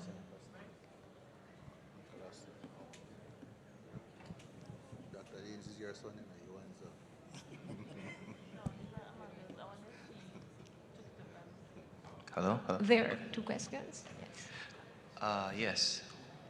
Well received. My question is for Dr. Deans. This is against the backdrop of competition. Are you hearing me? Don't blow. Are you hearing me now? Okay, good. Thanks. All right, so this is for Dr. Deans. Against the backdrop of competition, the Caribbean region, as we know, has a lot of port competition. Ports such as Balboa, Caucedo, Barranquilla, and we know now the Port of Kingston, moreover, KFTL, is currently about to receive a new shipment of cranes come Monday. Again, they've also been investing heavily, right, in strad carriers. Beyond infrastructure, what can the Port of Kingston do to assert themselves as the dominant port in the region? Yes, excellent question. My background at the Special Economic Zone Authority was one way in which we tried to assert that dominance. You see, shipping is a derived demand. Ports are derived demand. That means they only exist because they are supporting somebody else's desire to move cargo. That cargo is not generated by the shipping line. That cargo is not generated by the port. It is generated by companies like Campari. It is generated by the companies that we're trying to attract within our special economic zones. It is those companies that will generate the jobs, the activity that will support shipping or trucking or airlines or whatever, the logistics and so on. So when you look at how do we assert our dominance, we don't look in isolation at port development or airport development. We have to look at industrial development. How do we create the factories, the warehouses, the manufacturing? How do we move away from exporting raw materials and producing higher value goods? Do not look in isolation at port development. So when we give away our port to a foreign company, to a company that is affiliated with a shipping line, their interest isn't going to be in making profits for that shipping line, right? In order to assert our dominance, we have to look at reclaiming our economic assets and operating them in an integrated manner with the industries that they support. I hope that answers your question. Thank you, Dr. Deans. There's another question. Sarah? Oh, there are 3 questions. Sorry, I just wanted to add to what Dr. Dean said. Denise Linfat, Freight Handlers Limited, Shipping Association of Jamaica. I think also we have to create the atmosphere here for people, meaning in the country, for people to want to come here. So there are certain things, for example, our customs and other areas that really will bring people here. People who want to invest and do business. We have to create that sort of environment where persons will want to come to do business. If we have things that are roadblocks, even as locals here, who wants to come here? You know, I think I'm surprised that we're not really seeing anybody from customs, etc. here. And I'm sure maybe the Ministry of Industry may be here, and so on. But the environment has to be created for people to want to come, right? To do business and create businesses here. The other thing I just want to mention, I noticed not just for this panel alone, which all the panels have been great, we have to still look before the end of the day at the MPEC situation with the IMO and what is happening with our neighbor up north, who says that they're going to be taxing vessels, etc. And also they want to take away visas from persons or countries who are going to go with the zero emissions that the IMO wants to pass. Because I think the IMO has the MPEC meeting in October right here. It's like the 14th to the 17th. That has to be an area that we're going to look at, because we can talk all we want about creating green corridors, etc., which is very important, and I agree. But then when you have a trading partner who is now going to issue or put taxes and also visa restrictions on our government, people, etc., it becomes a serious issue. So we need to look at that. Thank you for that intervention, and that's a very serious matter as well. So it goes beyond the discussions and beyond the policy persons in this room to the highest leadership in the country, because these are matters that affect us. The maritime industry here is big and promising, and we are a large ocean state and will remain that. We can't create any more land, as far as I am aware. Thank you. There's another question. Oh, 2 more questions. Yes. Could you, go ahead, and then lady from the other side. My question is to Dr. Deans. And you mentioned during your presentation earlier about the circular economy and sustainable waste. Now, for my company, which is Ocean J Towing, we operate the tugboats, and we operate, of course, in Kingston Harbor, and Kingston Harbor is very nutrient-rich, I would say. So in terms of your research that you have done, because we have been incurring a lot of cost with cleaning the vessels because, of course, the barnacles that get stuck to the hull of the tugs and also get into the lines. So I just wanted to find out whether there is anything that you came across in your research that could at least assist us to mitigate against some of those challenges and, of course, help us to reduce our cost? Thank you. Yes, thanks for that question. Years ago, I was involved in a project to introduce a waste reception facility in Jamaica. I'm not sure if it has been implemented to date. There are things that we need to do that we're not doing that can help to solve these problems.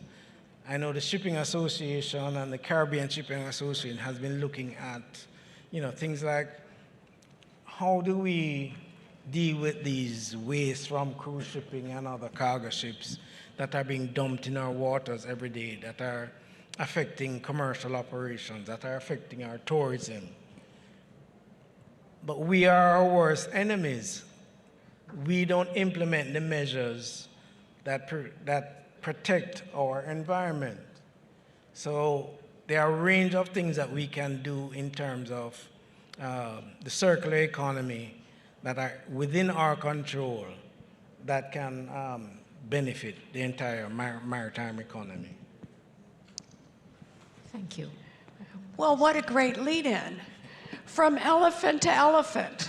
The elephant in this room is the lack of implementation and enforcement of MARPOL. MARPOL was introduced by the IMO 73-78.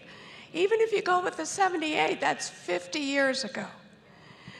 Instead of, yes, we can blame the ships for emitting, but if we're not implementing and even more importantly, enforcing, then it's going to continue until the political, regulatory, and enforcement will is there. I started CARIMEPA 10 years ago when I heard that while 86% of the wider Caribbean region nations had ratified MARPOL, everybody put their name on it, to this day, only 25% have implemented, to this day.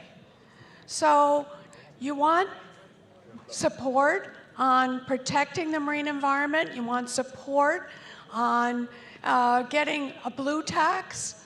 The blue tax can fund the MARPOL implementation, the waste reception facilities. You can coordinate hubs. One region does this waste, another region does another. But we've been having these conversations, in my experience, is only 10 years. I'm sure they've gone on for longer. But that's the other elephant in the room. And if anybody can figure out the manufacturing, the home-based manufacturing, let your northern neighbor know. We're still looking into it. Thank you for your comment. Thank you very much. We have one more. I think that will be our last one for the afternoon.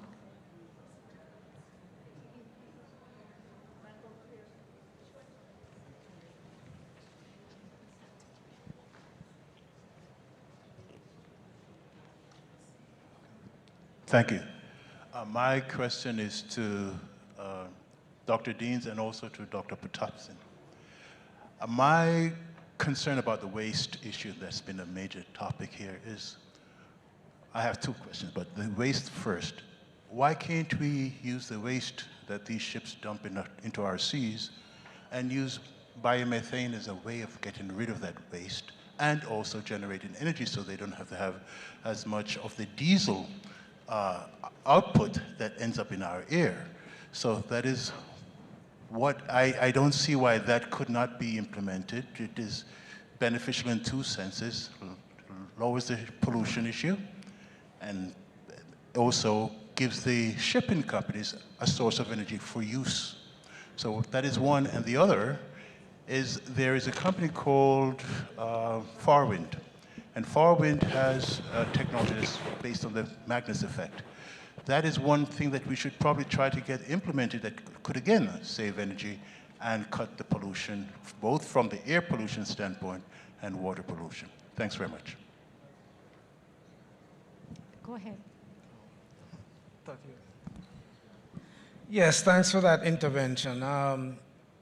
Yeah, there is certain technologies and procedures that deal with waste energy from ships. But there are also some practical considerations that are impacted in the various conventions. You know, like on a cruise ship, you can't keep the waste with 4,000 persons on board. You can't store that waste forever. And I think the convention allows for it to be, you know, once you're a certain distance away from shore, for it to be discharged and so on. But like everything else, you know, if you consider it a resource, you can turn that resource, whether into energy or recycle it for some other use, you know, whether it's the garbage or, you know, the sewage or so on. So there are technologies and there are conventions for treating with shipborne waste. Thank you. And I will just conclude by saying that international dialogue is important. And when we have the opportunity, because we have a voice as a nation and as a region as well, when we have those opportunities, we should make them known because we are being impacted. And the ones who are most greatly negatively impacted have the most to lose, and therefore our voices have to be stronger. So in terms of energy, yes, there are the technologies, and I think we have to come up with innovative ways of how we can use our energy resources or natural energy resources, whether it's a ship to shore, it might not be actually implementing renewable energy activities or devices on the ship itself, but once they're in shore, I think there are great opportunities for us. I would like to encourage all the students who are studying in maritime affairs to recognize that there are so many opportunities for you out there, and that you, with all the discussions that you're hearing, some of it you may understand now, but there are so many opportunities for you to venture into even the area of green financing and understanding what that means and how green financing can be leveraged to implement a number of the things that we're talking about, whether it's in the environmental cleanup, whether it's in clean energy, clean fuels, energy efficiency, or just in the digitization area. There are so many opportunities. So your world, your future holds a lot. It's a large space there. It's as large as the ocean itself.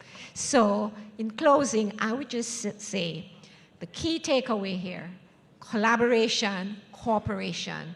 Sustainability is a long-term goal, but it starts today and it starts with each of us. Thank you very much to our panelists and to you, our audience, very much.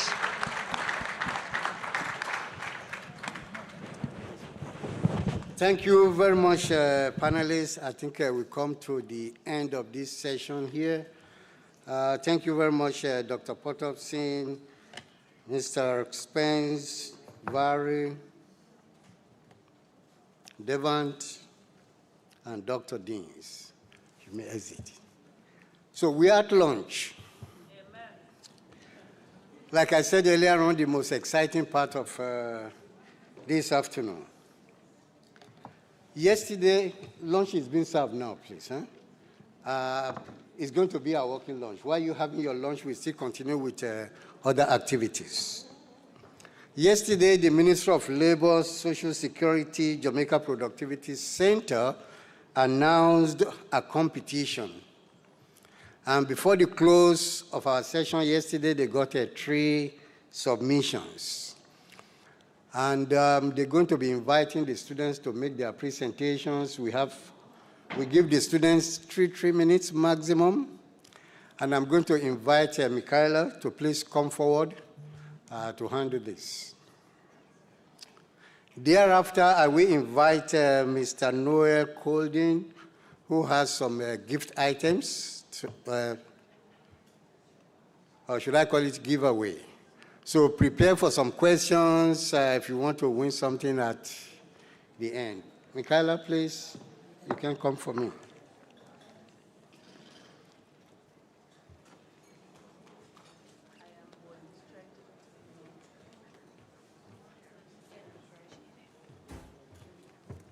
Good afternoon.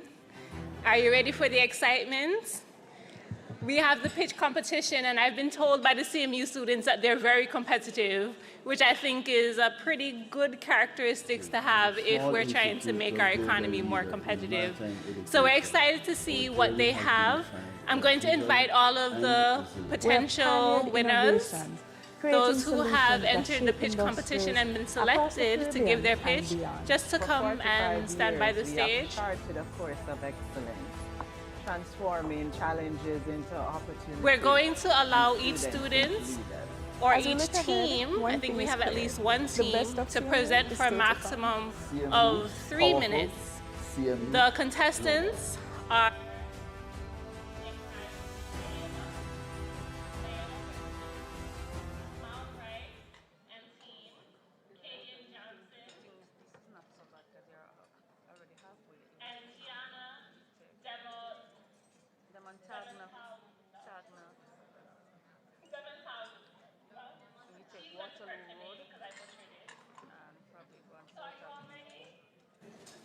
well, you're going to be judged.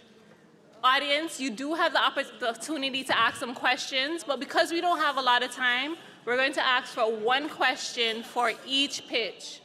Understood? Any questions from me before you begin? You have a timer on the screen. There's a timer here that will show 3 minutes once you've started your presentation. So be sure that you do not go over time. I'm going to invite first for Tiana.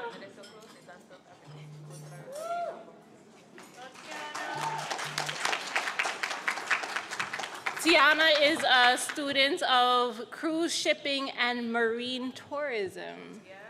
The floor is yours. Thank you. Okay. Yes.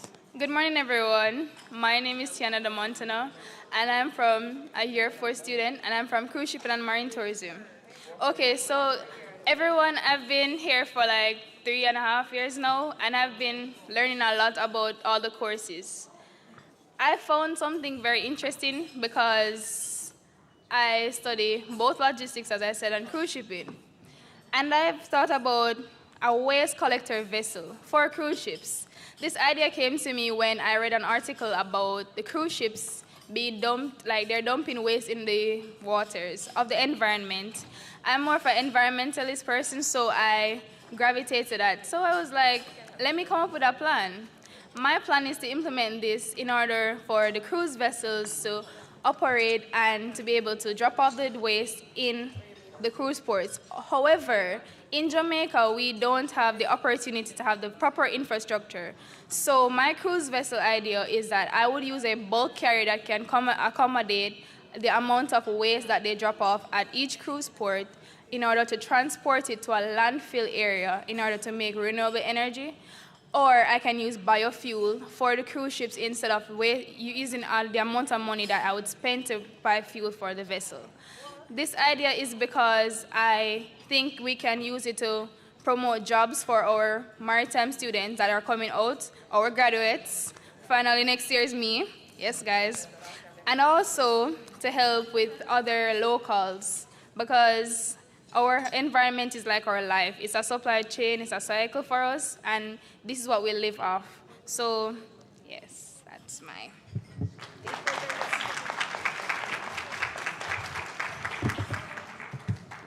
Job well done, Tiana. Thank you.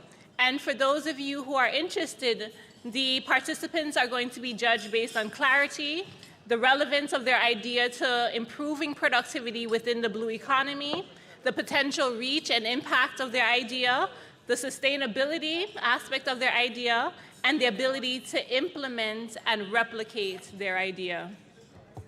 Next up, we have Ms. Holton, Naela Holton.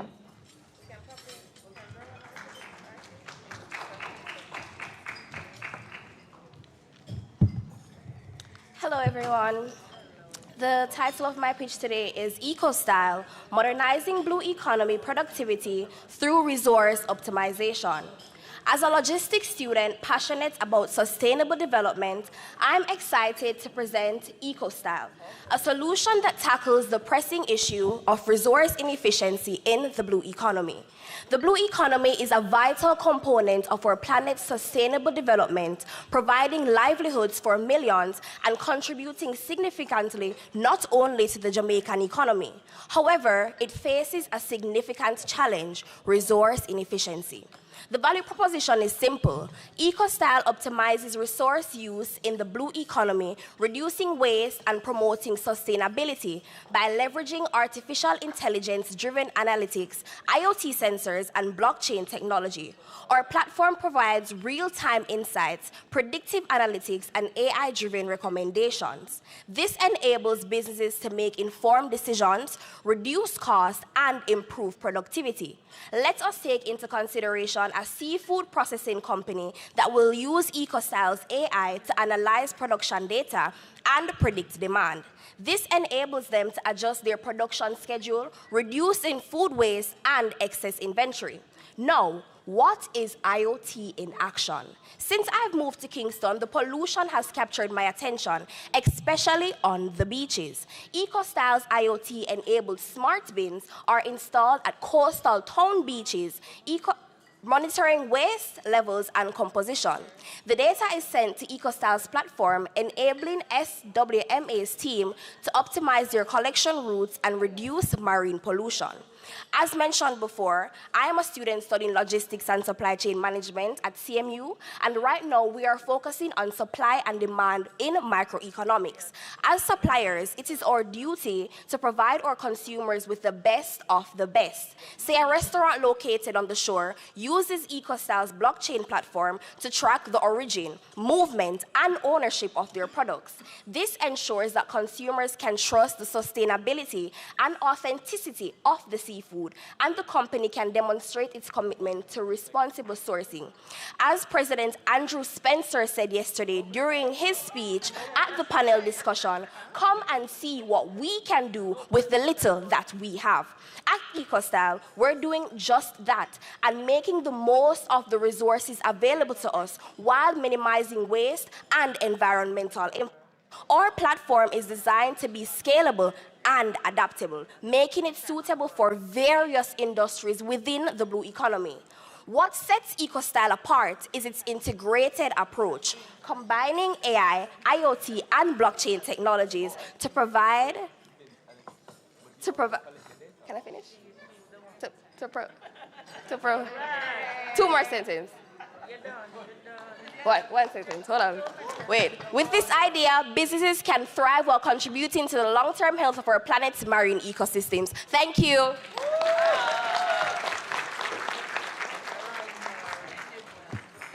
right. Thank you to Naela.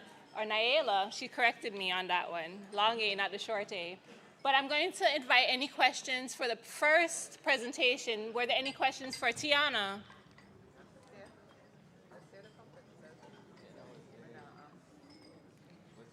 Were there any questions for Naela? At this time, then, I'll invite Kamal and his teammate to come and present.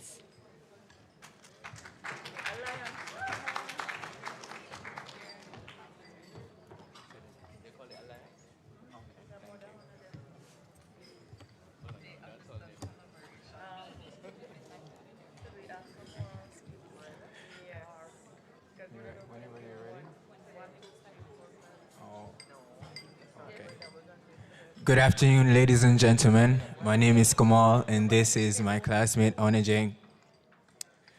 Today, we would like to talk about turning Jamaica into a circular economy. So, our island of Jamaica is blessed with a vibrant oceans and fertile lands. However, it is struggling with a waste crisis, particularly plastic. This threatens our coast, our fisheries, and our future. But within this channel lies a remarkable opportunity. We propose a national policy for the management of plastic packaging built on the principles of a blue circular economy. Our vision is to use the process of bioresource valorization to design out waste, capture value, and protect our seas while building new industries and jobs for Jamaicans. Here's how. We will phase out the single-use plastics and drive innovation in reusable and refillable systems. Secondly, we will capture the value from waste, where plastic is not just trash, it's also a resource.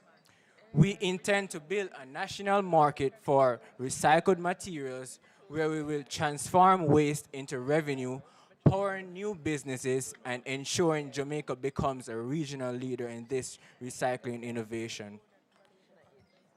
We'll move on to Anuj. Hello, good afternoon. Hello, good afternoon, everyone. So we'd also like to clean our coast. We would like to, like, whenever fishermen go in the water, we like to let them carry any garbage that they see, and they'll get an incentive, right? Because we know we need to clean our waters as well. To fund this project, we'll go through multiple environmental companies in Jamaica, such as Environmental Foundation of Jamaica, Environmental Health Foundation, and Jamaica Fishermen Cooperative Union. We also like to do environmental taxations that would allow us to get back to when organizations pollute the environment. Also, I would like to invest in our youths. Currently in Jamaica, I feel like the maritime industry doesn't fully invest in our youngsters, like even when they're in prep school. I believe that we can have an organization that sets up competitions similar to the 4-H, where we can have public speech competitions and different tactics, they can make models of different ways that they can consider the blue economy. This will allow us to invest in our future, create more people that when they grow up, they can have more critical thinking towards a blue economy, allowing us to prosper. Because if we only put in what we can do now and not invest into the future, what will happen when we retire and people that are growing up now take over? They won't have anything to go off. They won't have anything to have a structure based off. Thank you.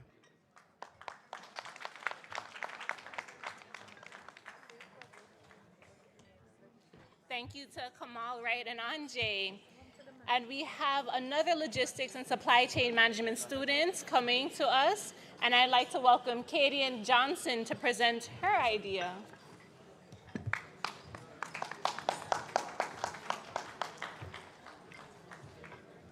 Good afternoon. Thank you. Whenever I talk about sustainability, the first question I'm almost always asked is, how will we fund this?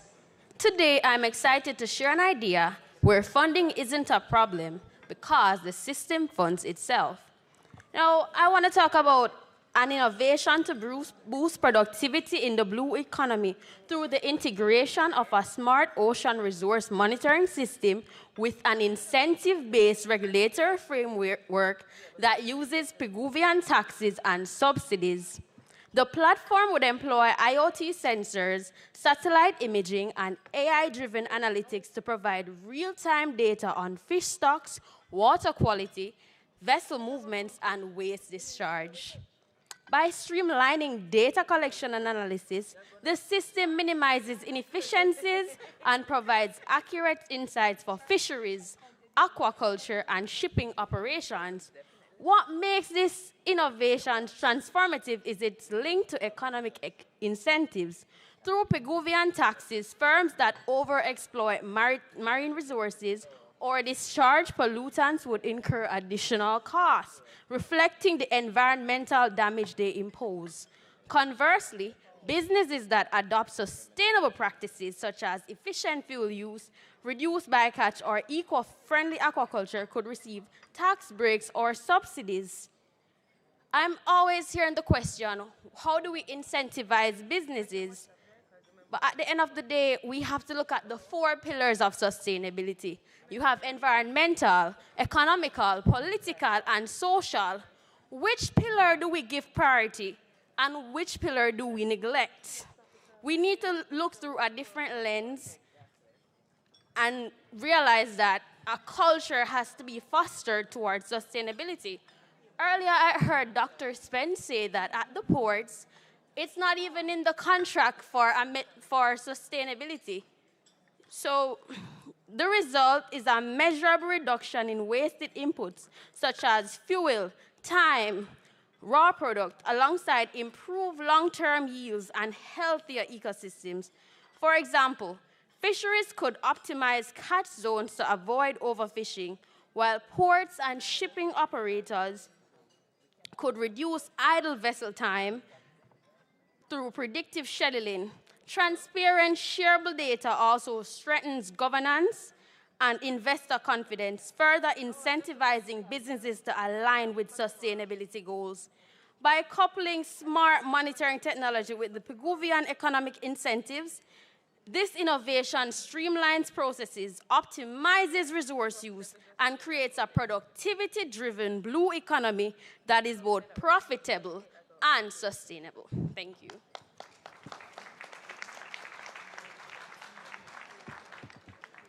Thank you very much, Katie and Johnson. Did we have any questions for Kamal and Anjay? Any questions for Katie Ann? I guess you guys did a very good job of explaining.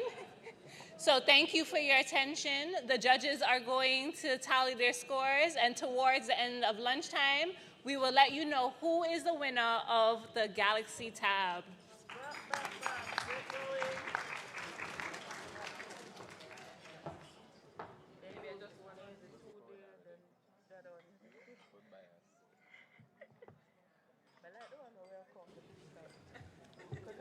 Thank you very much, Michaela and the participants. While we wait on the judges to tally their points, I would like to invite our sponsor, Guardian Group, Mr. Noel Codlin, and Ms. Raquel Pusey to come and make their presentation.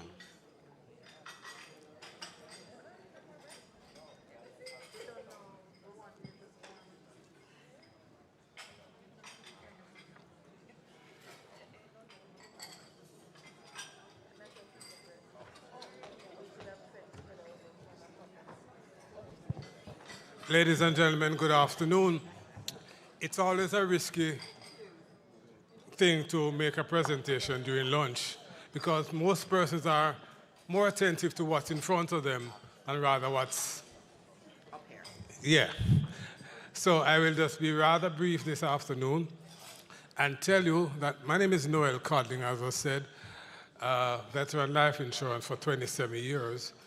And I'm happy to report that we at Guardian Life, along with my colleague Raquel here, we at Guardian Life have been offering solutions to persons from age 0 to 100 and beyond for life insurance products, whether it is investment, critical illness, or life insurance on a whole, and education purposes. We have over the years been a part of the Jamaican landscape. Guardian has been with us for 25 years. And we are happy today to be a part of this wonderful presentation here today.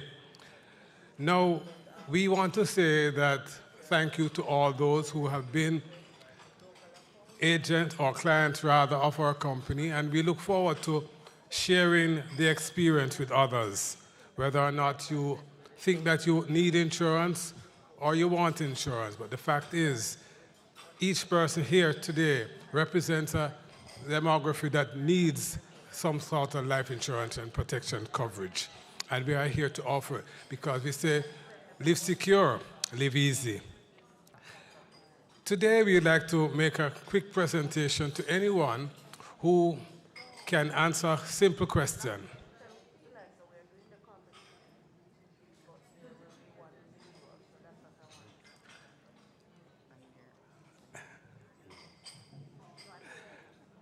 And you all ready? Here is it.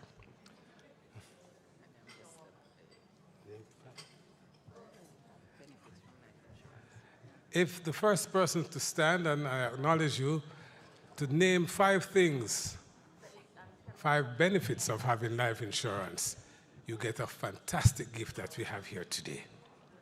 5 benefits of having life insurance coverage. You just said them. Okay, come.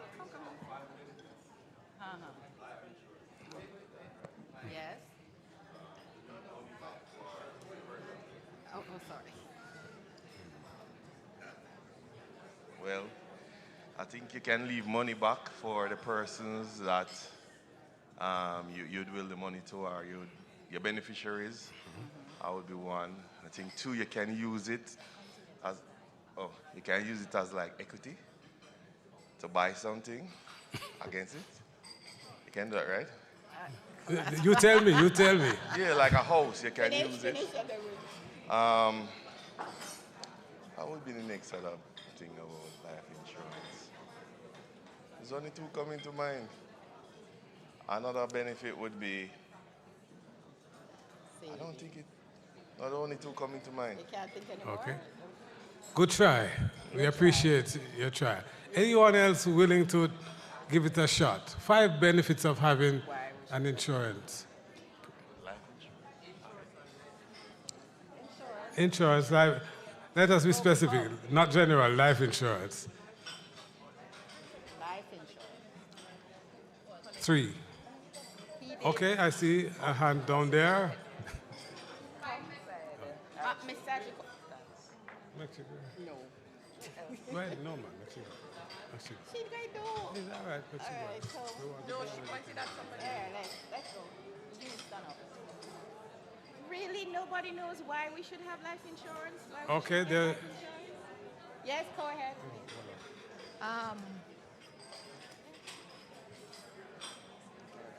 Expense. It can cover your expenses, like funerals and so on. The investment portion can be used for wealth planning. Yes. I know sometimes you can use it for part of it can be used to like debt repayments. Yes. It can also be used to cover your monthly expenses or replace your monthly expenses, because I know you can take off some of your shares at times. That is what, 4? 4, one more. And of course, health benefits. Okay, thank you very much. Come forward and collect your gift. So just name them. Health, life, pension, critical illness. Health, life, pension, disability, critical illness, education purposes, and collateral. Thank you. Very good. Good guardian life. What's your name? Congratulations to Katie. Give her a round of applause. Thank you very much, and we look forward to sharing with CMU in other ventures. Thank you.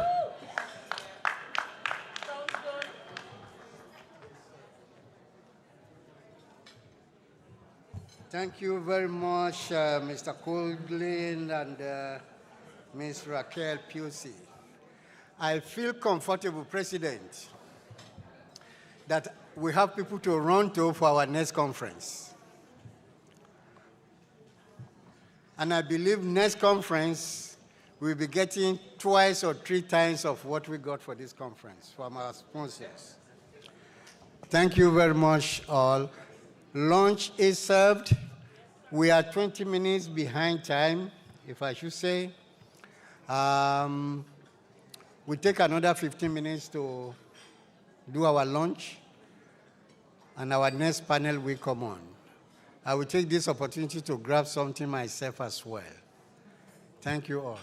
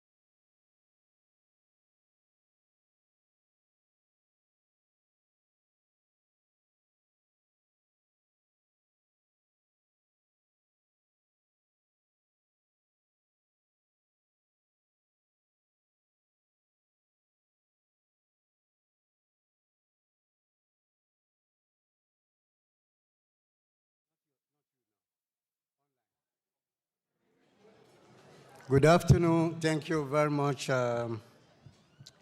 media persons. We're going to take this opportunity while you are still having your meal to have our virtual presentation.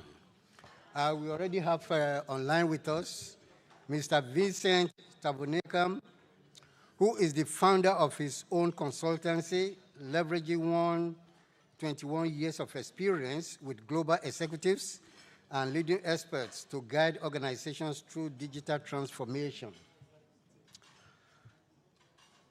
smart factory implementation, and Industry 4.0, 5.0 strategies.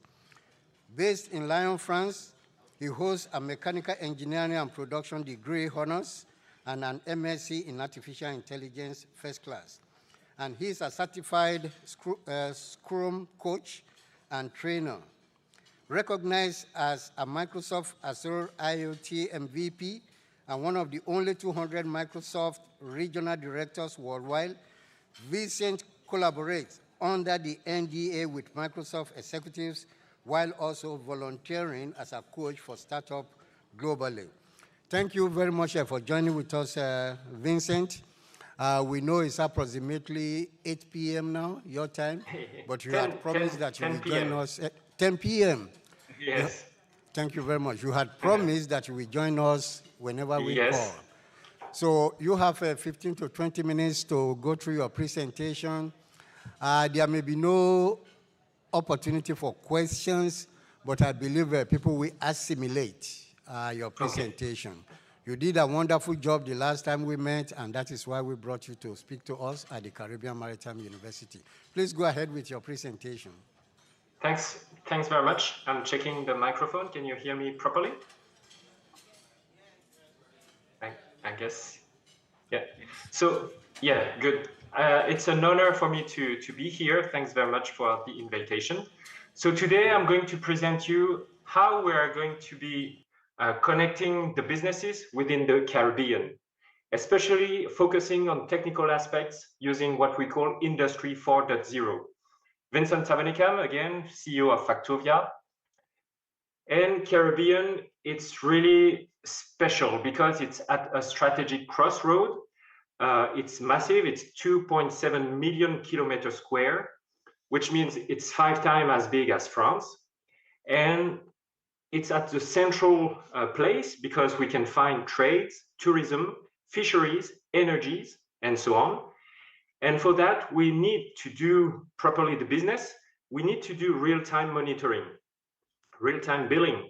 For example, at the very beginning, when we had our server on-premise in your home or in your work, we decided to move the servers to the cloud. So those resources are now part of a big service in the cloud. And it's that way that we can speak together as a service. So it's streaming as a service from the other side of the planet. And for that, to monitor real time, to do billing real time, we have got in our box, in our toolbox, Industry 4.0 elements. And those elements that we will see in a few minutes will be able to do the following things: to manage the ports, the pollution, the fishing, the shipping, and it will ensure the sustainability and also boost the competitiveness. This will ease what we call the blue economy. So similarly to our server that used to be resources, now we've got the ocean as an asset. An asset, it's something that you can take benefits from and you can kind of monetize in a sustainable way. So yes, after saying that, we can say what slows us down. What slows us down is the fragmented and siloed business. So I put some examples here. We've got a kind of business, we've got shipping, we've got air transport, we've got manufacturing, healthcare, education, and so on and so forth. It's a lot of businesses, all in silos. And within each, for example, healthcare, we can find other silos. It's complex.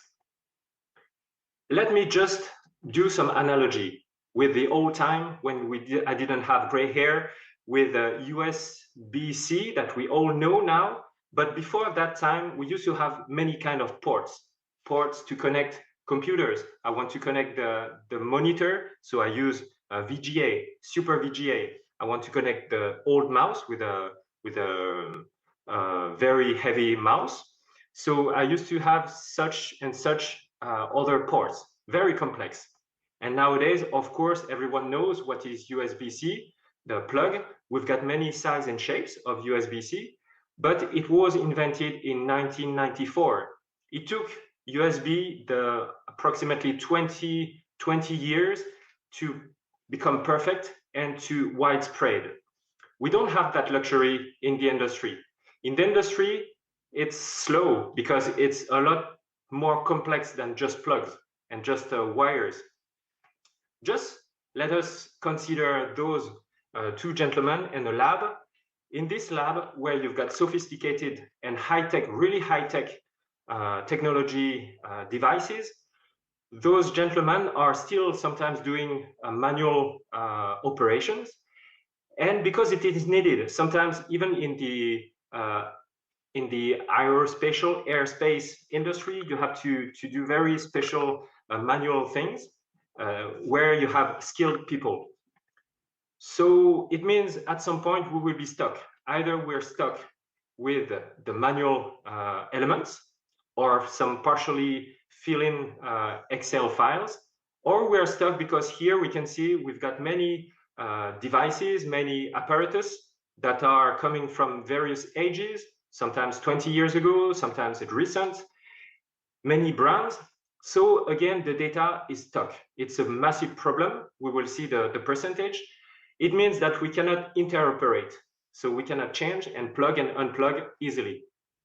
Again, if we zoom out a little bit, if we take a broader vision, we will see some cargo here.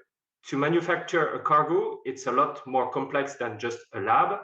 So the problem with data silo, it's even bigger. It's exponential. So now if we take even a bigger, broader vision, it's even worse. Now we've got various islands, for example, Jamaica, and how are we gonna do some commerce with other rest of the world or within the Caribbean zone? So although it exists some European Free Trade Association standards to exchange, for example, in France, in Paris, I said to myself, if I want to purchase some banana, some rum, let's do some purchase. I will need to wait a little bit and then to spread this information of purchasing to my partners and colleagues, it takes some time because again, the silo. We've got technology for that, but we reached the maximum velocity of the technology.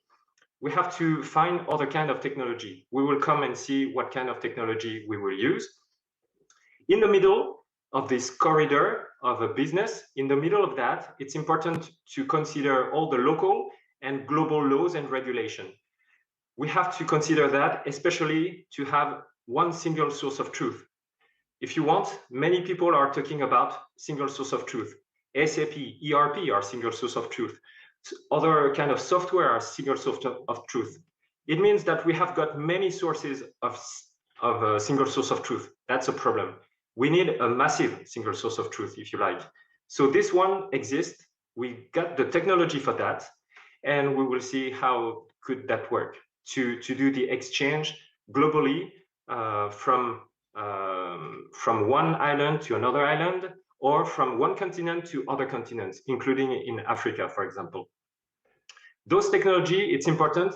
It was born in 1999 by IBM in Africa and suburbs when we didn't have a lot of connectivity. So those technology are robust.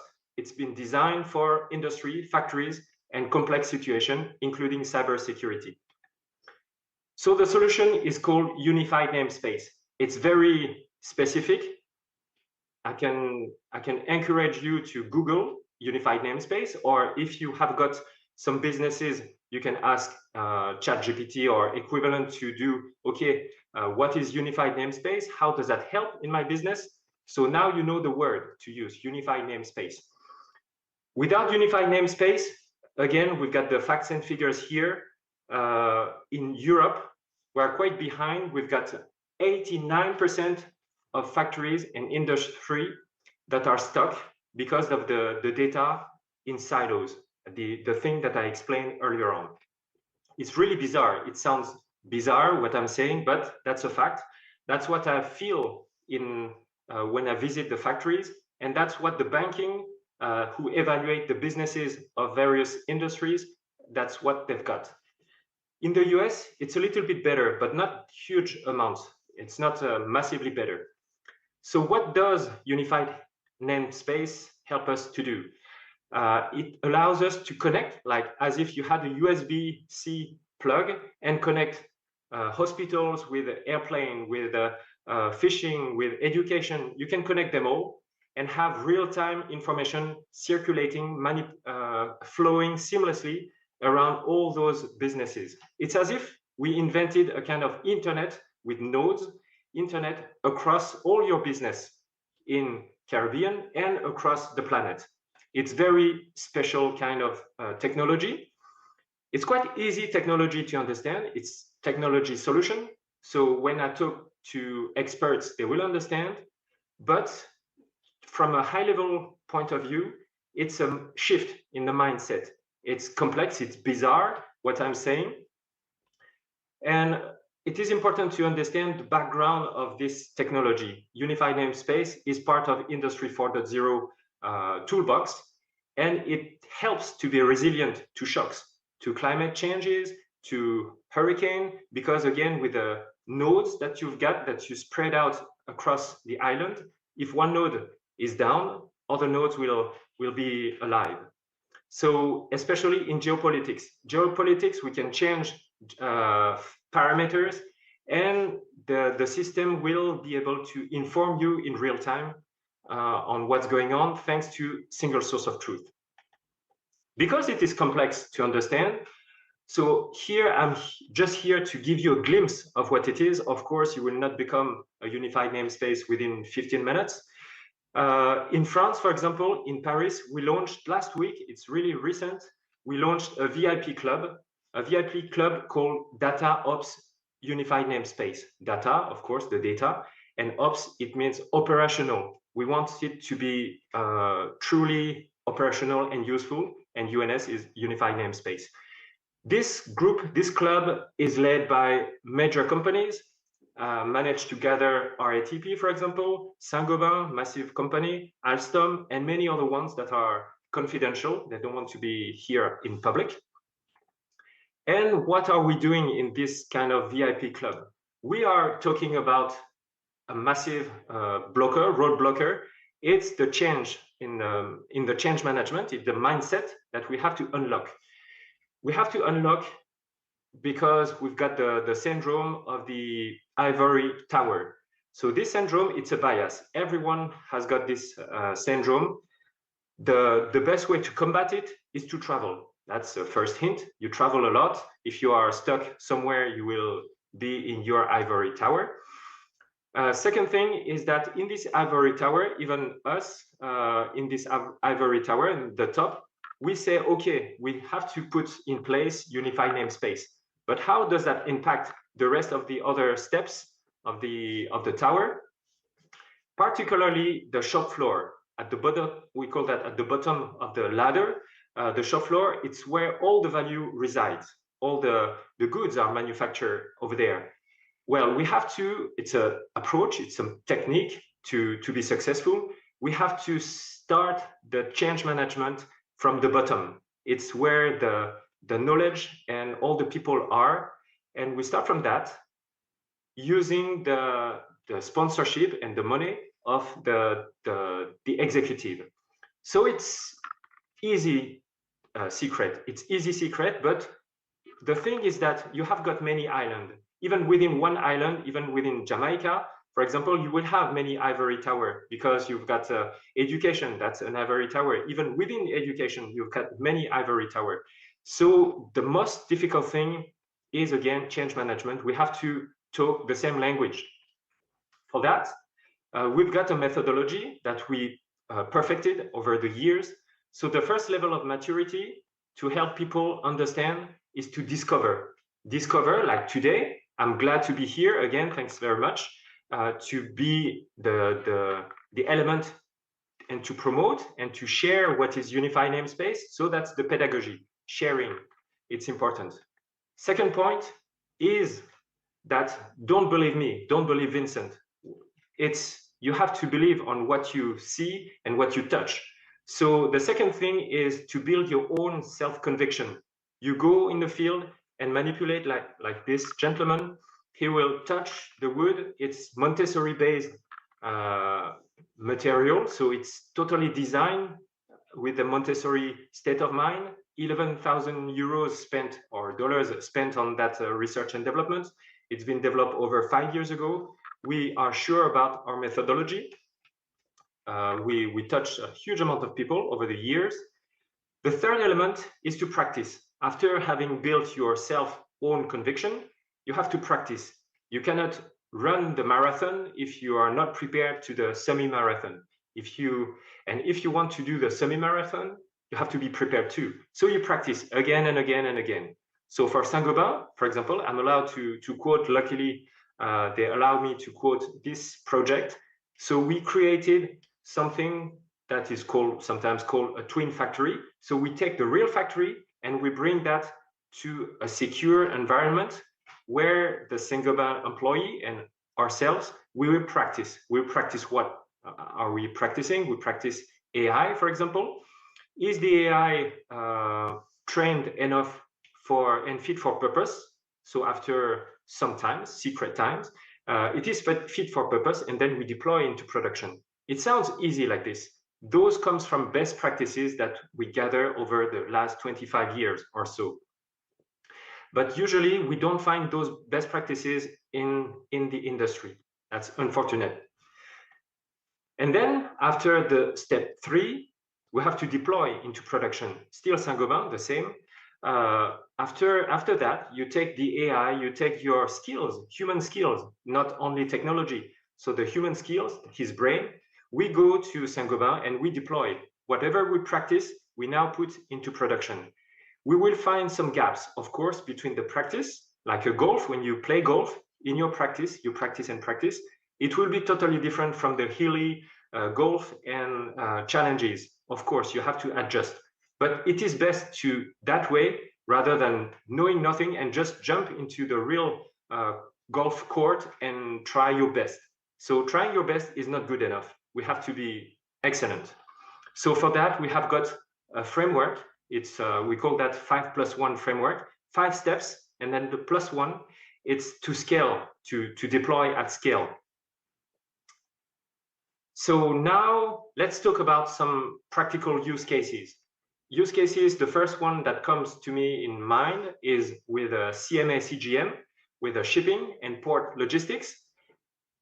What the good thing about technology, and if especially we put unified namespace, is that we will be able to find all the cargoes real time.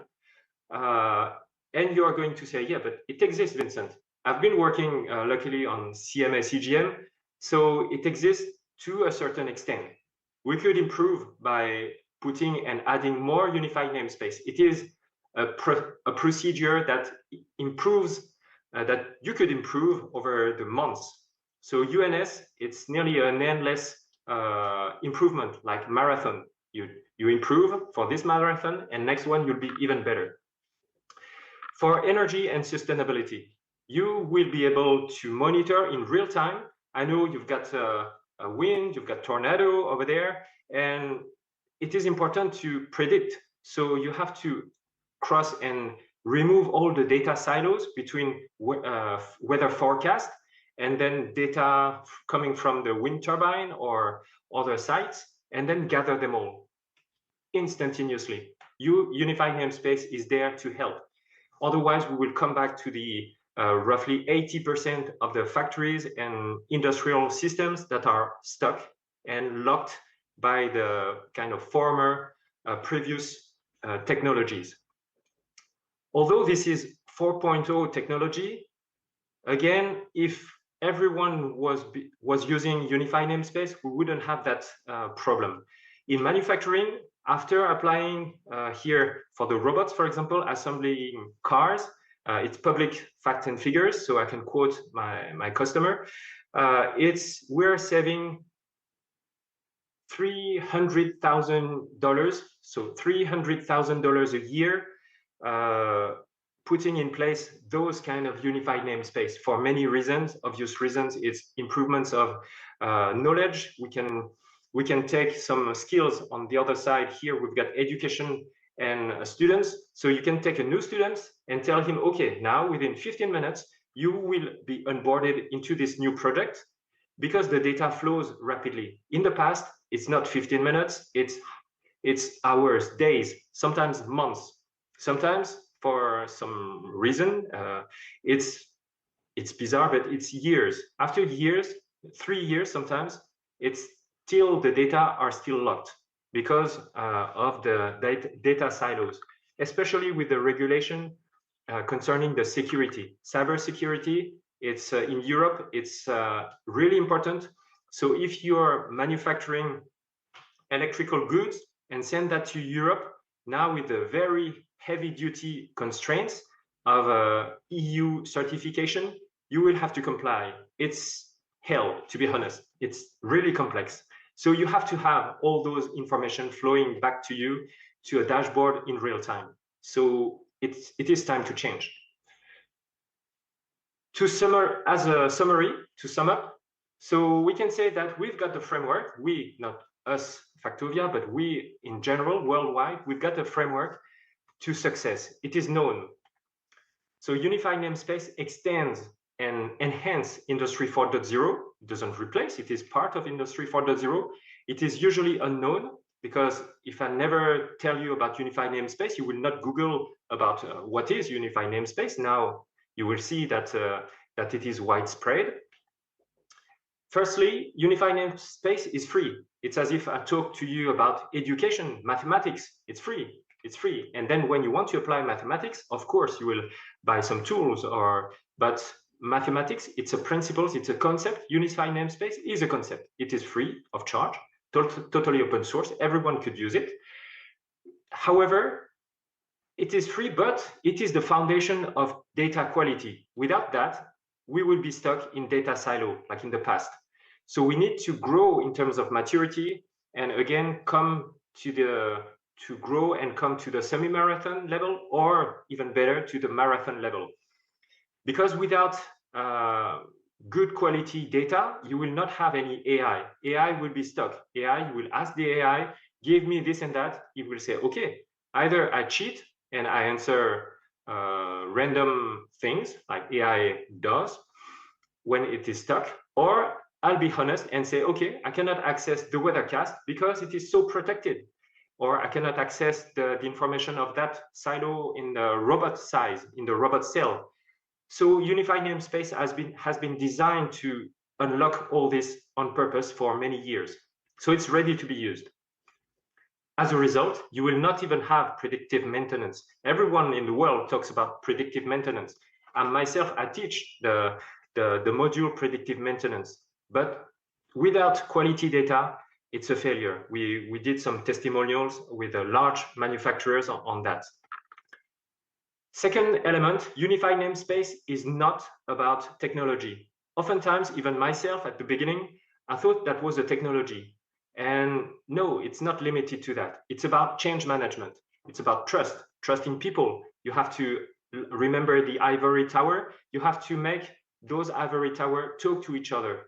And even within the same ivory tower, you have to unlock all the levels.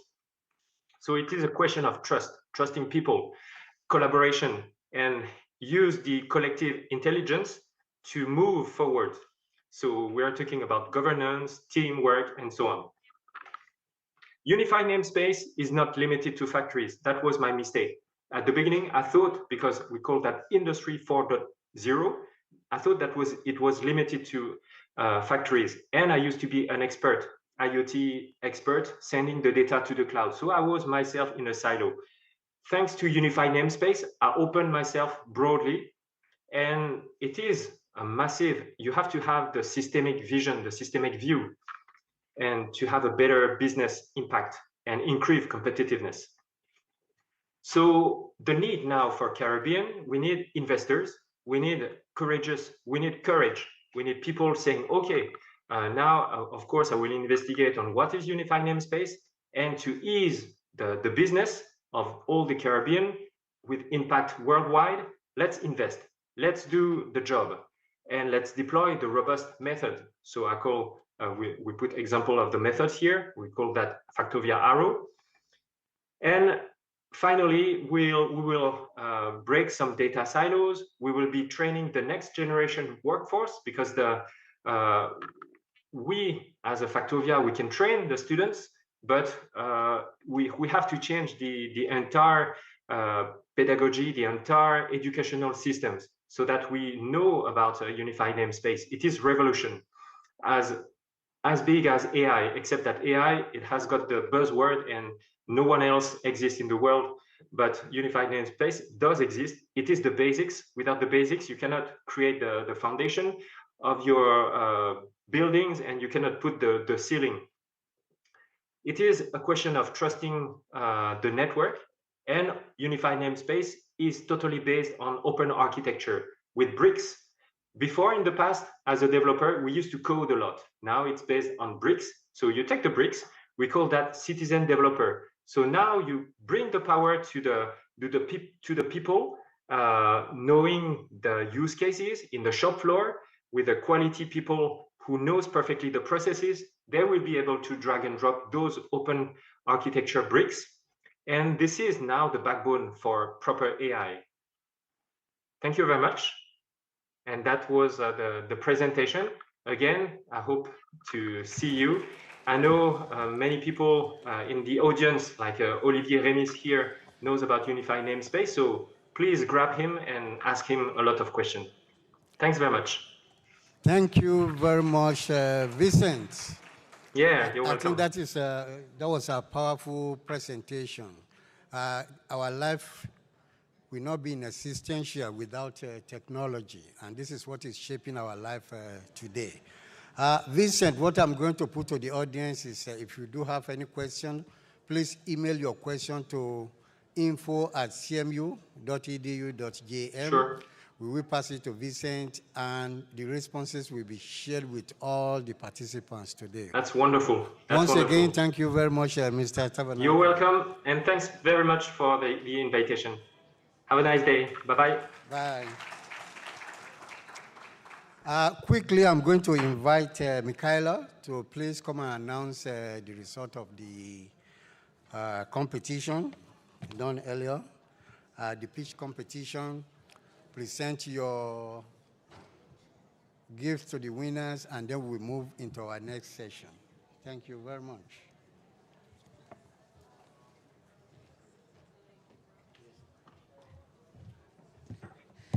Hello again. So I have some bad news and I have some good news. The bad news is that it was a very difficult decision to make by our judges for the pitch competition. The good news is that they did finally come to a conclusion on who the winner should be. I'm asking all of the contestants to please join me on stage. Kamal, Anjay, Naila, and Kadian.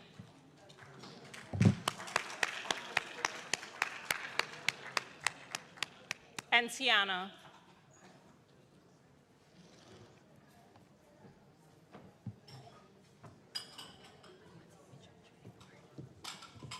You want?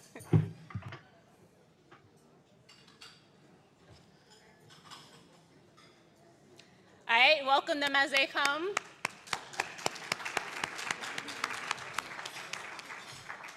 As I said before, the judges indicated to me that they had a very hard time making the selection and giving the scores to the students for us to choose the answer. They thought that everyone did an excellent job. We must commend these students. They took on this challenge in, we can call it less than 24 hours, and for some of them, probably less than probably 4 hours to be able to prepare themselves to come and present to you ideas that are going to enhance productivity within their respective fields of study. And that alone deserves an award. Unfortunately, we did not come prepared to give everybody an award today, but we would like to recognize the efforts of all those who participated. So I'll start first with Tiana, and I'll invite our Chief Technical Director of the Jamaica Productivity Center to help me hand out these awards.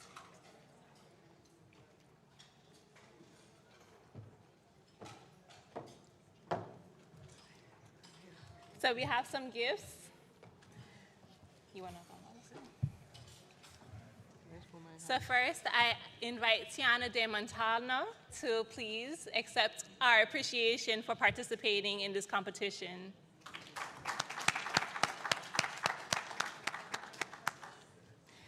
Katie Ann Johnson, thank you for your excellent presentation.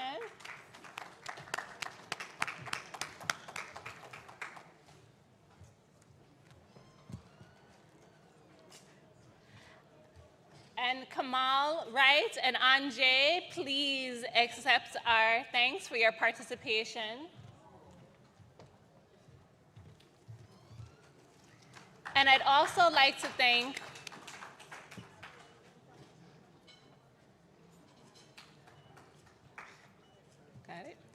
All right, I'd also like to thank Nyala Holton for her participation in this competition, and also announce that she is the winner of the competition.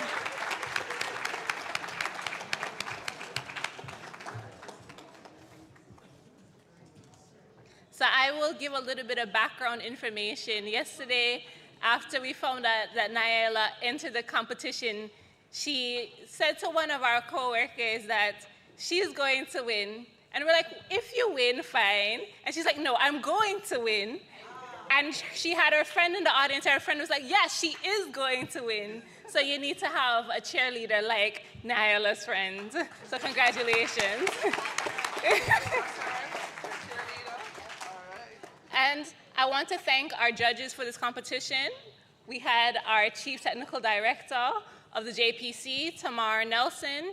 We also had Yvette Smith-Johnson, the Director of Research at CMU, and we also had Andre Molyneux, the Technical Resource Officer at the Jamaica Productivity Center. And I'd also like to thank CMU for giving us this opportunity to showcase ideas that improve productivity. At the JPC, we do our best to work with schools and with young people to try and help them understand the importance of being productivity focused. And this is just one way we do that, through competitions. And if you would like us to come to your institutions or to your units and to have a customized session with your institution so that we can help you understand how your institution or how the members of your institution can be more productive, we are available to do that. We also offer services in research, productivity benchmarking. We also do productivity audits and assessments and consultations. So reach out to us, you know where to find us. Thank you. And congratulations.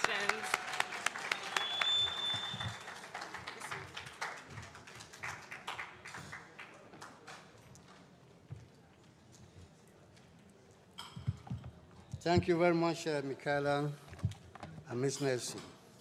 We are already a partner. The university is open to you anytime.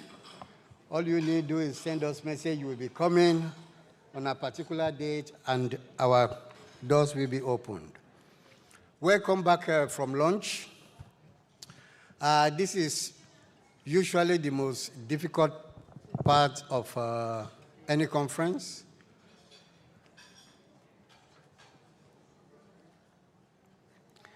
We have our panel ready now to take on this afternoon.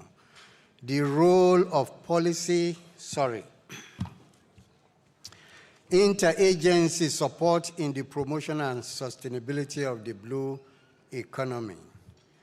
And we have our own Dr. Aaron McLean, who is the moderator of this session. He's an experienced executive at the Caribbean Maritime University.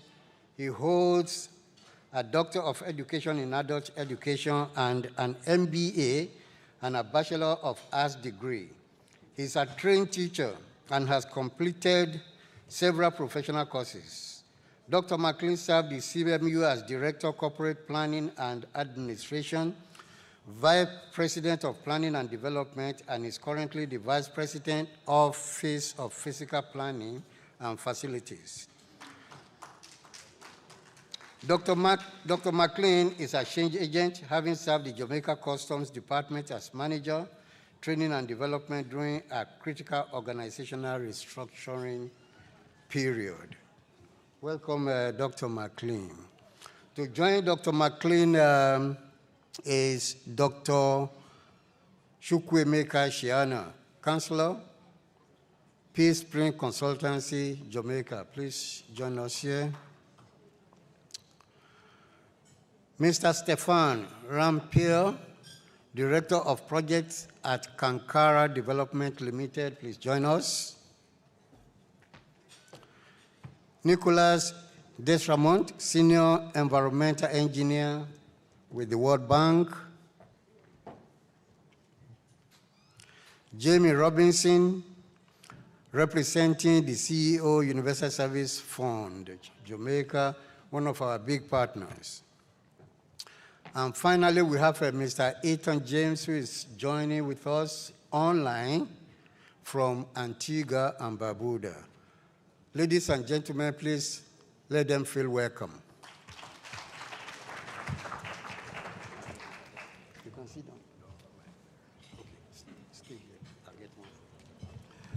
Good afternoon, everyone. Good afternoon. Good afternoon. Everybody is well fed. Yeah? Don't go to sleep on us, right? All right, so it's that session. I've been asked to, go through as quickly as possible. You know who you're going to be interacting with, just to let you know that the objectives for this session is to, one, analyze interagency barriers among blue economy agencies and suggest governance solutions to enhance alignment and collaboration. Two, discuss a roadmap for shared data systems, funding mechanisms, and accountability frameworks that drive sustainable marine resource management.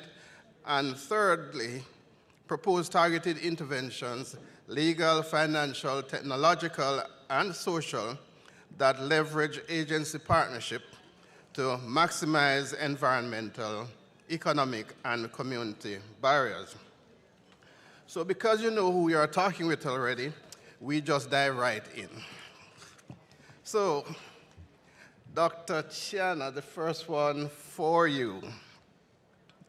From a governance perspectives, what roles do international, national, and local agencies each play in crafting a cohesive strategy, and how can their often competing mandates be better aligned to avoid duplication? That's a great question, because governance really comes down to alignment.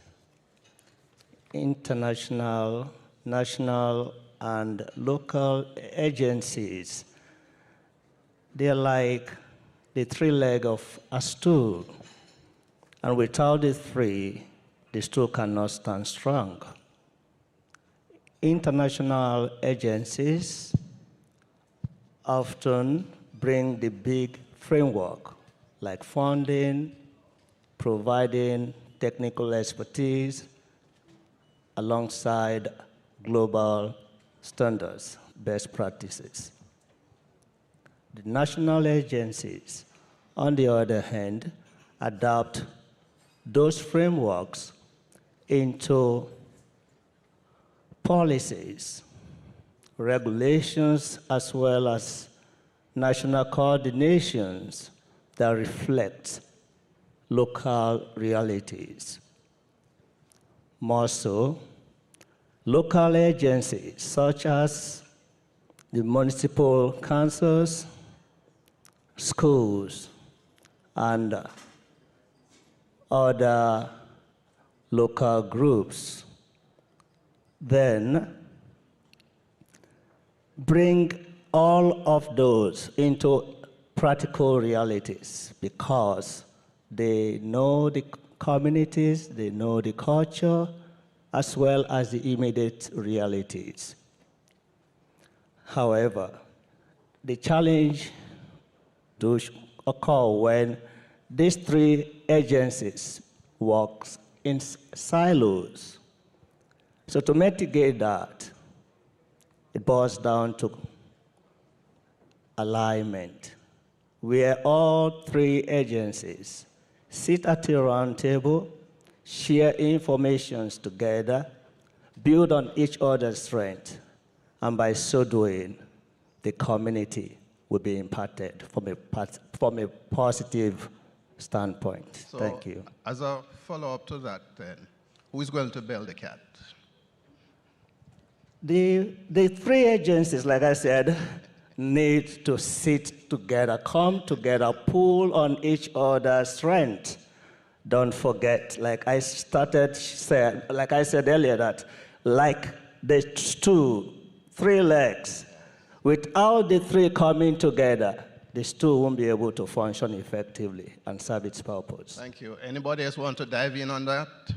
Anybody else? Okay. Mr. Rampier, please? No? Okay. So we move to Mr. Rampier, thank you very much, Mr. China, Doc. Which structural, political, or resource-related barriers most impede effective interagency cooperation, and what are the practical steps to dismantle them? All right, well, thank you for that question.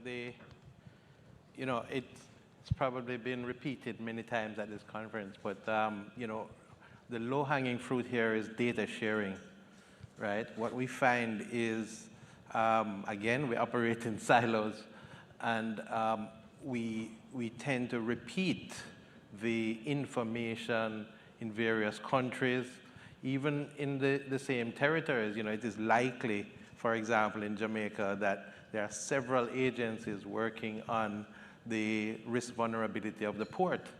So, if we had that data in a shared space where we could understand what data is available and what research we can carry out separately to enhance the ports, we can certainly be working on different aspects rather than perhaps working on the same aspects. I've seen this happen in my industry is the water utility industry, and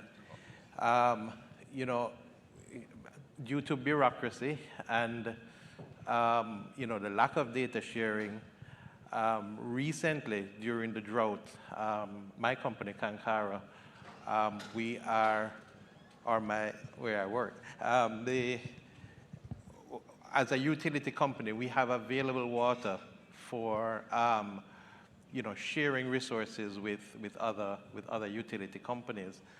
But it really took a long time for that cooperation to come about. And now today, we are helping to alleviate maybe 20% of the water deficit for Kingston.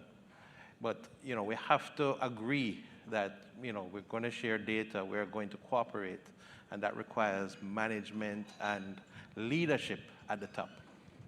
So what is established so far, and it has been an ongoing theme throughout this 2 days, is collaboration. There has to be collaboration among agencies. So we then go to Mr. Desmond. No, that's French. We put a lot of letters and we don't use them. It's Desrameaux. Desrameaux. Desrameaux. Okay. Okay. So my question to you then is, how can agencies jointly build shared data platforms and funding mechanisms that are bankable and can accelerate large-scale blue economy projects financing? Thank you for the question. Good afternoon, everyone. And yeah, that's a pleasure to be here today. So thank you for the invitation. I think data, as has been kind of discussed already over the past yesterday and this morning, it's really key. But data will be only kind of useful if they inform kind of intervention and action. So on that, really, if we want to kind of to support unlocking the full potential of the blue economy, we need to work on accessible data, but data in order to inform kind of investment and to be able kind of to bring the financing. So to build the foundation for informed investment, we need reliable, accessible, and interoperable data. And as discussed, a lot of data is produced every day. So everybody, government, private sector, academia, and even each kind of citizen, we produce data. But the issue is really how we use it, how we share it, and whenever we try kind of to look for data, most of the time we don't find the right one. So how can we really kind of work to bring all kind of this data together? And that there are kind of several options. One, it's really kind of to continue working, just kind of to echo what was said just before on data harmonization, to develop kind of protocol for harmonization of data collection and processing. To continue, the second aspect is making them accessible, so really kind of promoting open access platforms so that everybody could kind of input their data sets, either kind of the government, the academia, and different institutions like the World Bank. We can provide them in open accessible hub. But also what is kind of also needed, it's really to kind of to build the capacity for operators to make good use of this data. So in order kind of for them really to be part of a joint effort, we need kind of to have a local institution with the support of structure like the universities, really to make operators able not only kind of to maintain, but also to manage and to be critical on the use of the data to build long-term sustainability, ownership, and also collaboration. But so that for the data on the kind of financing part, here also we need kind of to work together. We know that neither the public sector nor the private sector will be able to finance all the activity by itself. So we need to develop blended finance model. So combining concessional financing, grants, and private capital to really kind of to reduce the risk, to improve the returns, and also really kind of to have a long-lasting strategy for financing.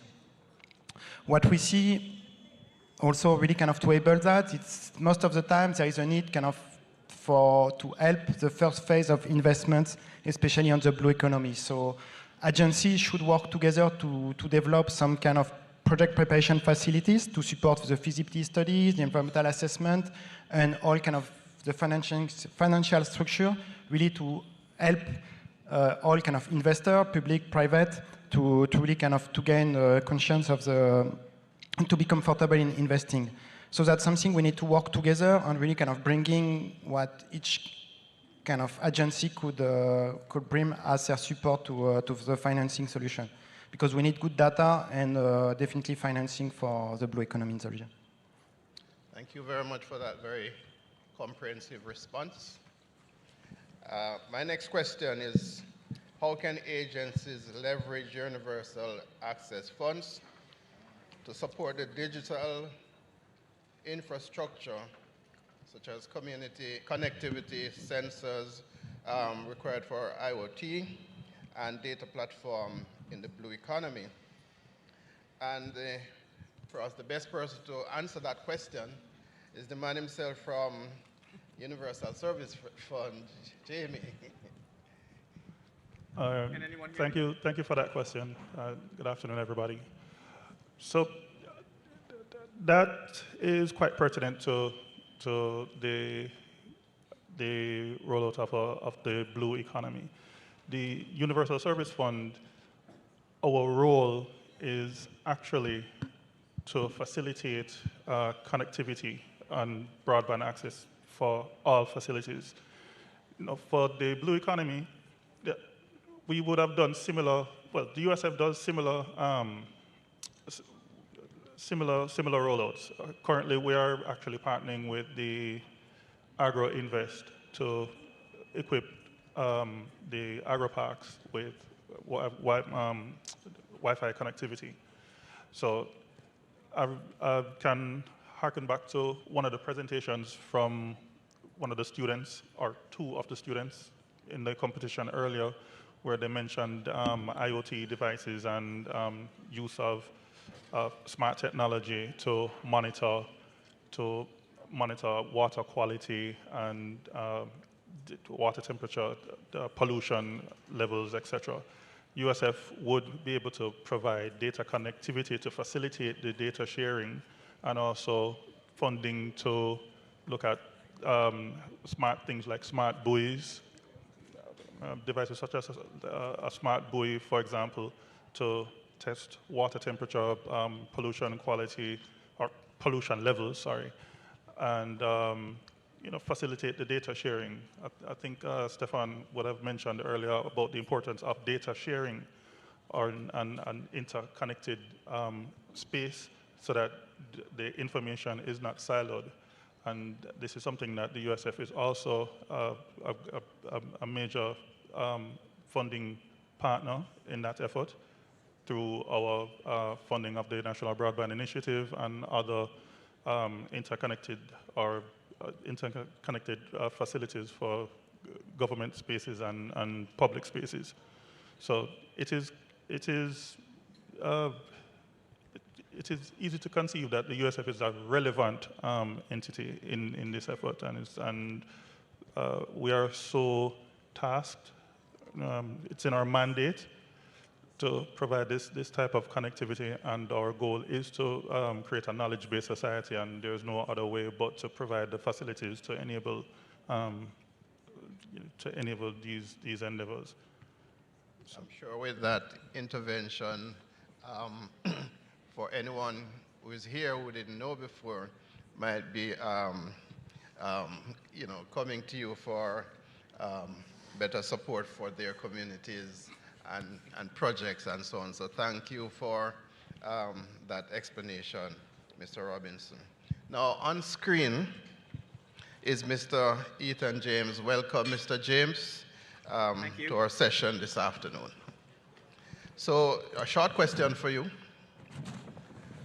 How can interagency initiatives deliver quick wins? Example, solar-powered or cold storage facilities. Okay, thank you, Dr. McLean, and thank you to have me as a part of the panel. We appreciate the invitation from Dr. Ijagwana, and hopefully we will do this panel justice. So when we think of interagency initiatives and quick wins for long-term sustainability, what comes to mind, obviously, are energy resilience and security, and to some extent, energy independence. Food resilience and security comes to mind as well, and once again, independence to an extent, right?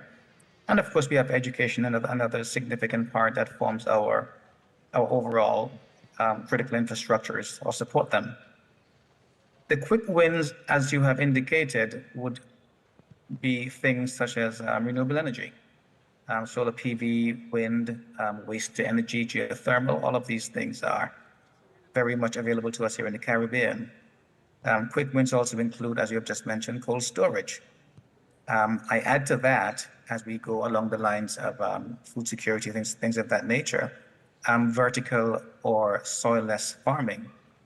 I would note that the Netherlands, being the 71st largest country in the world, is responsible for about the second largest exporter of agricultural products. That's pretty impressive, and this is because they were able to capitalize on maximally the use of technical vertical farming in soilless environments.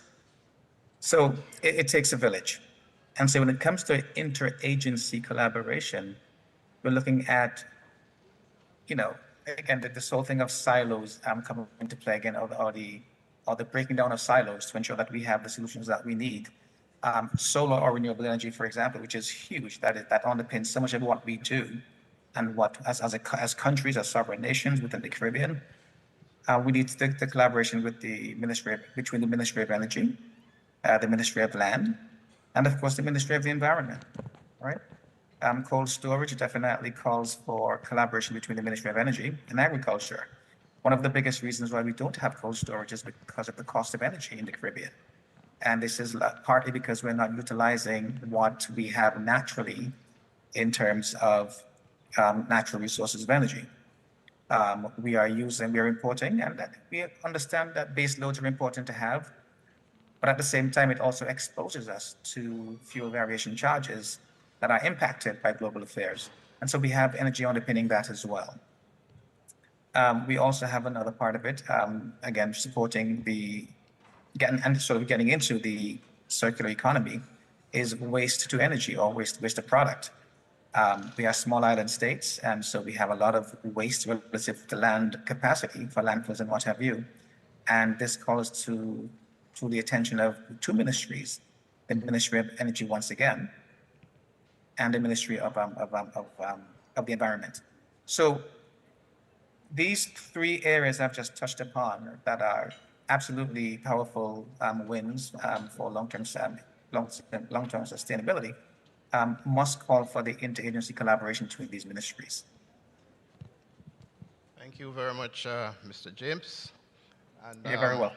We see the recurring theme of silos and collaboration coming out, and perhaps that may be a resolution coming out of this conference as to how to reduce some of the silos and to bring about greater levels of collaboration across agencies and entities. So we return to Dr. Chiana. In what ways can health, education, and environmental agencies collaborate at the community level to strengthen both ocean health and community well-being in coastal regions? Thank you for that question. And when we talk about ocean health, I want us to know that we are talking about our own health.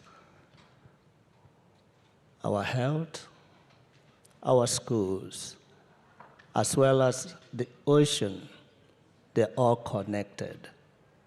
You cannot do without any of each other. So they all have their connectivity. So in order to bring resolution to preservation of the ocean health as well as our own wellness, becomes very important that health clinics, schools, and environmental groups, we start early to teach our children about the seas, about what it takes to ensure that our coastal lines are always kept clean. I think it was the previous panelist talked about, one of the panelists talked about that 795 tons of sewage on a daily basis is dumped in our seas. Just think about that. And we all will agree here today that if not 99% of human interaction with this, it's like an ongoing transaction. So earlier education, where, like I said, where our children are taught about the importance of the sea, we're able to provide ongoing coastal cleanup alongside protecting even the mangrove.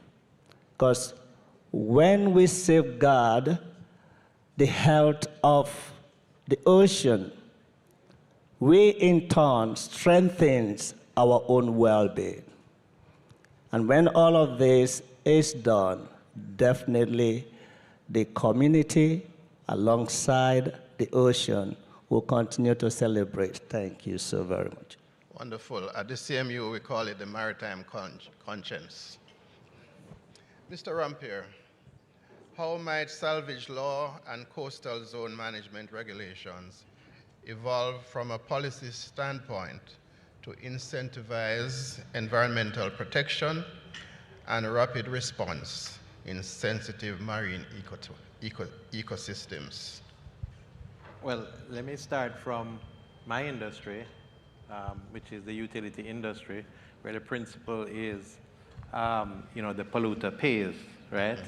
And, it's easy to do when you are a utility company in one area. We have one of the largest private sewage treatment plants in Jamaica. But when you look at the blue economy, the solutions are not so simple, right? Because if we take, for example, the Tobago oil spill, where I'm not even sure today we know who the polluter was. You know, what happened there is that very, very quickly, a lot of barriers were created because jurisdiction issues started to come in. We didn't know, you know, how to move at first.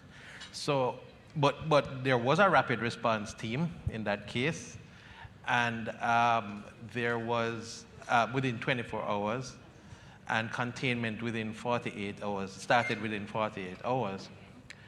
Nonetheless, the pollution levels, you know, the plumes stretched for many kilometers.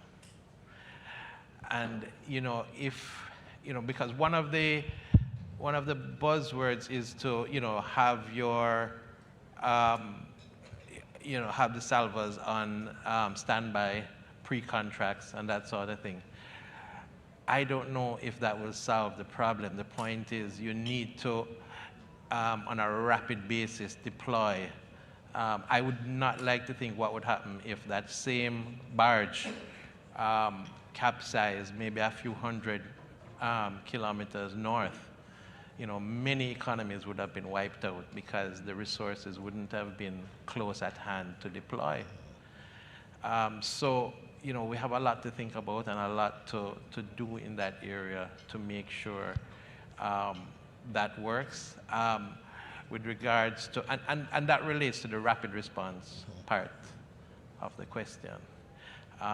With regards to salvage, you know, the only way to do that is to incentivize the environmental protection in salvage, and that's not done right now. And without the incentive, you know, business will not respond. So we have to find ways to incentivize environmental protection within the salvage space.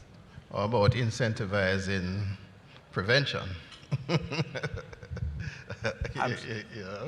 Absolutely, Yeah. and well, and we also talk about, you know, and so, you know, if you think about what happens, you know, with the spill, and, you know, everybody is affected, right? Yes. So, you know, so conceptually, the problem really is when you talk about something like a blue tax, right? You're talking about taxing the group that is cooperating, because correct. You know, this in this case you would almost call the barge a pirate, right? You know, and so we really have to think about how we impose, call it a penalty, on the people who are conforming.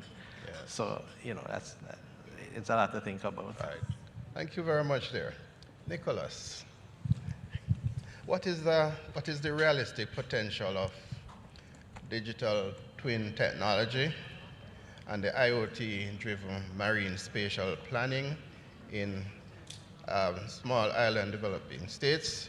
And over this conference, we have been talking also about large ocean states, same place.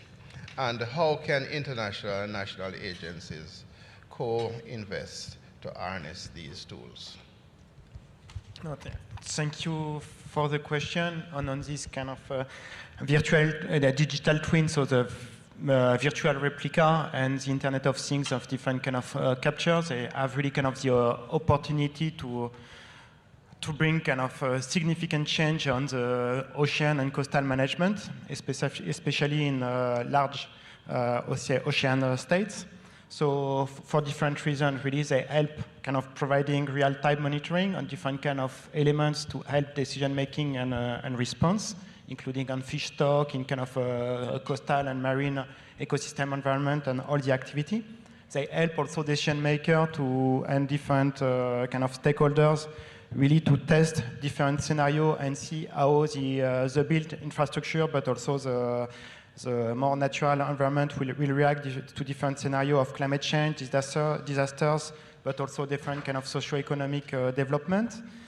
And all that is really kind of key to be able really to interact with all stakeholders and to develop well understood coastal and marine spatial planning. So you will need that, and definitely there are kind of tools which are really kind of could have a lot of potential in a large ocean scale, but we need to be mindful also some of the kind of constraints, and that's kind of part of your, that's part of the second question. That's the second part of your question. We need to consider infrastructure limitation, data gaps, and also kind of the technical capacity. So we really need to look for kind of fit for purpose, kind of which are relatively which are scalable, cost effective, and locally managed. So that's really important that it's kind of led to that. And for that, our agency, we can invest. We need to invest in what we already discussed in digital infrastructure, helping kind of connectivity, so that decision maker could get access also to these different tools. We need to improve the sensor network, the sharing, and the interoperability of the data collection and the cloud-based platform, something we already discussed. Also, on that, what we should continue to do at the international and national agency level, it's really kind of to continue on the capacity building, which was also kind of part of the elements we discussed across all the different sessions during this conference. It's to have not only people building this tool, but people also using these tools. We need to be able to understand and to have critical thinking on how to use that.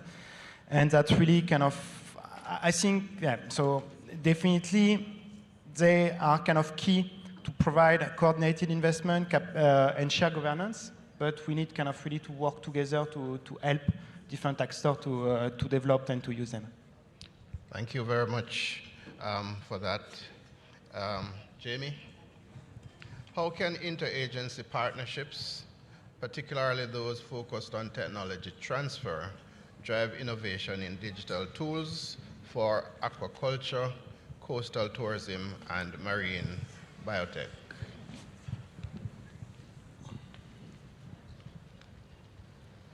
Well, as I was mentioning earlier, and I think Stefan did point that out again, that the siloed approach that is prevalent now is something that we need to improve on.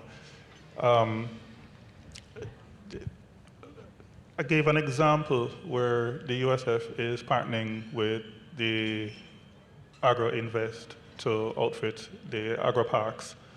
A similar partnership could be envisioned where we are focused on the Ministry of Agriculture and Fisheries to do more like smart aquaponics, smart ecotourism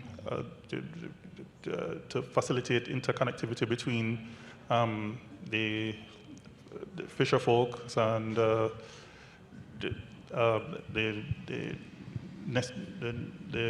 necessary agencies the enabling agencies that would facilitate their activities.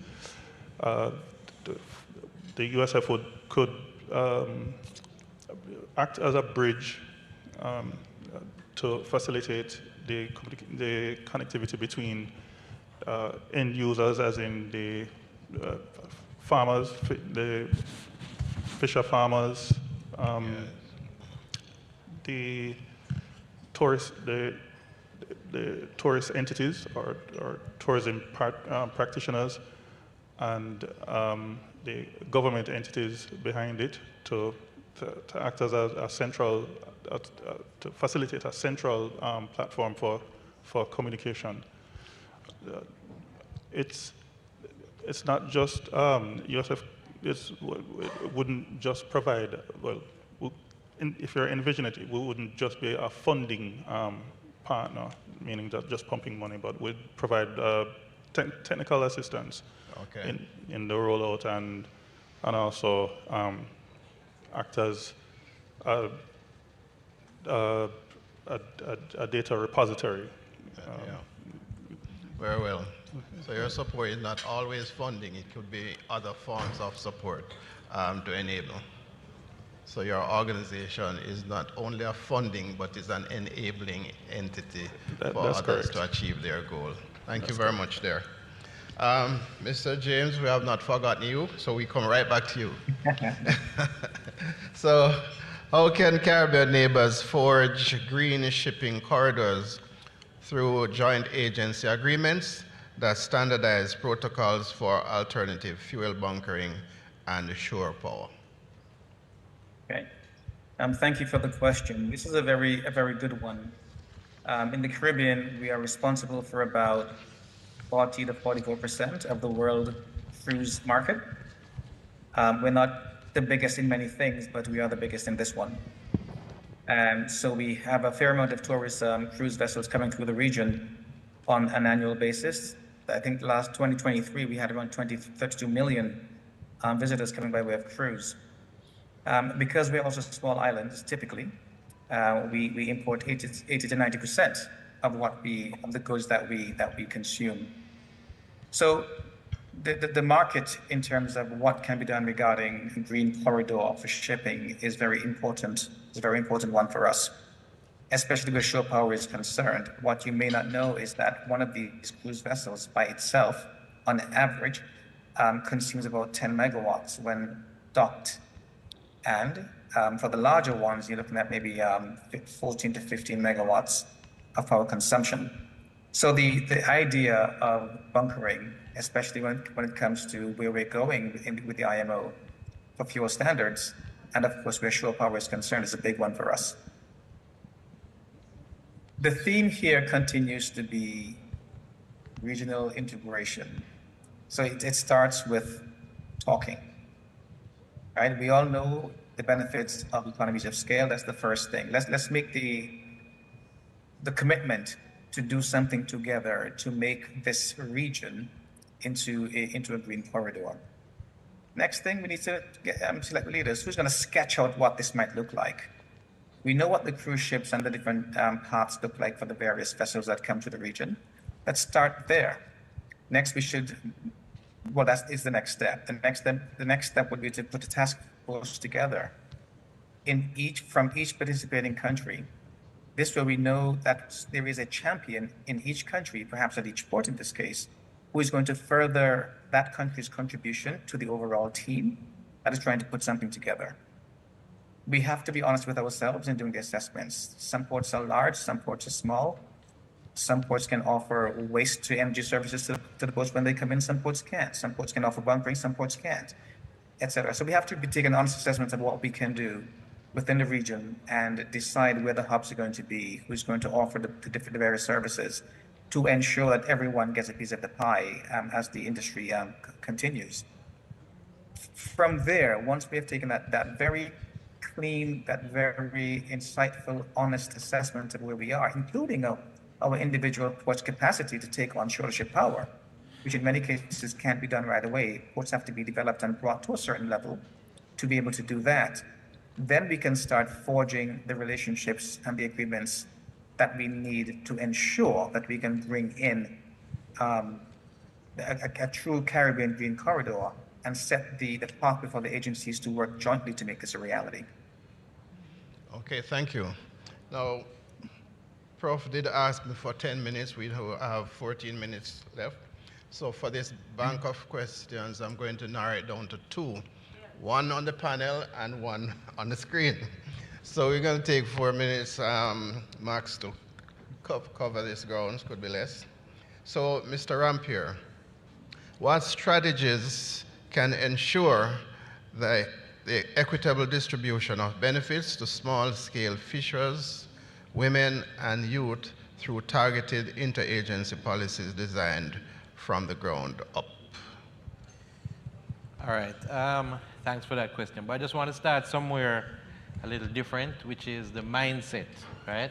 Because that's very important. And Marcus Garvey said, if you have no confidence in yourself, you are twice defeated in the race of life. So what that means is, you know, we have to change the mindset of our people and let them know they can participate in any program that we have. The other thing is access. I think you know, it makes no sense to ask people to apply for a grant online if they're not internet savvy. So we have to go to where our people are and get get their buy-in, understanding of what we are doing on the ground. So we have a lot of work to do in that area, you know. So, you know, I also want to say that in Jamaica, I don't think we have the same limitation on our ladies as happens worldwide. I mean, Jamaica has some of the most industrious women in the world, and I think they're clap. And you know, the sky's the limit. You know, except in certain scenarios where I think you know those barriers need to be broken. But overall, I think it's a mindset issue that we need to change the culture of our people. That, you know, it doesn't matter where you start, you can be anything. Wonderful. Thank you very much. Mr. James, the final question goes to you. In what ways can agencies embed circular economy principles such as waste to energy, water reuse into national planning to create tangible business opportunities? Thank you, Dr. McLean. So, Ethan. Yes, can you hear me? Can you guys Yes. hear me? Great. I'll try and make this very swift, given the time constraints. Well, just to review the core principles of the circular economy, to eliminate waste and pollution, keep products and materials in use to their highest value, and of course to regenerate natural systems. In terms of what we can do, the things we can actually take care of, waste to energy obviously is one solution. We've discussed that briefly just a short while ago. Recycling obviously is a pathway, and reuse. I know when I was a kid growing up, we used to reuse the bottles that soft drinks came in, and I find nowadays that we buy them in cans or what have you, or even in bottles, and then they're discarded. The usability of that receptacle is as good as the day when it was made. So why are we putting them in landfills and creating more issues? Sewage treatment, something we lack tremendously in the Caribbean. From that, we can recover water, we can recover energy, and the health benefits are just incalculable. Now, if we don't do these types of things, we pay at some point. Either we pay now, when there are concessional funding available to make it cheap, we pay later when we try to repair our environment. So cost savings can come through when we convert waste into energy, obviously. We can take, again, full advantage of concessional financing. I think there are many private investors right now who are looking for safe havens to put money in light of what's going on around the world. We see what's happening with the dominance of the US dollar, given the rise of other funding money mechanics mechanisms around the world. And certainly we can do things, something I heard one of the students spoke of earlier on tonight, this evening, when she spoke of turning plastic into a resource. There are ways right now of turning plastic and other types of carbon-based waste into energy through pyrolysis or gasification, with the use of solar power, which we have almost an unlimited amount of in terms of how much we can scale with that. These types of things can be put into place to help generate the tenants and maintain the circular economy and use those savings and put to other parts of the economy where they're needed. Thank you. Well, they said the best way to eat an elephant is to bite it eat one bite at a time. And each of these gentlemen have bitten bit by bit, and so the elephant is now eaten. So thank you, gentlemen, for your full participation. We could have gone on and on, but time is a constraint. I'd like to thank you for your very insightful participation, and to the audience for your attention. Thank you very much. And unfortunately, Unfortunately, time will not allow us to take any question from the audience, but please do understand. Thank you very much, gentlemen, and give yourselves a big round of applause, gentlemen. Thank you. Thank you very much, Dr. McLean. I think we're moving into our last two segments. And I must say the President, the Vice Chancellors set the tone yesterday, and that has been the quality that has guided us from that time up to this very moment. So we're moving into the segment, Innovative Technology for Sustainable Maritime Operations. And to moderate that session is one of our own, Professor Deroy Chevers. Professor Chevers is the Dean of the Faculty of Shipping and Logistics at the Caribbean Maritime University and a Professor of Information Systems and Operations Management. He holds a PhD in Information Systems from the University of the West Indies and brings over 26 years of experience in academia, industry, and research. He has published in top international journals and presented at global conferences. Professor Chevers teaches courses in operations management, project management, supply chain management, and information systems. His research interests include operations sustainability, software processes, improvement, and information system quality and success. Ladies and gentlemen, please help me welcome Professor Deroy Chevers.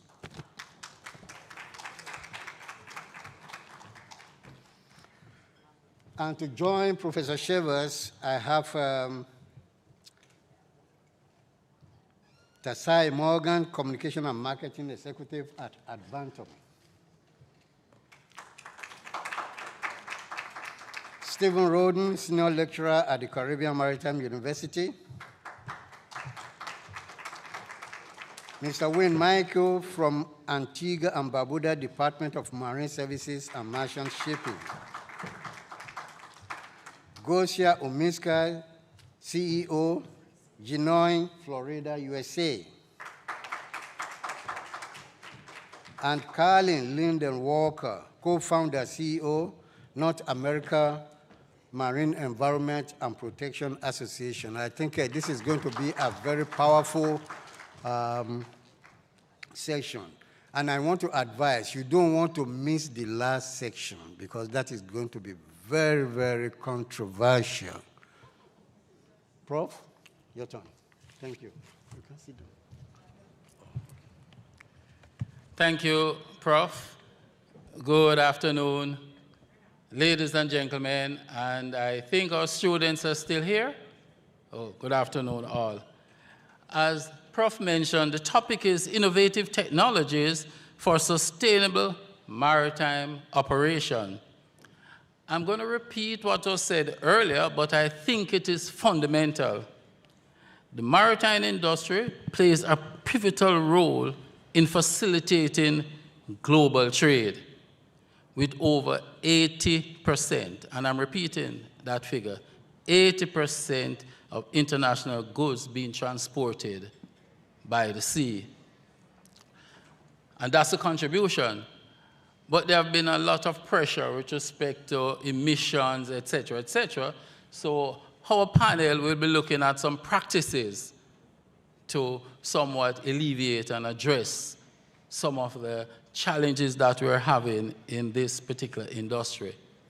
With me, we have 5 panelists, and at this point, I'm going to start asking the questions of my panelists, beginning with Mrs. Morgan. Thank you.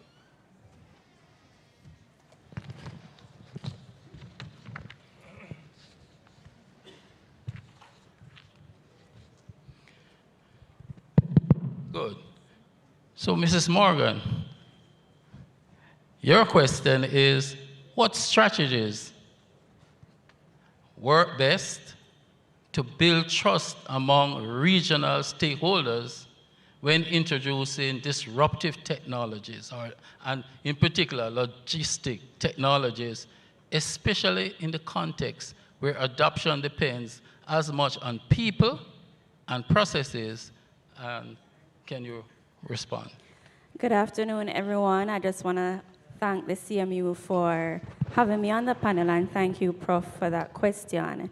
As you have said, a lot of the times the technology success depends as much on the people as it is the technology itself. And therefore, any strategy that we have in terms of building trust has to start with building trust among the people who the technology will reach or touch in any which way. And so it's all about communication.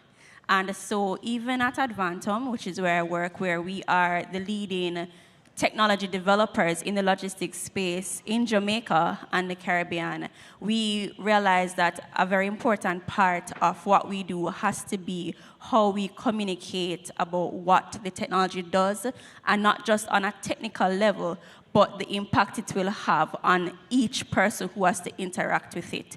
And that means that we have to speak at the CEO management level. We have to speak to the finance person. How does this affect my bottom line? We have to speak to the operations managers. How does this affect my workers, my employees? We have to speak to the end user of the technology, who a lot of times, once we hear the word disruptive technology, one of the things that comes across in a worker's mind is this here to take my job?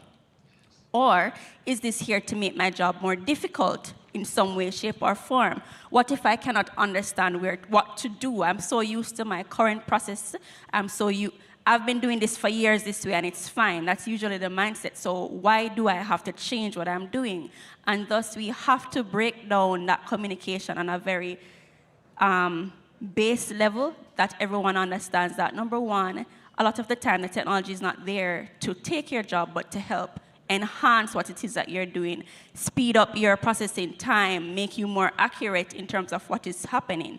And so we have to also ensure that in our strategy there is the training of the people who are already there on the ground.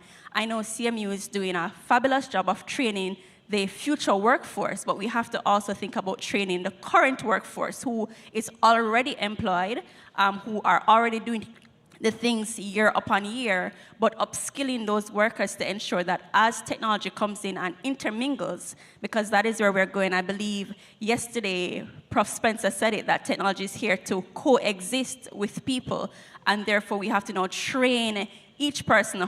How can I navigate in coexisting with this technology? And that is really the crux of it, that communication and breaking it down to each level to ensure a successful adoption. Thank you very much, Mrs. Morgan. Stephen, your question.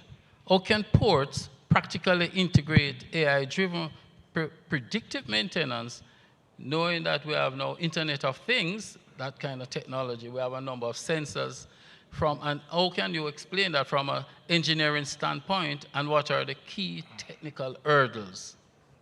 Okay, that's a very loaded question. Good evening, everyone. It's been an outstanding day, outstanding panels. Big up to the conference planning committee as well. Really, really love this format, and I think, thank you, please give them a round of applause. It has grown significantly since the first time. But a little bit of housekeeping.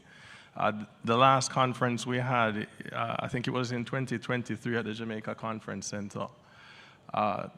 A young lady, or a young woman, I should say, Ms. Harona Thompson from the Environmental Solutions Limited, had posed a question to me, and let me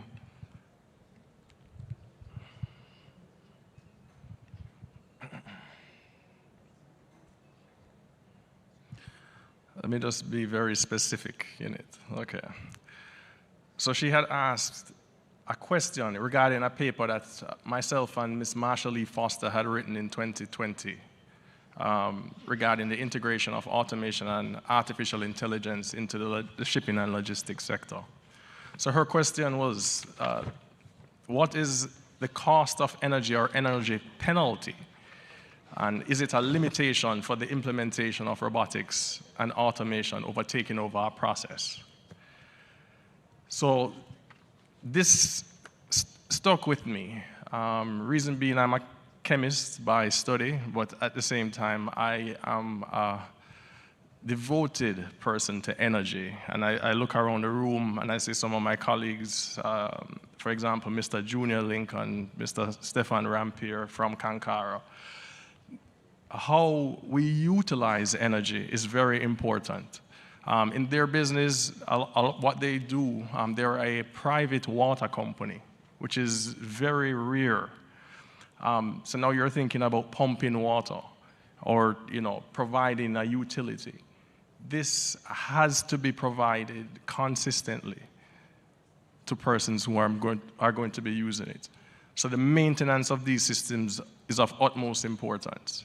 The fact that if a pump is turned on, a significant amount of energy is utilized to actually get that pump going, which most persons don't think about. You turn on the pipe and the water comes in. But I was privileged enough back in about 2015 to do an energy audit of Kankara Environment and Development, which has built maybe thousands of homes in St. Catherine, as well as they do have a gravity feed plant in St. Catherine, and they also have an activated sludge plant that I had at the time, the luck and the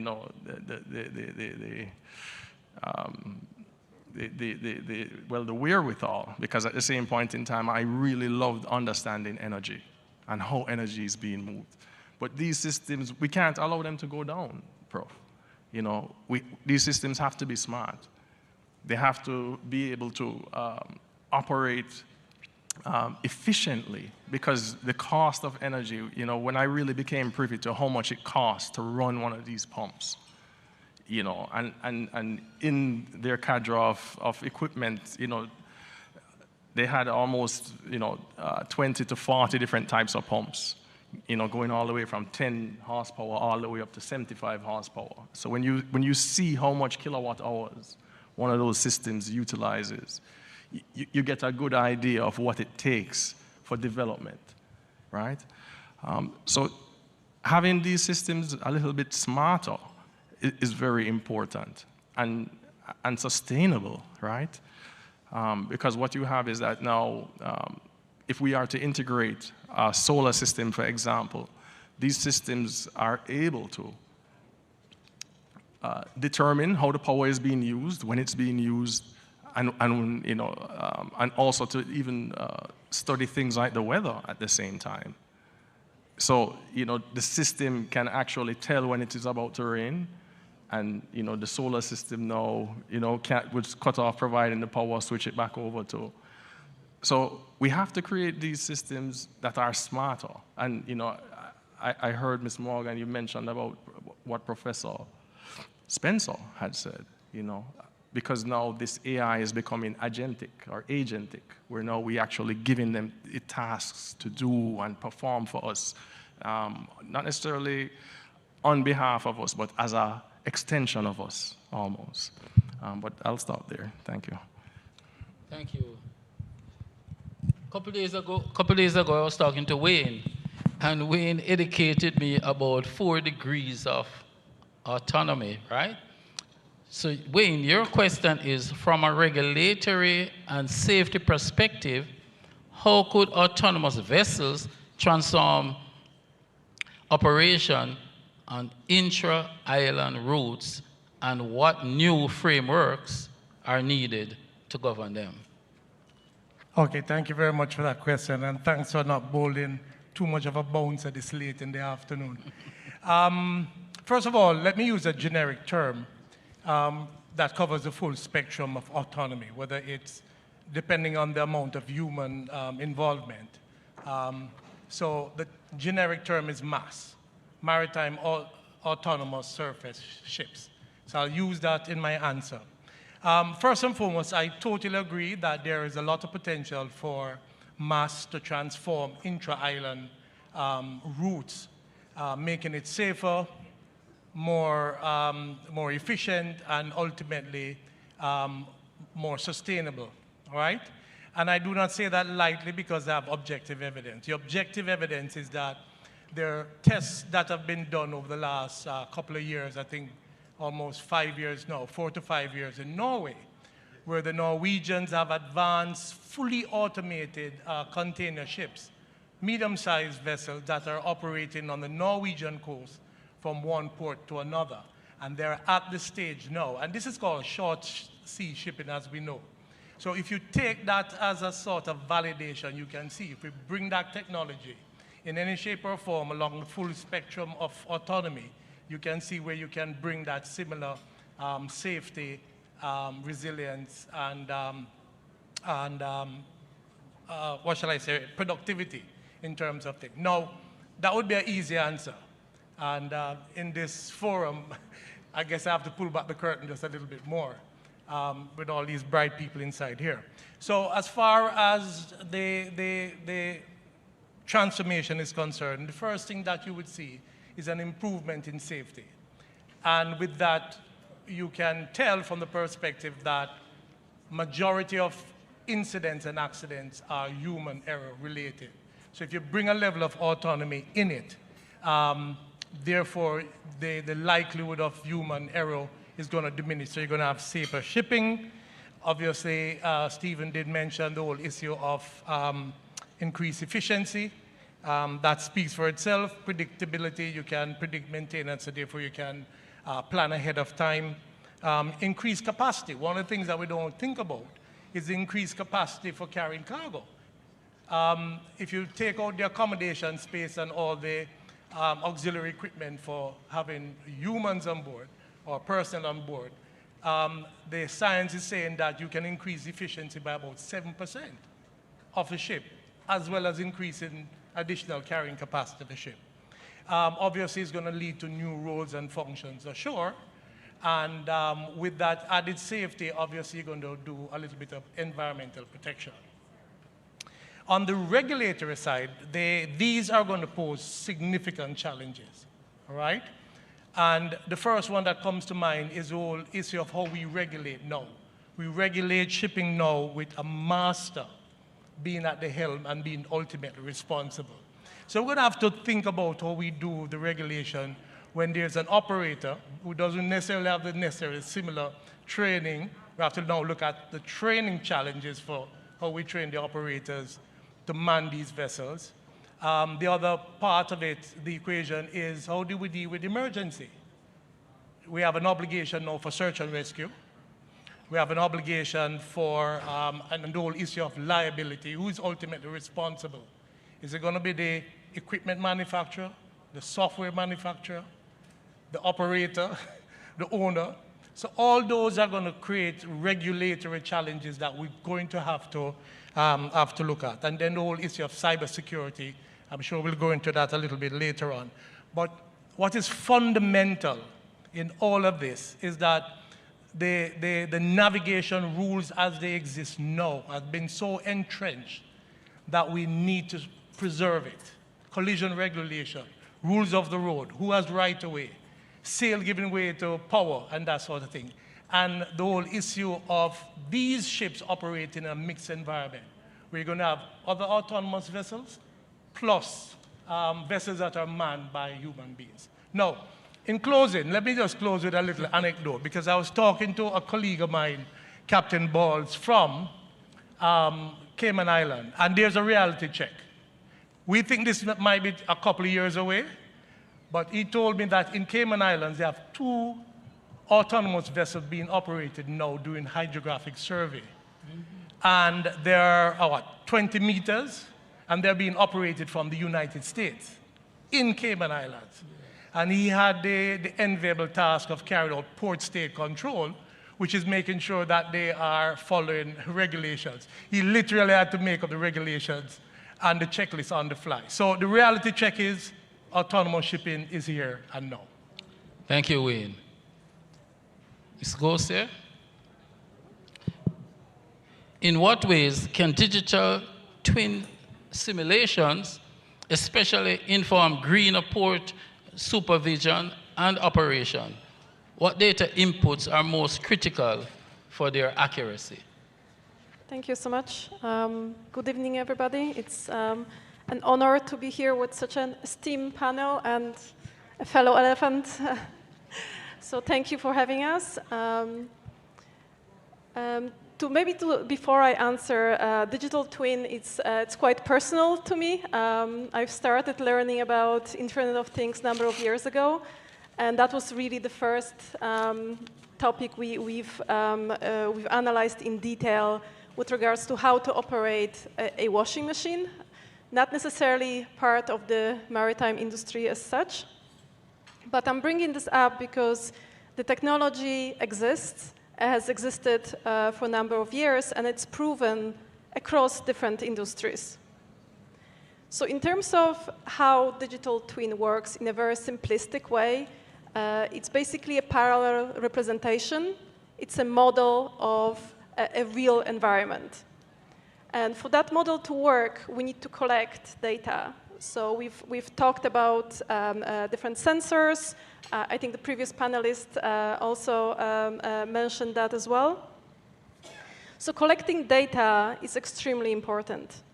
And then manipulating data, understanding, and real-time analysis also very critical. So from my perspective, there are two ways of how digital twins can be used to improve greener operations. You can do it prior to a project going live. So you can implement a digital twin as a test bed for ports. So you can play and you can actually understand the impact of your decisions before really you spend a single dollar. So I think that's quite powerful.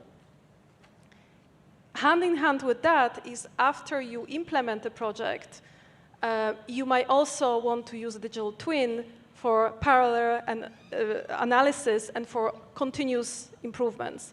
So there is definitely a lot of use. And in terms of data, going back to your question, which data source, it can be anything from environmental information, pollution, decarbonization, but also ship routes, information with regards to dredging. So really it really depends on what kind of project you're trying to evaluate to collect the right data. And I really want to stress it because we've had some discussions over lunch about, okay, so what are the first steps? What are the practical actions? And I think even if you're not implementing a digital twin today, you can really get prepared. You can start collecting the data because we all know, unfortunately, rubbish in, rubbish out. So if you don't have reliable, structured data, you cannot successfully use some of the technology. And the second layer is the connectivity. We do take it for granted. It has been mentioned a few times on different panels as well. But the reliable, redundant connectivity is really paramount because you need to be able to transform the data and analyze it real time. Thank you. Thank you. Carleen, your question.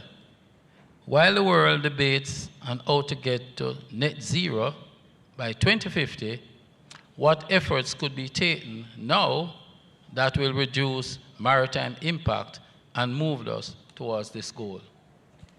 Thank you very much. Thank you. Thank you very much, and thank you to the CMU for inviting me. Thank you to the team that put this great event together. You've been wonderful. Before I answer the question, I'm going to ask all of you to stand up. Come on, the elephant is asking you to stand up. Okay, I don't know about you, but I feel much better, a little more invigorated because you've been sitting for a long time. Yeah, stretch, okay. Right, thank you. I think we know many of the answers to the question about what can we do today. We don't know what's going to happen in 2 weeks. We know what the net zero framework that's been proposed looks like, what's going to come out at the other end. It's going to be like making sausage. I'm not sure we want to see it. But in the meantime, there's so much else we could be doing, and we need to start as soon as possible.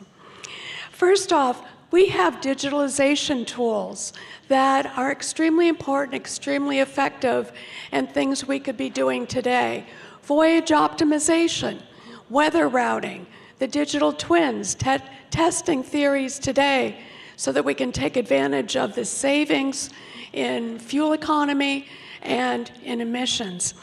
Another is condition monitoring. Every engine now has sensors. Every element of every operation on a ship has sensors. We've got dashboards. Let's monitor the conditions of our operating features, make them more efficient, make them more effective. Something that isn't talked about a great deal are fuel additives. One of them is a fuel additive called Purify Fuel that can reduce carbon emissions by 20%, increase fuel efficiency, which means decrease fuel consumption, by about 7%. These are things we can do today. Another technology that's coming forward and getting more traction are carbon capture systems. We're still working on what do we do with the waste, but there's an outfit out on the West Coast that is putting the waste back into the seawater because when it interacts with seawater, it neutralizes. Stay tuned. Another technology that fulfills the mandate of everything old is new again, wind assist, sails. They are helpful, and if you listen to Gavin, who's the head of the International Wind Ship Association, he said they get a 20% reduction in fuel consumption using sails. I think 20% sounds pretty good. There are also the alternative fuels that we've talked about today. We've got the methanol. We've got the hydrogen. We've got, I'm not a fan of ammonia, mostly because of the toxicity. We've got the e-fuels that we'd love to see, the biofuels that we'd love to see come to fruition. And there's one word that I haven't heard much at this conference. It's the N word, nuclear. Yeah, nuclear. ABS recently said there will be no net zero without nuclear. And I've been actively engaged in the Maritime Application Nuclear Group. And this is not your grandfather's nuclear. This is not the mushroom cloud. This is not even Chernobyl. We're talking about small nuclear reactors. We're talking about highly efficient, small footprint nuclear power that it can be, it's expensive now, but if you offset the fuel, if you offset the potential tax, and if you consider the residual value of that nuclear fuel, you can make an economic argument for it. Now, I think the first application that we're all going to see is one that answers the questions and the issues that have been brought up yesterday and today. Green shipping corridors, shore power. Where are we going to get that fuel? Well, floating power generation can do it. These SNRs can do it. We're going to need the training at our maritime institutions, but we've got the technology available, and certainly power gen first, and then move into floating and nuclear ships. Now, I know that Jamaica has a project called Slowpoke that you've been working on, and congratulations on that. I have to tell you a quick story, though.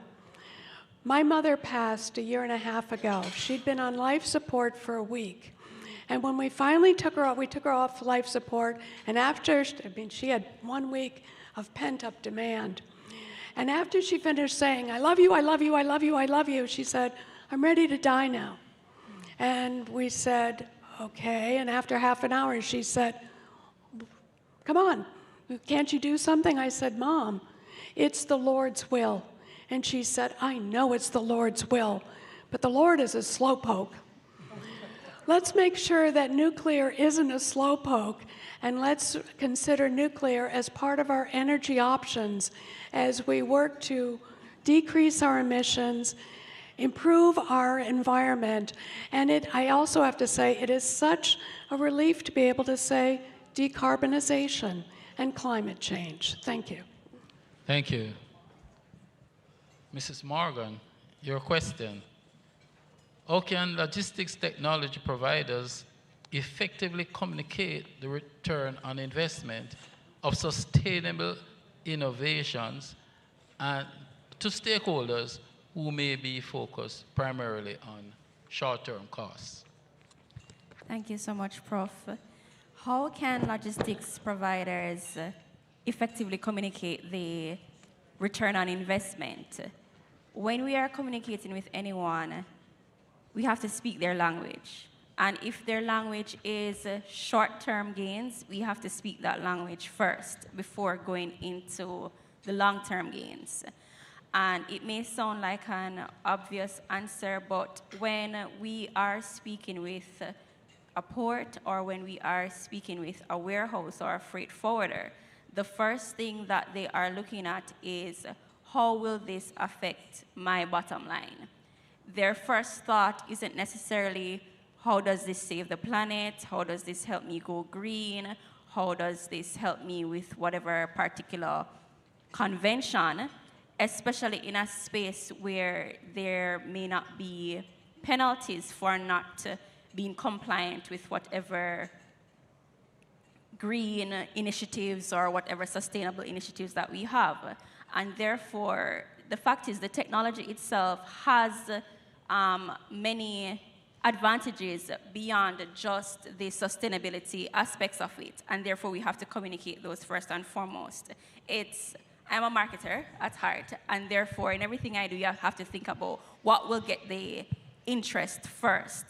Even as a mother, and we have many mothers in the room, and from a woman's perspective, we know that eating your vegetables is good, but when you're dealing with a 4-year-old, you can't tell them about minerals and vitamins. You say, hey, look at the pretty colors. Yes. You say, oh, it may taste great, you put it in a particular shape. It may seem very simplistic, but it is how you market what it is. And so we often, when we are marketing sustainability, it seems like a burden, or it seems like, oh, just one more thing to be compliant with. But there are gains that we will attract at the end of it. So the technology is, as it is, as Carleen mentioned, there's a lot of data that you now have access to that you wouldn't before technology is implemented. When we are paper-based, when we are manual, it is harder to harness all that data, and data is what is king right now in terms of monetary gains and technology. When we interact with an Amazon, or when we interact with a Shein, or whichever other big platform that we interact with, the technology that runs behind it is not just the e-commerce and what you are purchasing, but they can now predict your next move before you predict your next move because of the data that they have harnessed on you.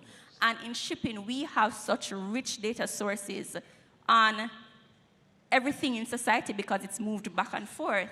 And thus, we have to now start to shift our mindset as to not just the processes in the moment that the technology is facilitating, but what else can it facilitate, especially in the area of predictive analysis. And thus, I mentioned earlier, the first thing that someone thinks about is, how will this affect my job, or how will this affect, will I still have a job? But no, it's about upskilling persons. Maybe we need more maritime data analysts, right? So they can now tap into that rich data source that is now available, know that there are interconnected systems, know that the systems are speaking with each other. We need more AI prompters. We need more persons who are able to fashion themselves in that space. And therefore, we have to start thinking as the ports, predicting, all right, 5 years from now or 4 years from now, based on the trends, what else will I need? And we have that data source in, and that is hitting your bottom line as well. So that's one thing I will say, that there is much more monetary gain, even now, because of the data that we now have at hand, even beyond just the day-to-day thing that it will do in terms of sustainability. And we probably have to look at that as well. Thank you, Mrs. Morgan. Stephen, your question. What specific digital skill set must the maritime workforce develop to manage these advanced technologies, and how can engineering curricula in SIDS be adopted accordingly? Excellent question, Prof. This question brings me back to 2023. I'm wondering if I should say, just hold on and then I'll come back and answer you in a year. So, excellent question, as I mentioned. I think even coming from the university's standpoint, Professor Ajaguna had asked me once if I think I know logistics. And then as a chemist, I'm always thinking about matter and energy and the movement of it. So regardless of what it is, I think what we're always aiming for is our efficiencies in whatever aspect we're working on, right? I think electromobility, kind of the overarching topic, because it's not necessarily just maritime shipping. We're talking about UUVs underwater. We're talking about UAVs, unmanned aerial vehicles as well, because there's going to be a significant shift. It's an amazing time to be alive, right? When we're seeing all of these things that we dreamed about when we, growing up almost. I mean, I know I don't claim to know that much. However, watching some of these technologies and how the students especially interact with them, this logistics engineering particularly, which is, my dean is at the back. If I didn't big up the Faculty of Engineering and Applied Technology, but how are we meeting the needs of the shipping and logistics sector using engineering? How are we getting our students ready? We're in an era of artificial intelligence and automation. And as I mentioned, the question by Ms. Thompson regarding, what is the energy penalty for a robot or something to be automated? What is the cost there? The cost, obviously, is with respect to some kilowatt hour BTU, whatever the case may be. However, when the student actually looks at some of these problems, for example, I do teach a research methodology class, and I tell my students, look, you're going to present anything to the entire class, because really and truly you want persons what they're passionate about. And you want it from their perspective. So we want inclusion. We don't want to necessarily look at any idea as a bad idea, right? It's just maybe not for its time. Yeah. So it's kind of, growing that in the student now. And so from a fundamental standpoint, this student now can actually take the technology to the next level as well. But thank you. Thank you, Stephen. Wayne. How can AI-driven voyage optimization software be effectively regulated to ensure a balance between fuel savings as against safety and navigation rules? Excellent question. Well, firstly, this sort of technology is going to require a sort of multifaceted approach that covers both the technology and the human element. So therefore, any sort of regulatory framework that is put in place needs to have a sort of maritime safety mandate to it. It needs to be hard-coded in such a way where collision avoidance, ship stability, the ship integrity is given priority over a route optimization. You don't want the ship turning into a squall. Fully laden, because that's a route optimization. It needs to be hardwired, and where it gives priority to the ship safety. Not just the safety of the crew, but the safety of the ship, because some of them will have crew on board. But overall, because you want to protect the environment ultimately as well. You don't want the ship ending up in the bottom of the ocean. The other aspect of it is you need to have a human in the loop, so to speak. You need to have somebody at some point with their intuition to be able to override the system. No matter the level of autonomy, whether it's fully autonomous being operated elsewhere, you need to have that human in the loop, so to speak. The other aspect of it has to do now with the software. We're talking about data transparency, and I'm sure there are others here who are more adept at speaking to that. But there needs to be a certain level of integrity, communication, systems talking to systems. You don't have one set of systems speaking one language and other, because you have to integrate all the system, right, Stephen? I see you shaking your head. So there need to be some level of data integrity and a level of communication that is standardized. So it has to be regulated from that perspective. And of course, I did mention cybersecurity, which speaks for itself. But I think the most important, one of the most important regulatory component that is necessary, because accidents will happen or might happen, but that's just Murphy's Law. And you need to have some semblance of continuous monitoring. Something similar to a black box on an aircraft.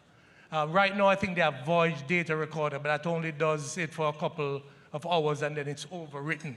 But you need to have something that is continuous, because you need to see where AI is making a decision versus a human that is making a decision and who made what decision, because ultimately, you need to hold somebody accountable for any sort of incident or accident, especially if it involves damaging the environment where the polluter pay principle applies. Thank you, Wayne. Ms. Gose? Yeah. How can machine learning algorithms be designed to optimize birth scheduling, and what are the tangible benefits in reduced emission and congestion? Thank you so much, and really, really good points, my previous panelists as well. In terms of birth scheduling, to me, often seems like a bit of a puzzle. It might not be entirely predictable. There might be delays. There might be weather impacts that are also impacting the schedules. And as we know, the end effect is congestion. And this is where many ports are struggling with.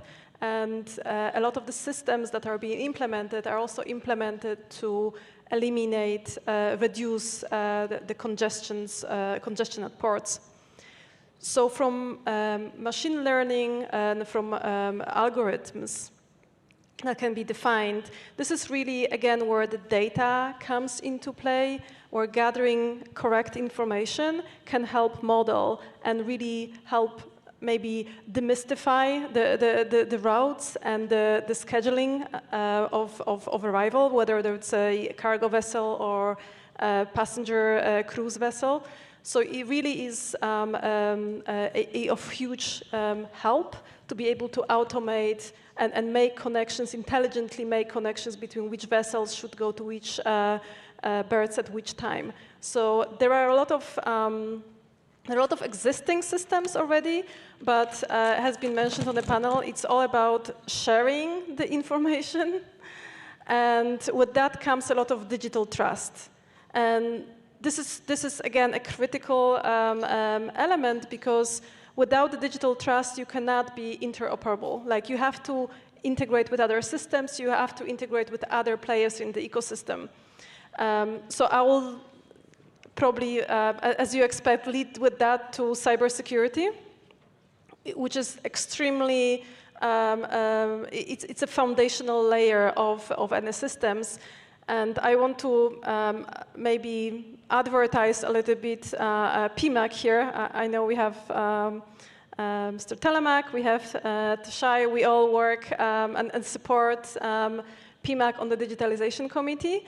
And what we do, we also do surveys and questionnaires to help gather local data. I know it has been mentioned before, maybe we don't have the local data for the Caribbean region. We are working on that. We are gathering a lot of insights that are quite powerful. And as coming out of those insights is that cybersecurity is now recognized by the port authorities as #1 priority. So this is not just in the future. The port authorities are recognizing that as a priority. And what we're also doing with PMAC is where we are introducing a lot of different partnerships that can help the region with understanding and managing cybersecurity. So for example, we're looking at collaboration with MTS ISAC, which is Maritime Transportation System Information Sharing Center. And with that, we'll be able to provide the different port authorities with a lot of information about what are the relevant attacks, what are the relevant risks in the maritime sector, and then it's not the flag itself, but also what are the recommended actions. So you can look at regionally, globally, what is happening in the maritime space and use it for your own benefit. Thank you. Thank you, Ms. Gosia. Caroline, your question. What role do you see being played by nuclear in maritime? By what? In maritime. By nuclear? You want me to read it again? I already answered that. Let's go on to the next one. The next question? Okay. How can open data platform and shared GIS tools be leveraged by environmental groups to improve maritime planning? Yes. Maritime spatial planning. Before I get into that, I know you're ready for me. I go rogue. I'm fascinated by hearing the conversations about AI and all the other impacts that go on to data gathering, et cetera. One of the hats that I wear, and I think you figured out by now I wear many hats, is I'm CEO of a company called Sea-Train Technology. We are a remotely operated, submersible cargo vessel suitable for commercial and defense applications. So take a look at Sea-Train Technology, because that is certainly going to be the wave of the future, and we're going to need you to protect our data. Thank you. And speaking of data, yes, I will get back to the topic at hand. Years ago, I was invited by the Ocean Conservancy to help them begin the Marine Spatial Planning Project in the Northeast of the United States. And I also helped them with the Mid-Atlantic. Now, to give you an anecdote, because I'm full of stories, you know that. In the Mid-Atlantic off of Norfolk, they were going to site a wind farm right in the middle of the shipping lane. Had they not done that marine spatial planning exercise, they would have been bad. But also, because of marine spatial planning, the Northeast is where you saw the first offshore wind farms being constructed, maybe stopped, and started again. Revolution Wind has gotten the green light again. But it was because of marine spatial planning, because you had to identify what are the shipping uses, what are the defense uses, what are the fishing uses. And one of the biggest challenges in the entire exercise was obtaining data. Probably not a big surprise, but some of this data is required by our regulations. AIS, for instance. Why do you think they call it the dark fleet? Because there are oil tankers out there that are turning off their AIS. We need to make sure that we've got the regulations, which we have not just for shipping, but for fishing, and that we're reporting our positions with AIS, we're reporting our fishing catches, because we need that sort of framework in order to move forward. Well, having the regulations is one thing. What about enforcement? That's the other key. We've got to have the regulations implemented. We need to get them integrally involved in our legislation, and we need to enforce them. And you heard me rant about MARPOL earlier. I don't think you need me to do it again.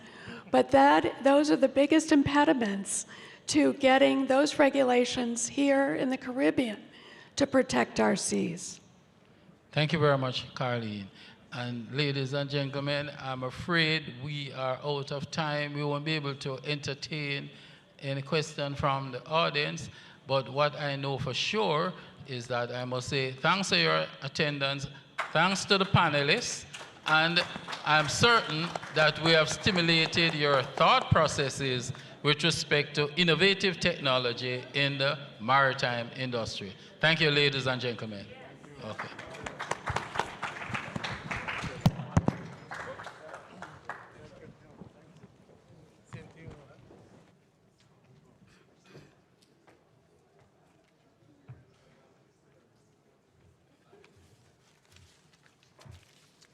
Thank you very much, Professor Shevers. And thank you very much, panelists. Now we're moving into the last segment of the evening. It seems as if I'm now seeing double. I don't know. Couldn't find Yvette again. Where is Yvette?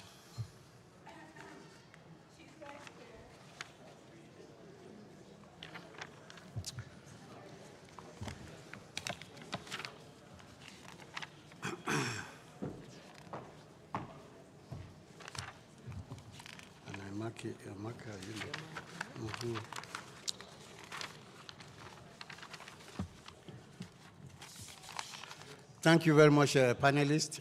Please help me put your hands together again for them for that excellent delivery. So we're moving into the last segment for the evening.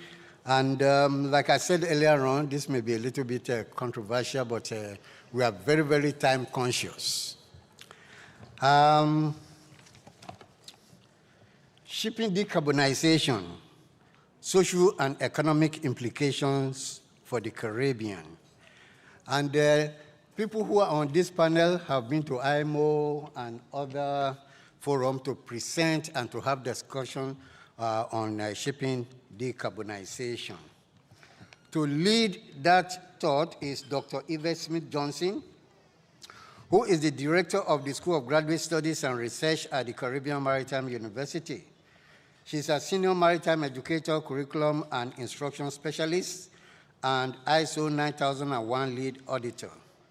She serves as president of Women and Development on the Governing Council of the Women in Maritime Association of the Caribbean, WIMAC, driving its mission to transform the maritime industry through women's development and participation. She holds an MSc in Curriculum and Instruction from Florida International University and a PhD in Education from Northern Caribbean University.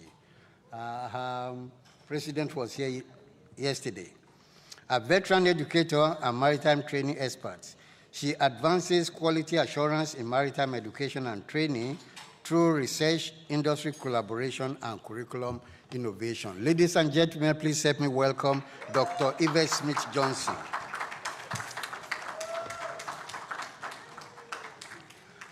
And to join on this panel is Felix Gorrington, CCO Far Wind Energy Guadeloupe. Somebody mentioned earlier on Far Wind, and he is a partner with the Caribbean Maritime University looking at technologies to address the issue of maritime decarbonization, or shipping decarbonization rather. And we also have Darwin Telemark, who is the CEO, Antigua Port Authority. And Darwin is a lover of CMU. Over the last few years, CMU has been able to train over 20 Antiguans. We have next our own Dean, Faculty of Engineering and Applied Technology, Dr. Kauna Miller.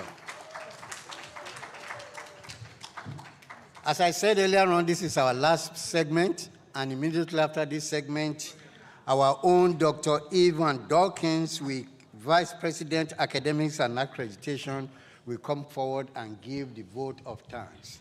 And immediately after that, my president will come and give the closing remarks in that order. Please help me welcome once more. Thank you very much. Ladies and gentlemen, the hour is late, and the message is here. You've heard who we have with us. We have an energy expert. The entire bio is in the program.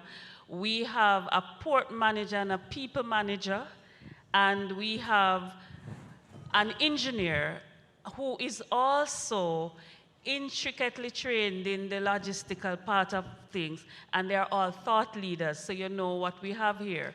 Before I get to speaking to the gentlemen, I want to tell you that the entire conference has been a call to action, and Prof. Spencer has seen this song and dance already, so don't, Prof. But one of my favorite Jamaican philosophers, Dr. Deans, as you are becoming one of those philosophers who is favorite, has his call to action put this way. I don't know if you've heard this person, this philosopher is Mr. Miguel Collins, and we're just going to hear how he gives us the call to action. Sorry, in English. Do not, let's go no further with that. Truly, that's what the conference has been about. And just for Caroline, when we are going out before the president comes up, you'll hear rise to the occasion again. We must rise to the occasion.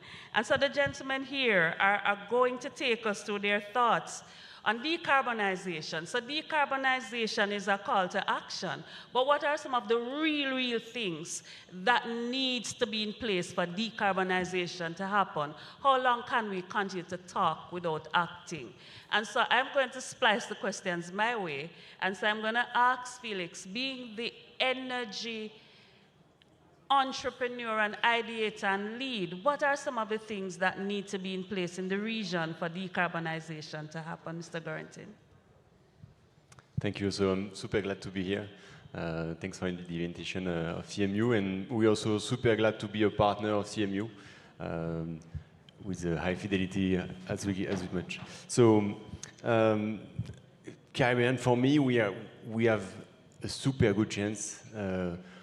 So I'm based in Guadeloupe, and on a day-to-day basis, I can assure you that we have an excellent green resource, and I believe that's part of my job, but also part of where we could head with regard to decarbonization. So we have very strong challenges, relatively old fleet, but also we have edges that we should leverage. So I deeply believe that wind's going to be part of those. But yeah, we're going to come to that. So we have to upscale that old fleet. I think people think that buying a ship is not so expensive, eh? So we can just do all the things we need. But Darwin, please talk to us about the fact that our region relies on shipping, and help us understand what kind of cost is behind what we're looking at and some of the policy levers that port authorities have to use to help mitigate against the shock of decarbonization as the demand is on us. Good evening, everyone. I think that the subject of decarbonization is a vexing issue for lots of ports, primarily ports that are ill-prepared for the very basics of their existence. They are not really equipped to do the fundamentals of ports. They are not container terminals. They are built for 1965. Oh, wow.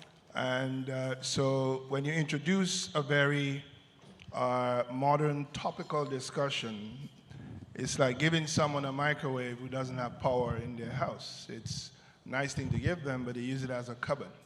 So I still think that the discussion of decarbonizing shipping has a twin that's not really being spoken to the way that it should. And in the Caribbean, where many of the ports are outdated, that issue becomes a question. Now, I wish to say that the discussion on decarbonization in the shipping industry is unique to shipping, because it is the only sector that is being told and mandated to decarbonize. Okay. There is a discussion that goes on in the world where nations create their adaptation plans. They can implement things at a pace that they are comfortable with. But with shipping, there is a deadline, a timeline that says you're going to be done by this time.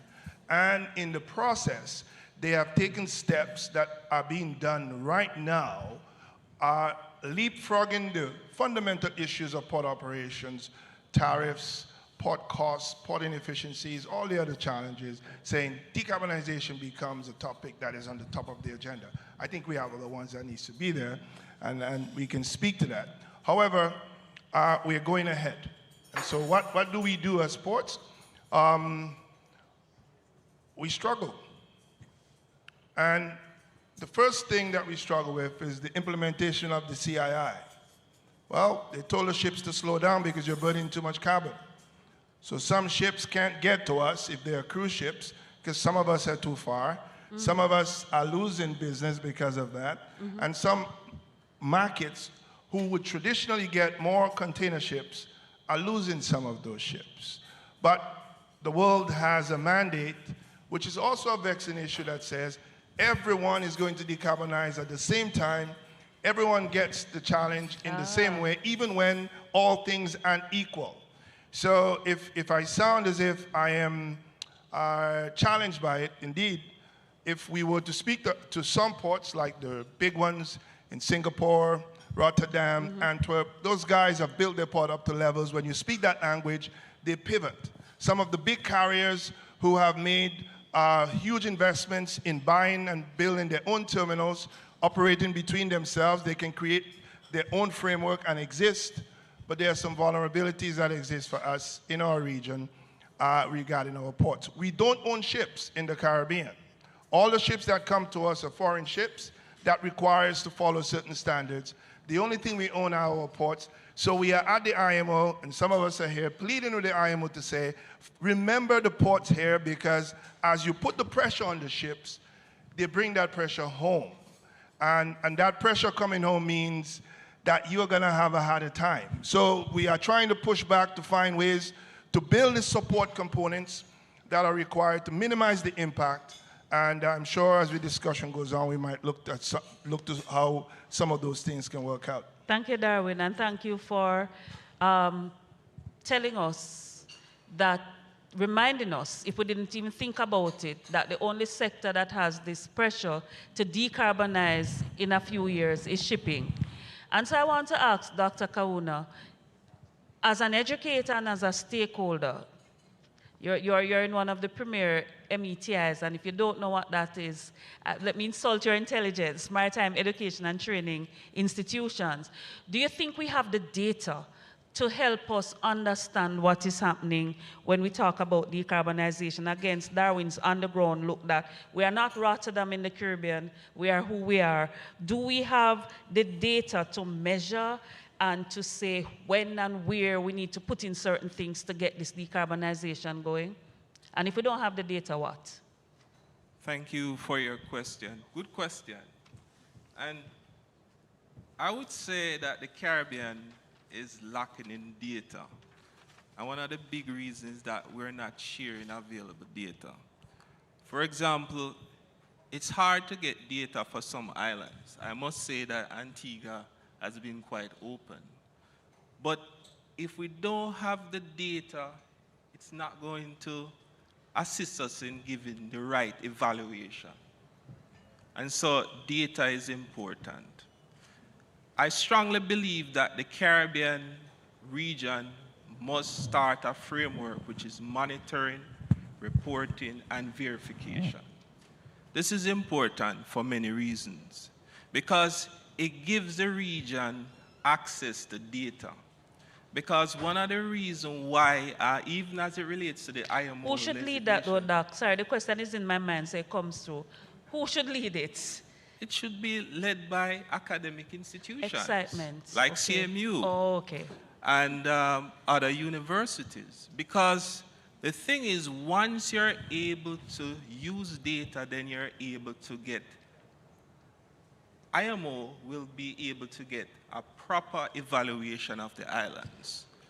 We must say that most of the data... we're nodding, so yes, yes. I must say that most of the data are generalized. Okay. I must stress that for the Eastern Caribbean region, where there is a lack of data in many cases, based on our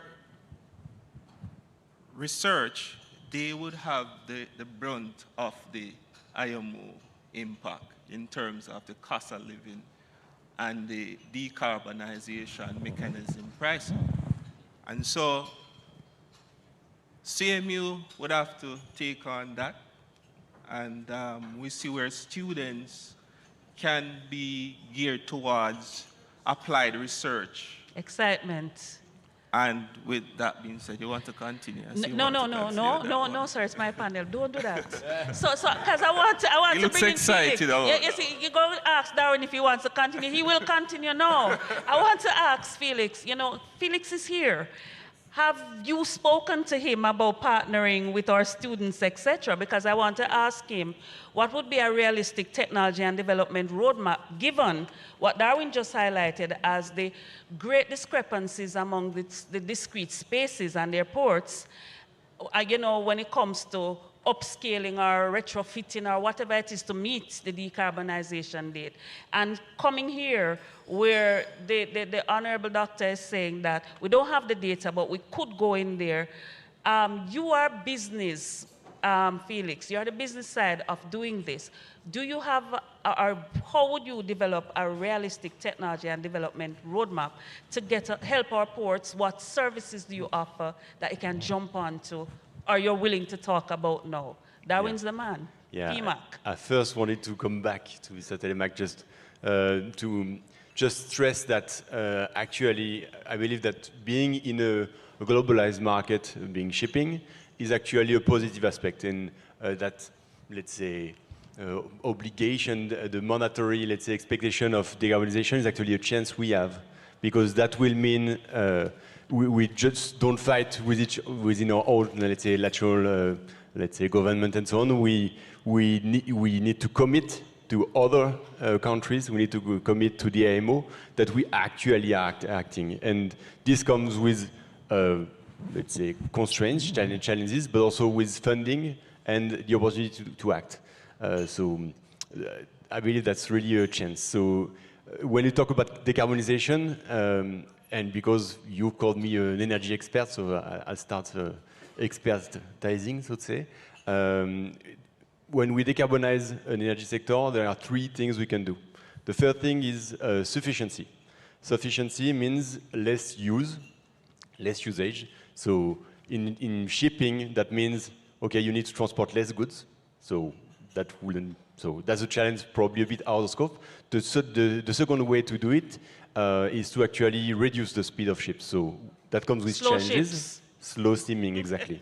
So that comes with challenges, because if you reduce the speed of ship by 2, for instance, you need twice as much ships to actually transport the same goods. So, and this won't happen overnight. So it's a long process, and you can just reduce. There's just a reduction here. So the first opportunity is sufficiency. The second one is energy efficiency. So you take the same amount of use, but for each use, you use less energy. So in that, with let's say, solution have been named already. There is weather routing, which doesn't work super well for short sea shipping. We've got, of course, let's say, the operational efficiency measures that we can happen on the main engines, but also wind propulsion is here with the opportunity to bring typically 20%. And the third level, so after sufficiency and energy efficiency, we have the renewable energy. And this comes with the new fuels that we can bring. Sufficiency, one, so less use. Second, energy efficiency. So we use less energy. And third, okay, we need to use energy, let's use a renewable energy. Renewable energy. Exactly. But this comes with a challenge. Oh yeah, I don't see us having tacklings and sails blowing in the wind, so this is going to be different. Yeah. Okay. Those alternative fuels, they will be scarce, they will be imported, and they will be super costly, at least until 2040. So before 2040, yeah, we're going to need to deal with something, and we're going to need to progress still. So we need to use the edges that we have on our territories. And so wind is not the solution, it's part of the solution. If we hear about what the International Wind Ship Association is mentioning, typically they say, okay, we have 100% to decarbonize. Wind is going to be typically 20% of that. There will be 20% on operational efficiencies, 20% on weather routing typically, and 20% on new fuels. So if you follow this, we miss 20%. The last 20% will probably be fuel as well, let's see. But we first need to add all those different percentage.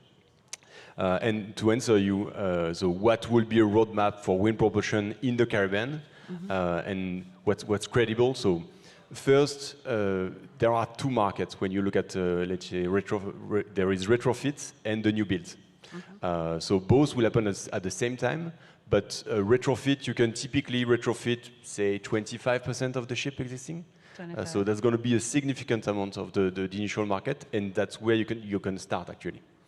And the new builds, so typically you replenish your fleet once every 20 years. So it's a slow process. So that's why you need both retrofit and new build. So what's going to happen, and this is actually what we are heading, notably in the next 18 months, we're going to deploy with CMU a first wind propulsion system on board the ship in the Caribbean, in the Eastern Caribbean. And I'll be happy to speak more about that probably in 2 years for the next session. Okay. And thank you for 2 dates. 2 years with CMU and 2040 with the rigs. And Darwin, we neither have 2 years nor until 2040. What are your thoughts, Darwin, about how two spaces, shoreside stakeholders and port operators, what do we need to do in the next 3 months that close out 2025 and into 2026? What are some of the things that we must do in response to where we are now, the call for decarbonization? It's your show, but I want to answer him a bit. All right, go ahead. Okay, so we have a crisis in the Caribbean. We have 5 main ships that serve us. It used to be 15, 16, 20. We are losing ships before decarbonization. There are no new vessels coming into the Caribbean space saying, yippee, here's a good place to do business. It isn't happening. We are high cost, we are inefficient, we have ports that do not meet the requirements of containerization. So the pressure is real now. It will be real for the next year, 2, 3, 4. It'll get worse to 2040. It has gotten worse for some markets, because before the CII was implemented, the carbon intensity index measurement, the island of St. Kitts had 4 or 5 shipping lines that called it. Those that are now going there, which is 1, is the last one left. Tropical shipping. That ship is going in there under tremendous pressure because the island doesn't have a crane. It has to use the ship's gear to discharge the 100 boxes for that island at 7 to 8 moves an hour. And sometimes the crane breaks down. 7 to 8 moves. And sometimes the crane breaks down and it comes to our market to rest the goods there for the next week to take it back over. This is not a story that is unknown. This is a reality for an entire country. So when we speak of ideas such as coming up with new bills, wind propulsion, even nuclear, and all the things we're talking about, there are 50, 60,000, maybe 100,000 people on some islands that need that ship to come there every week to feed them. And to have a port that is able to handle that ship, I think, is a greater crisis than decarbonizing the port itself. And so I am very interested in finding ways to do the decarbonization process, but we don't make fuels. We are going to get a fuel that someone makes maybe in a year, maybe in 2 or 3 or 4 years, that would help us. So let me say something here real quick. The USTR came up with the Chinese shipbuilding rule. They said we're going to charge every ship that comes to the United States built in China $1.5 million, and also, you know the story. The data you spoke about was presented to CARICOM heads. We put it together, PMAC and the CPSO and CSA and a few other players. We presented it to the heads, and it said 50 to 70% of all ships that served us from the 5 lines I spoke of were built in China. Oh, what a story. If those ships are charged $1.5 to $2 million each, we can't pay for the freight anymore. And so we went to Washington, D.C. to say, please save us from this reality. And the orange man, the mean guy, as they called him, said, we will take CARICOM and we will move CARICOM out of that pressure because you can't withstand it. I'm looking for the same thing, Wayne, from the IMO. We're trying to get the IMO to say, let's give the region a break, but it's not even possible because we're doing a global thing that includes everybody on the same level. Yes. So basically, it doesn't matter what data you show, because the data that's true is everybody gets treated the same. And that is a reality that whether you want to fix the climate or not, whether you want to do the right thing or not, it's just not true that I am 6'5". It isn't true. We are not all dealing with the same issues. And so in that space, we should find ways to do it. So UTT, Jamaica Maritime Association, the Antigua Maritime, a few others are lobbying the IMO with some very special requests for carve-outs that would say, give us some space to work with. We are going back there to see if some of that work in a week and see how that works. But our reality is not to try to change the world. First of all, we're too small to change the world. But we can hope that the world would see our vulnerabilities and say, because your region have these very specific peculiarities, which creates a dynamic that can't be erased, we are going to try to consider easing the pressure. So we want, no place in the world requires a clean environment such as we. This is what we live off. We thrive off of that. But if that's going to create the pressures that we see coming, then I don't know how we are going to actually exist, because the pressure could be significant. There's another level of sustainability. Sustainability, Dr. Miller. You are preparing engineers who could be working, well, we are going to be working with Felix. What are some of the things that now must be on a changing curriculum, given all these dynamics, for the preparation of engineers coming out of the university?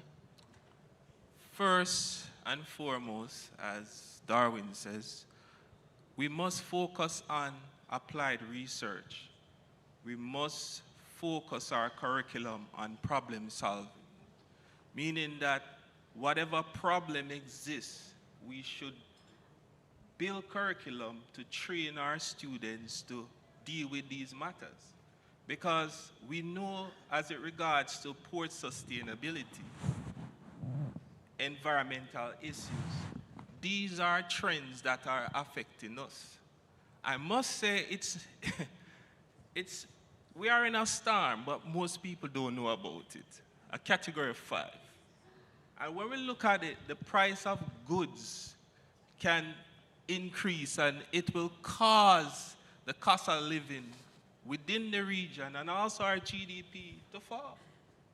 Okay. So we must focus our curriculum on critical areas, problem solving. It means we must use artificial intelligence to improve on ports, build on data, using data from the region to help to solve problems. Because one of the main things is that if the Caribbean region don't work together to resolve these issues, then guess what? There will be lack of data, and once there is lack of data, we don't have true evidence of what is happening in the region. Interesting. Felix, I like something that I saw Dr. Claire Nelson did in our presentation yesterday, though it was online.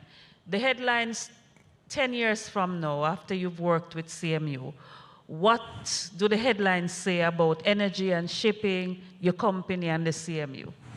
Where do you see us? So, good question. So, I will try to answer as well. My colleague, if that's okay, we can keep that discussion in parallel. But yeah, to answer your question first, so for me, my strong belief is that we need to use the edge we got. So the challenge we have is that we might be collaterals of the, let's say, decarbonization process. We need to switch, let's say, the mindset and probably try to use that. The tide is going to come anyhow. So we just need to take it and try to surf it as much as possible, because it's going to happen anyhow. So there will be challenges, there will be penalties, there will be money on the other end. We need to be able to seize that opportunity. To answer your question, so I'm looking 10 years ahead. I believe that the solution that is a bit crazy that we're talking about, okay, wind propulsion, yeah, it won't save the world. It will be a tiny part of the solution. But for me, in the Caribbean, it makes sense, really. Why? Because most of the trade that is happening roughly done north-south and south-north, and the wind is blowing east-west. So basically, the wind is perfect. We got the crosswind to take advantage of that. So, and the way I see that is that for now, it's just a market bubbling. So we're just seeing, let's say, the few, let's say, first 1% of ships that are being equipped with wind. But in 10 years, 15 years, it's going to become a baseline. Okay, not all type of ships, but typically all the tankers, all the dry bulk carriers, some passenger ships will be featured with wind propulsion systems. And this will become, let's say, the baseline for every new construction, and for the retrofits, we're going to have both that solution. And so I think now we need just to pave the way to make that happen. So it will happen with okay, we're going to do an event with the first port call with this or that ship with a rotor sail on board of it, and then it will become, let's say, something natural, and we'll just, let's say, get along with it. So it will change slightly the operation we have. Ships might let's say, do a port call on one side and not on the other. There will be slight change like that, but eventually this will be beneficial, because that will save fuel, of course, and that will be able help us to meet the targets. So for me, we just need to pave the way. That the paving the way comes with education. It comes with regulatory support. So at the Maritime Authority of Jamaica, we're going to need to be able to feature wind propulsion assisted ships. It's not the case now, so we need to pave that way. But yeah, in 2 years, we're going to have the first ship, and then we're going to pave that. So the standards are there, but it needs to be implemented at the national level as well. So the things I like, and I cream off the top, we use the energy we have. There's no way around that. We can't use what we don't have. And two, I like the fact that we're talking together. Because, you know, when we get to looking at the Caribbean, we have CARICOM, the CARICOM countries, let's say it that way, Darwin, not CARICOM, but the countries who sign on. Then we have overseas territories. But here is Felix from Guadeloupe, a French territory, saying we can work together at this level, even if the geographic borders are firmly in place. And that's a good thing. And so I want to ask Darwin a question. What keeps you hopeful? What keeps you in the game? What makes you come here? Because you know that we have to keep fighting. What's that thing? And how can the rest of us leverage that resilience to press? It's a very good question. I am hopeful that we can work together. That is everywhere I go, that's basically what I'd like to see. I'd like to see leadership from Jamaica. I think, I'm going to be very honest, the Caribbean does not include Jamaica sufficiently in the mix of solving the transport problem in the Caribbean, but it's actually the mecca of that solution. Yes. This is where the solution actually lies. You are the only global entry into CARICOM. Therefore, you have the big pieces. You have the only 1.82 million TEU port in CARICOM. It makes sense because the volumes are here. If we could funnel traffic here from the other islands and move some of that traffic from here back down, we could ease the reliance north of us to create less vulnerability. And even as the geopolitical dynamics emerges, that's one of the areas where we could save ourselves from ourselves. But we have to have an honest discussion. The second thing is, and this is where I am most hopeful, and my friend there, I forgot her name, she was on the panel yesterday, right there. Carol? Yes. Carol Rose. She spoke very well yesterday about the cruise industry. Folks, this is our hope with this decarbonization. It is the only thing that we are globally competitive in. It's not marijuana, even if we think we have a good brand. But we are globally competitive in cruise shipping. Not as a country, of Jamaica or even St. Martin or any one of the big port countries. But as a region, we represent close to 60% of global cruise. How do we leverage that? We can leverage that in many ways. We know that the cruise ships, when the decarbonization thought started happening, all pivoted to LNG as a solution. It caught up to everybody because, as those of us who are the IMO learned in April, well, LNG can be a transition fuel, but it won't be the one that is actually fully implemented because it's not green, it's not clean. I won't get too much into that, but now those ships need solutions. One of the solutions is shore power.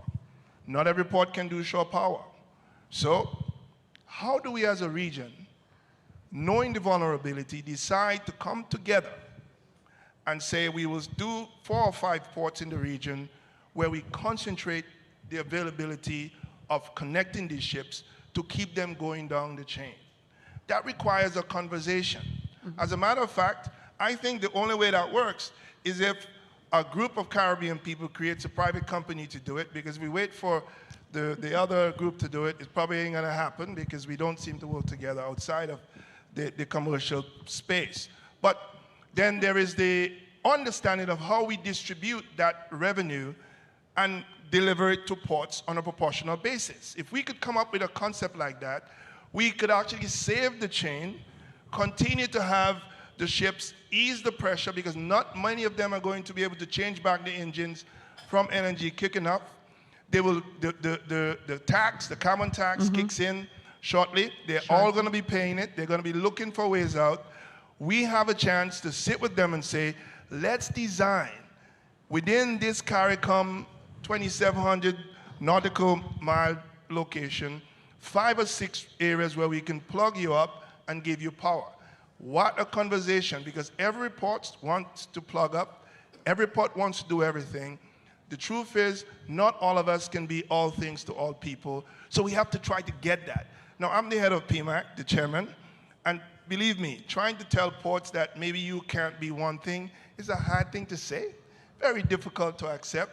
But if we're going to save ourselves in this instance, that's the first thing we will do. The second thing I want to add here real quick is there are some islands that are possessed with the cheapest form of energy, geothermal power, pumping out of the ground, cheaper than any other fuel source. Well, those islands don't do very well with cruising.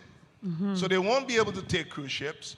So why don't we go to those islands and design production systems to make green hydrogen, to create some of the high energy fuel production that their energy can use to make, deliver to them some of the benefits that will be derived from the other markets. So we have a conversation going on that says we are going to match towards helping ourselves by taking it from Nevis, which is about to get a very large portion of geothermal out of the ground, Dominica, Grenada, I'm sure Jamaica has geothermal as well. If we get that sort of arrangement going, then we can begin to find a way when the fuels are decided, if it's green hydrogen, green ammonia, methanol, whichever one, we could possibly be in a position to manufacture those, and then maybe, just maybe if we do that, we could start the process of replacing some of these giants that bring us these carbon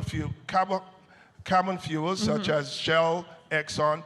And imagine if we could replace 40% of Shell or Exxon from the region, what amount of savings would that be on our foreign exchange drain? What amount of revenue that would create for us? And we have a captive audience, the cruise ships. So I'm hopeful that that could be an area for us to work with, but it cannot happen if my port believes that I don't need to share the data about cruise ships coming and what we pay and what we do. If we keep this sort of fragmented approach, it's going to hurt us.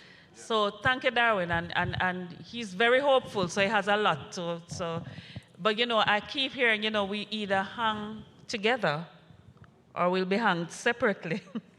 Let's talk about what's happening right, Dr. Miller. I scanned the room, and I am seeing Guyana, I'm seeing the Cayman Islands, I'm seeing Nigeria, and if there's any other country in Africa, please let me know. I see the United States, I see Canada, I know that Dominica in the room, Trinidad was here, India has been here, Canada is right here, big, you know, one president said bigly, you know, what is it that is happening right that we can harness with the kind of persons coming to the conversation table? Just bear in mind what Darwin said about finding solutions. What can we harness with this multiplicity of, with the big friendships that we have to move forward?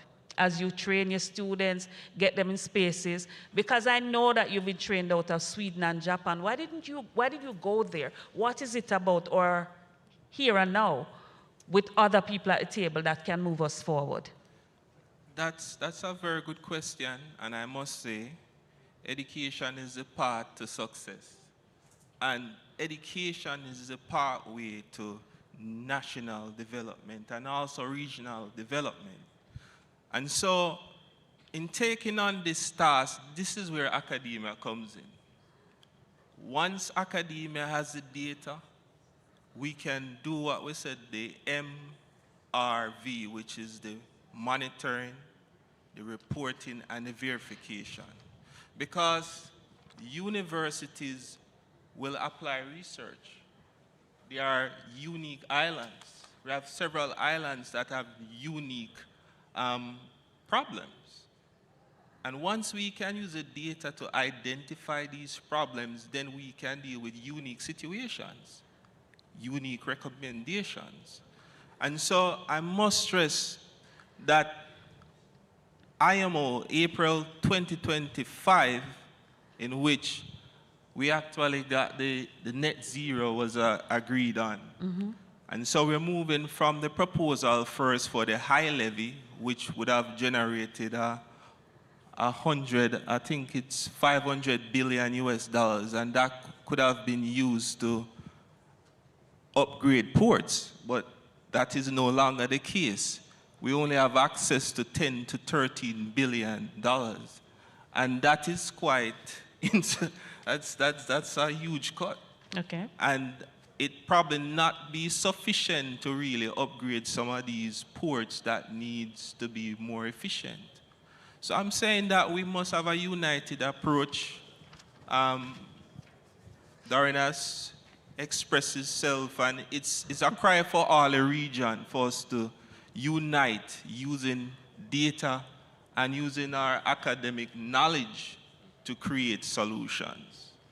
Thank you. And because I want the audience in and we're running out of time, you know, I kept seeing Mrs. Linfat saying yes, and I saw the yeses around the room, so I figured that some thoughts are on the floor. I want to ask one question and ask all of you to take it in stride. I'm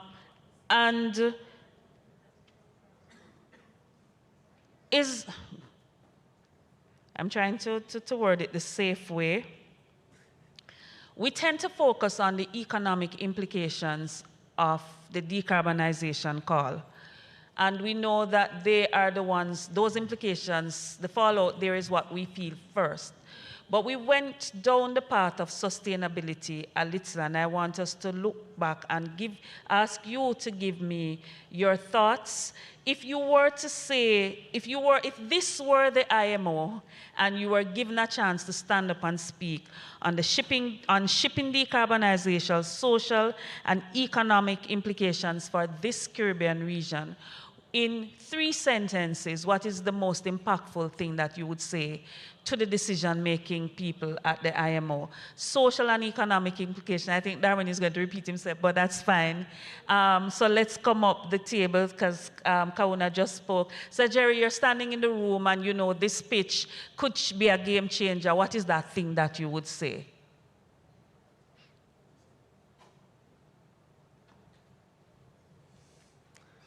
Trying to wrap up my mind, but you want to go first? Well, I wouldn't speak to the IMO. I'd speak to you. I would say there is an opportunity. Yes. The opportunity is not to depend on the IMO. All right. The opportunity is to depend on us. The opportunity is to recognize He's saying that, it for all of them. Yes. The opportunity is for us to realize that this challenge connects us.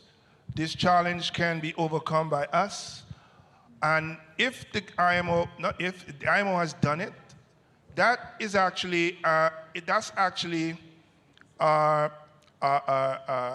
sort of a guarantee for us that if we invent the fixes for the ships, we have a captive market.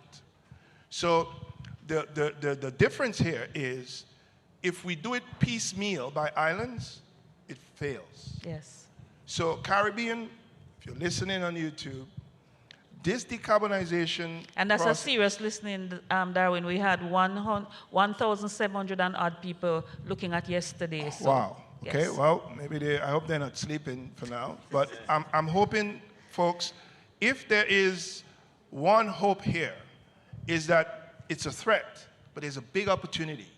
And the opportunity is if we can harness our creativity and the risk. God has been so great to us that not every island has all the things it needs, but it almost appears as if he's saying, use all the islands collectively to help us. So it's almost like a design that says, work together, people. All right. And so if we can get there, we can map our way out of this real serious challenge.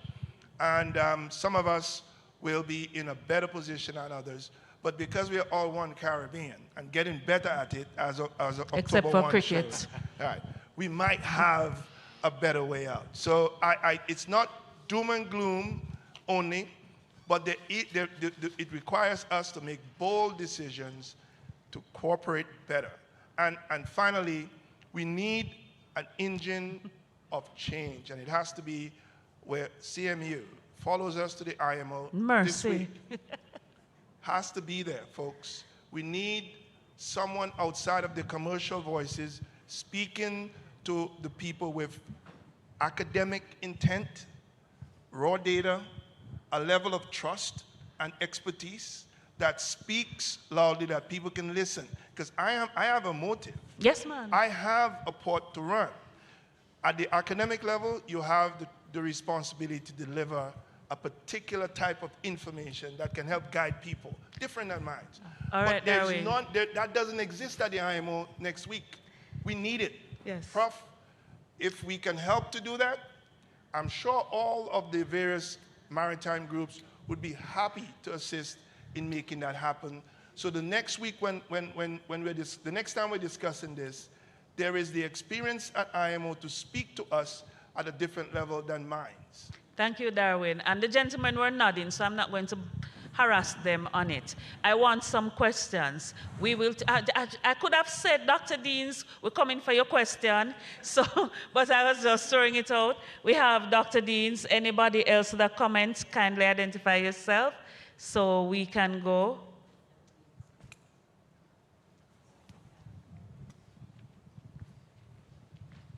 Well, it could be your question.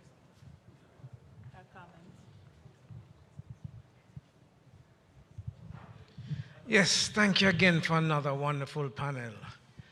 I just want to throw out a quick question, starting with, I don't know if you have heard the saying, it's not countries who trade, it's companies, right? It's the companies who are involved in manufacturing these products, it's the companies who have these global production networks, it's the companies that are generating these greenhouse gas emissions from their processes and so on.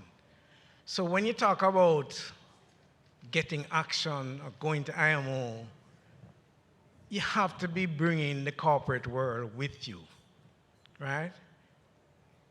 Who is mobilizing industry, manufacturers, traders to be part of the discussion for our region, the Caribbean region? Thank you. I think Felix is going to take it.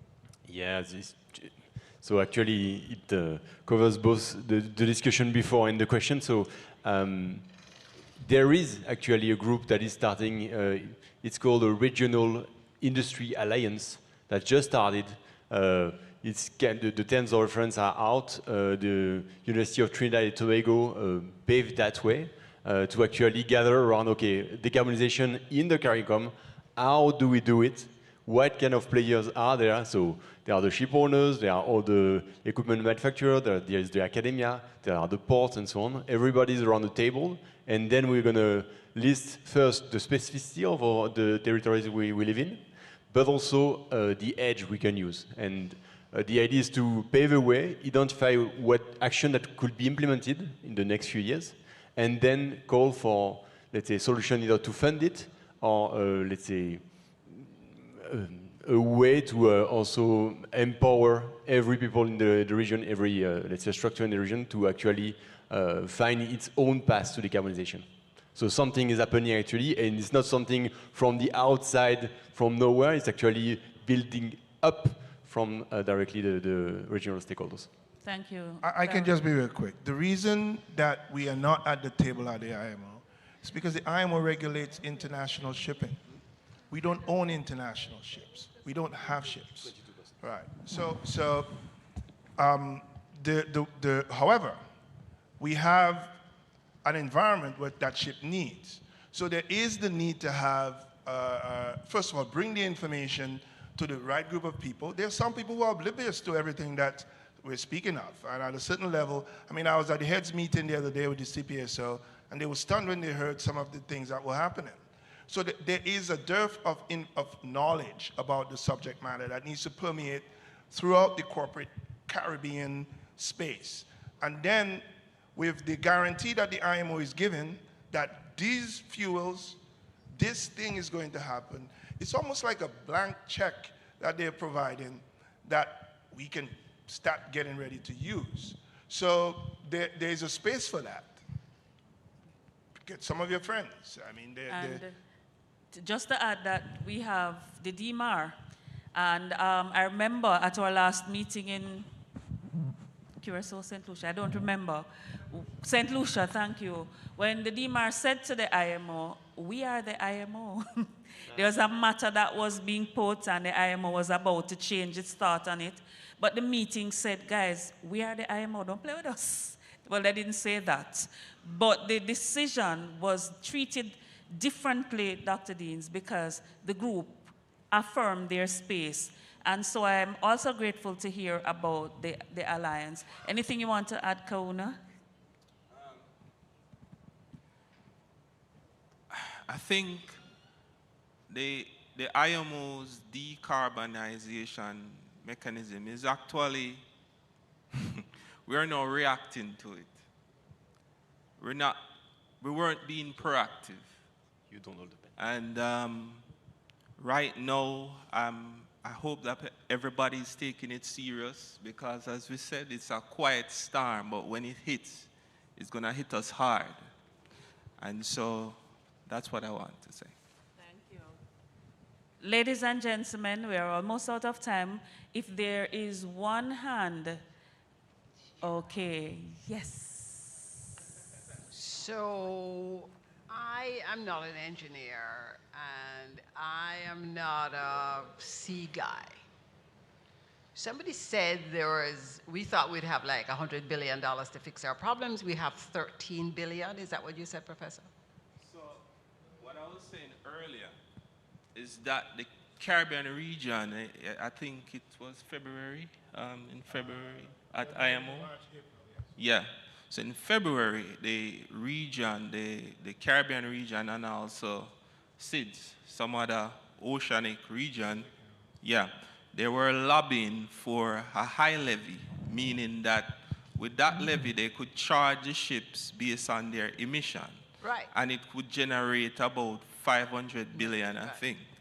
Now, there is a, I would say, They're not playing, and now we have a smaller amount. Yes, and yeah, it's up within the range of 10 to 13 billion. Okay. Yeah. So my sense is that if you're going to get anybody to participate, somebody needs a plan. Mm-hmm. For example, Darwin was talking about collaborating to use geothermal energy, etc., A, B, and C. Is this $13 billion a useful amount to get some of this done? Because if you go to the private sector and you say, listen, guys, we have the potential to have $13 billion to fix this problem, it's different from going to them and saying, guys, you know, we're in the middle of a Cat 5 storm, help us. You understand what I'm saying? So Darwin is going to answer in 30 seconds because we're close. Remember, that is a global number. Yes. Okay, it's a global number. Yes, it's a global number, and it's averaging about 15 billion per year in terms of carbon tax. And that carbon tax will be charged to the ship. The ship will recoup it from us, and then the IMO will take that money and distribute it to fuel manufacturing companies, ships for retrofitting and building new ships. So this gentleman here with his idea will get some of the, which is fine. He will get some of the support from the IMO to build out what he's doing. And the disadvantage for us is that we don't have the ships per se, except this guy here. But because the IMO has established that the ships must change their fuel, it now means that you could only fuel ships if you had black oil coming from the ground. Hydrogen is made from water. We have an abundance of it. Hydrogen needs energy to make water, and I'm saying if we take the geothermal, which is cheap power, we can create green hydrogen from that. That becomes a clean source of power.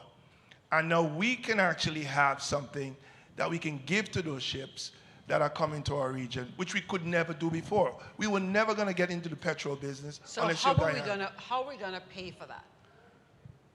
The ships are happy to pay if you can deliver because they have to buy it. Yeah, but you still have to go into the tiny countries and persuade their prime minister, who's in the name of his country has 15 syllables, and he's going to want to know what's in it for him. Very good question. Let me just say this. If in the case of Dominica, my country, I'll answer you, Carol, we only produce about, say, 30 megawatts of power. It's the investment in building the geothermal wells. It almost made little sense to do it because the uptake was not sufficient. If you bring uptake, that could allow that to move from that to maybe 500 megawatts. You're giving him a gift. And that gift, because it's cheap, can turn out to build massive amounts of clean power, clean fuel that you can use. That's a hopeful prayer. Position. Yeah. And because we hope to get out of here this evening, ladies and gentlemen, I want to thank my awesome panel, thank them for staying awake and for staying on the ball. And I want to thank you for staying with us. And I know that you were stimulated by the discussion. And so I'm going to invite the order that Professor Jaguna said, that Dr. Dawkins is going to come to do her bit, and then Professor Spencer. Gentlemen, we thank you.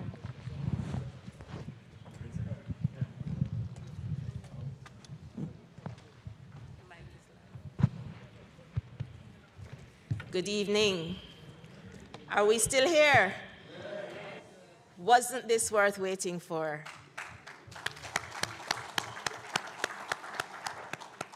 Such an appropriate way to end an amazing conference. And I want to thank you for staying with us. It is my privilege to ask you to help me to say thanks. Because as the great Coffee says, gratitude is a must. So we're going to say thanks. And I want you to help me because I know that this has been an amazing 2 days for you. I know the ideas are still buzzing in your head, and you want a break to kind of interrogate them and to decide how you're going to move on. But we really have to appreciate the people who made this possible. And so we start off by acknowledging those presidents and vice chancellors and representatives of various universities that joined us over the last 2 days.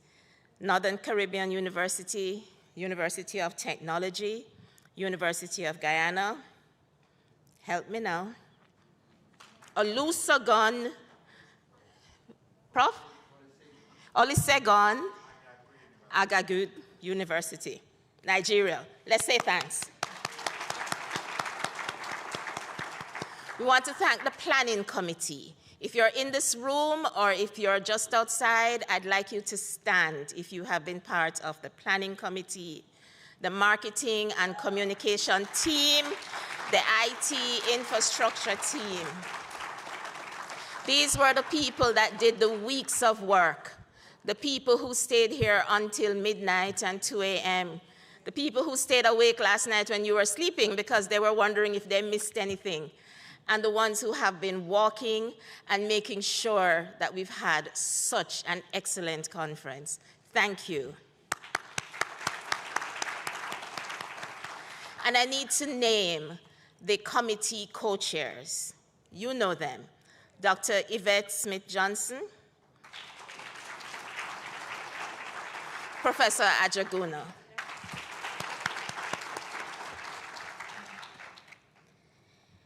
Special guests. So those were the backstage people, and now the front stage people. Our keynote speaker, Mr. Jose Miguel Rovira. Are you still here? Thank you for setting the stage for us, for creating the foundation on which we're able to build this stimulating conference. Our representatives from Eco Canada, the president and team. Are you still here, guys? Thank you, thank you. And our many overseas participants from as far as Nigeria to Canada to USA, to our brothers and sisters in the Caribbean, South America, Central America. We're happy that you are able to make it. We know that you love being in Jamaica, and you're going to be here again for the next conference. So the minute the date is available, it will be in your diary. Thank you. The panelists, do you know that we had over 50 panelists? The moderators, over 60. I cannot count. The moderators, the level of preparation, the insight, the dedication, the stimulation. When was the last time you went to a conference that created so much, what's the word? Not disturbance. There's a better word. Positive disruption. We really want to thank the moderators and the many panelists. We appreciate you, and we have been stimulated by your sharing. Thank you. Allow me to name the Ministry of Labor and Social Security, our special partner, and the Jamaica Productivity Center. And now the sponsors, because it is quite literally true that if someone doesn't pay for it, it won't happen. So we do need to name the sponsors. Sagicor Bank, Guardian Group, Freight Handlers Limited, the Shipping Association of Jamaica, Tropical Shipping, Jamaica Tourist Board, Maritime Authority of Jamaica, Universal Service Fund, Dr. Malin Smith, you're doing well, Integrated Chemicals Limited, Mona Graphics Printers, the Rotary Club of Ligani Plains, and the Jamaica Pegasus Hotel. Our students. Our students have been helping the background. They've been supporting the team outside. They've been entertaining us. They have been listening, paying attention, asking questions. This is about you, and this is also about you aspiring to be more than who you are now, because you are in the room with such greatness. We thank you for being here, students. And to the participants, so look at the people who are left in the room. You are the reason for this conference, and you are the ones that will take the message from here to your various spaces. So I was thinking about the high points of the conference, and I will just give you 1 second to think of your high point. It might have been a panel discussion. It might have been the cadets and the flag ceremony. Do you remember that? It might have been the mingling last night with the music and the cocktails. But there were so many high points, and I believe that you know that this was time well spent. These last 2 days are days that you are meant to be here with us at the Pegasus in Jamaica, because there is a message that you will take from here. I'm thinking about those buzzwords. Do you remember them? Collaboration, Industry 4.0, sustainability, collaboration, policy and legal frameworks, reducing silos, collaboration, blue economy, green economy, collaboration, political will, collaboration. That word that kept resonating through our conversation, that word that means partnership and cooperation, but it also means alliance and joint effort.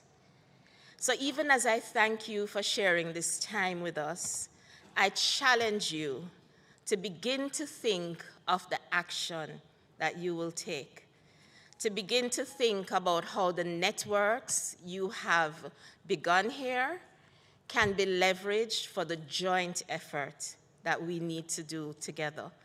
And we know we will not change the world in a moment, but we know that each of us can change our space. So take this moment to think about the many things that we spoke about, and ask yourself how, as you go from here, you will make some changes for the collaboration that we've been speaking about. So, thank you for coming. Thank you for what you've shared. Thank you for what you will do. God bless you. And as we say in Jamaica, walk good. Please welcome our president, Professor Spencer.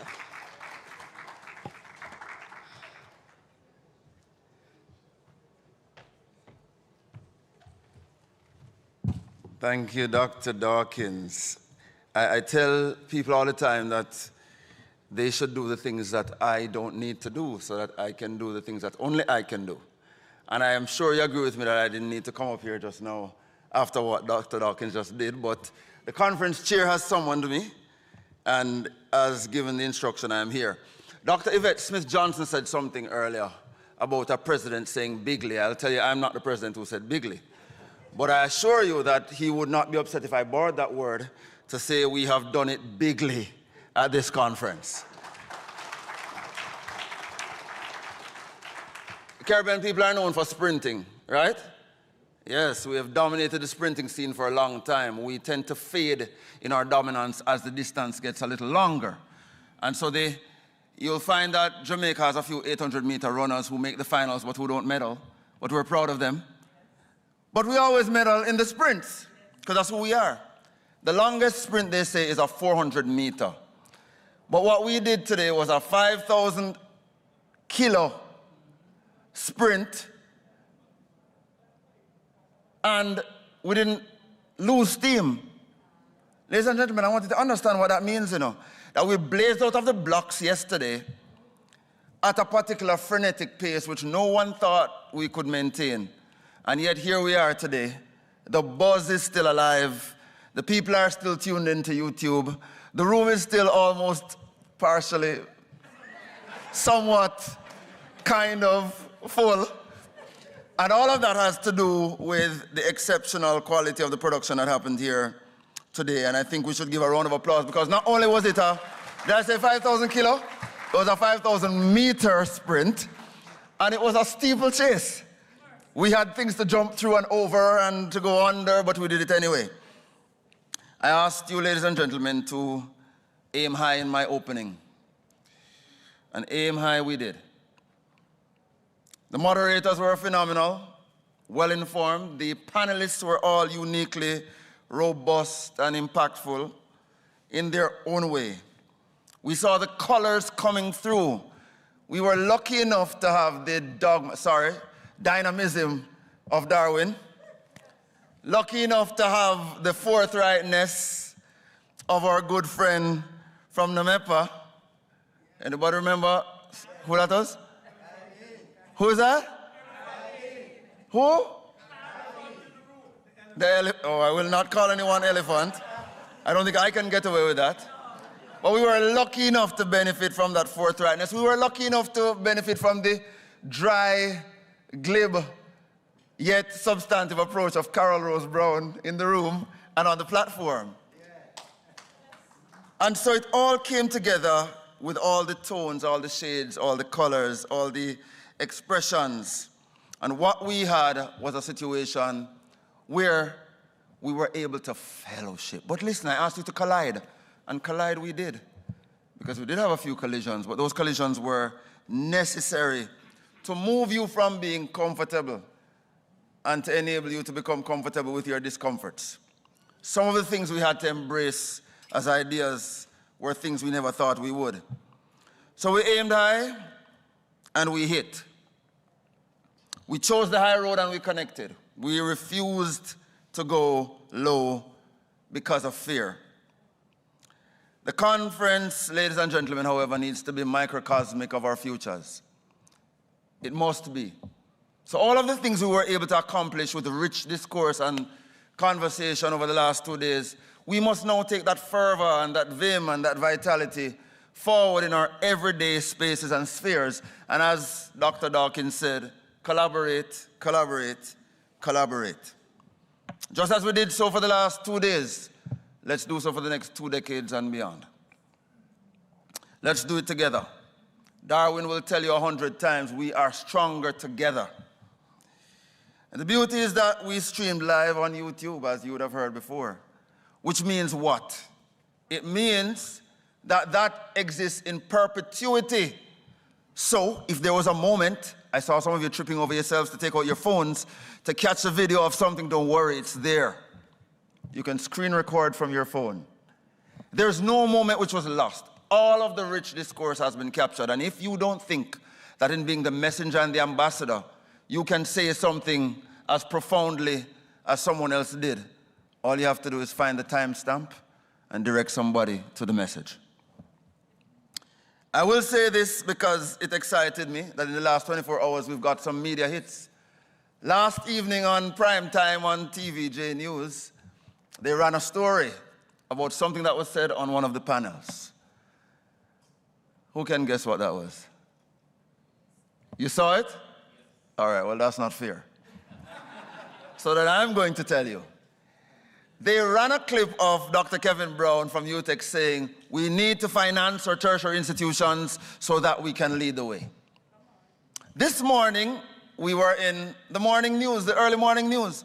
They ran a clip of Evan Thompson saying that the Caribbean, and certainly Jamaica, and all of us need to partner for real-time data so that we can have better predictive capabilities. That came out of the Caribbean Maritime University's Industry Conference. Ladies and gentlemen, give yourselves a round of applause. I really wish to applaud everyone, but I want to say that, more than all, the CMU has partnerships on 5 continents.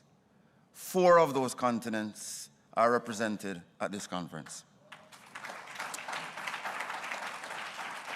I want that to sit for a little minute because partnerships work when we show up, first and foremost.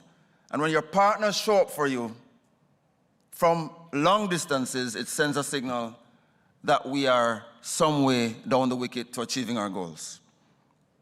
I applaud the planning team led by PIA and DSJ, and no, those are not alternative fuels. Though they could be, because they were the propellant that kept us going throughout this entire conference with the support of their planning teams. And PIA stands for Professor Ibrahim Ajagun, and DSJ is Dr. Smith Johnson.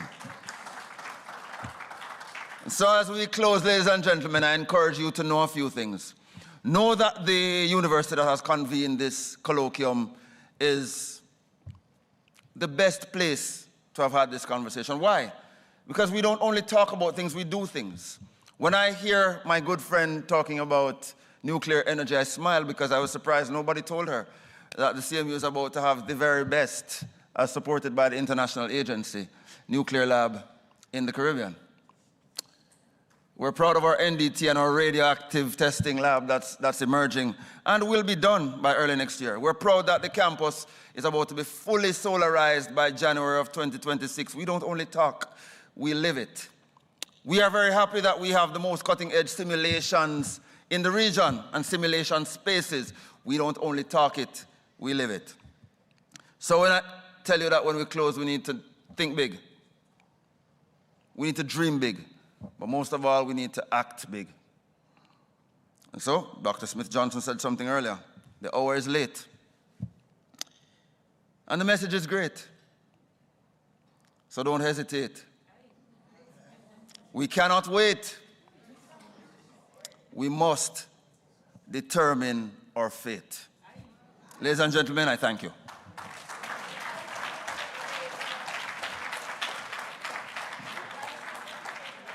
The song Rise to the Occasion was supposed to be started, but I didn't hear it, so we're just gonna, everybody stand up and sing it then. Rise to the occasion.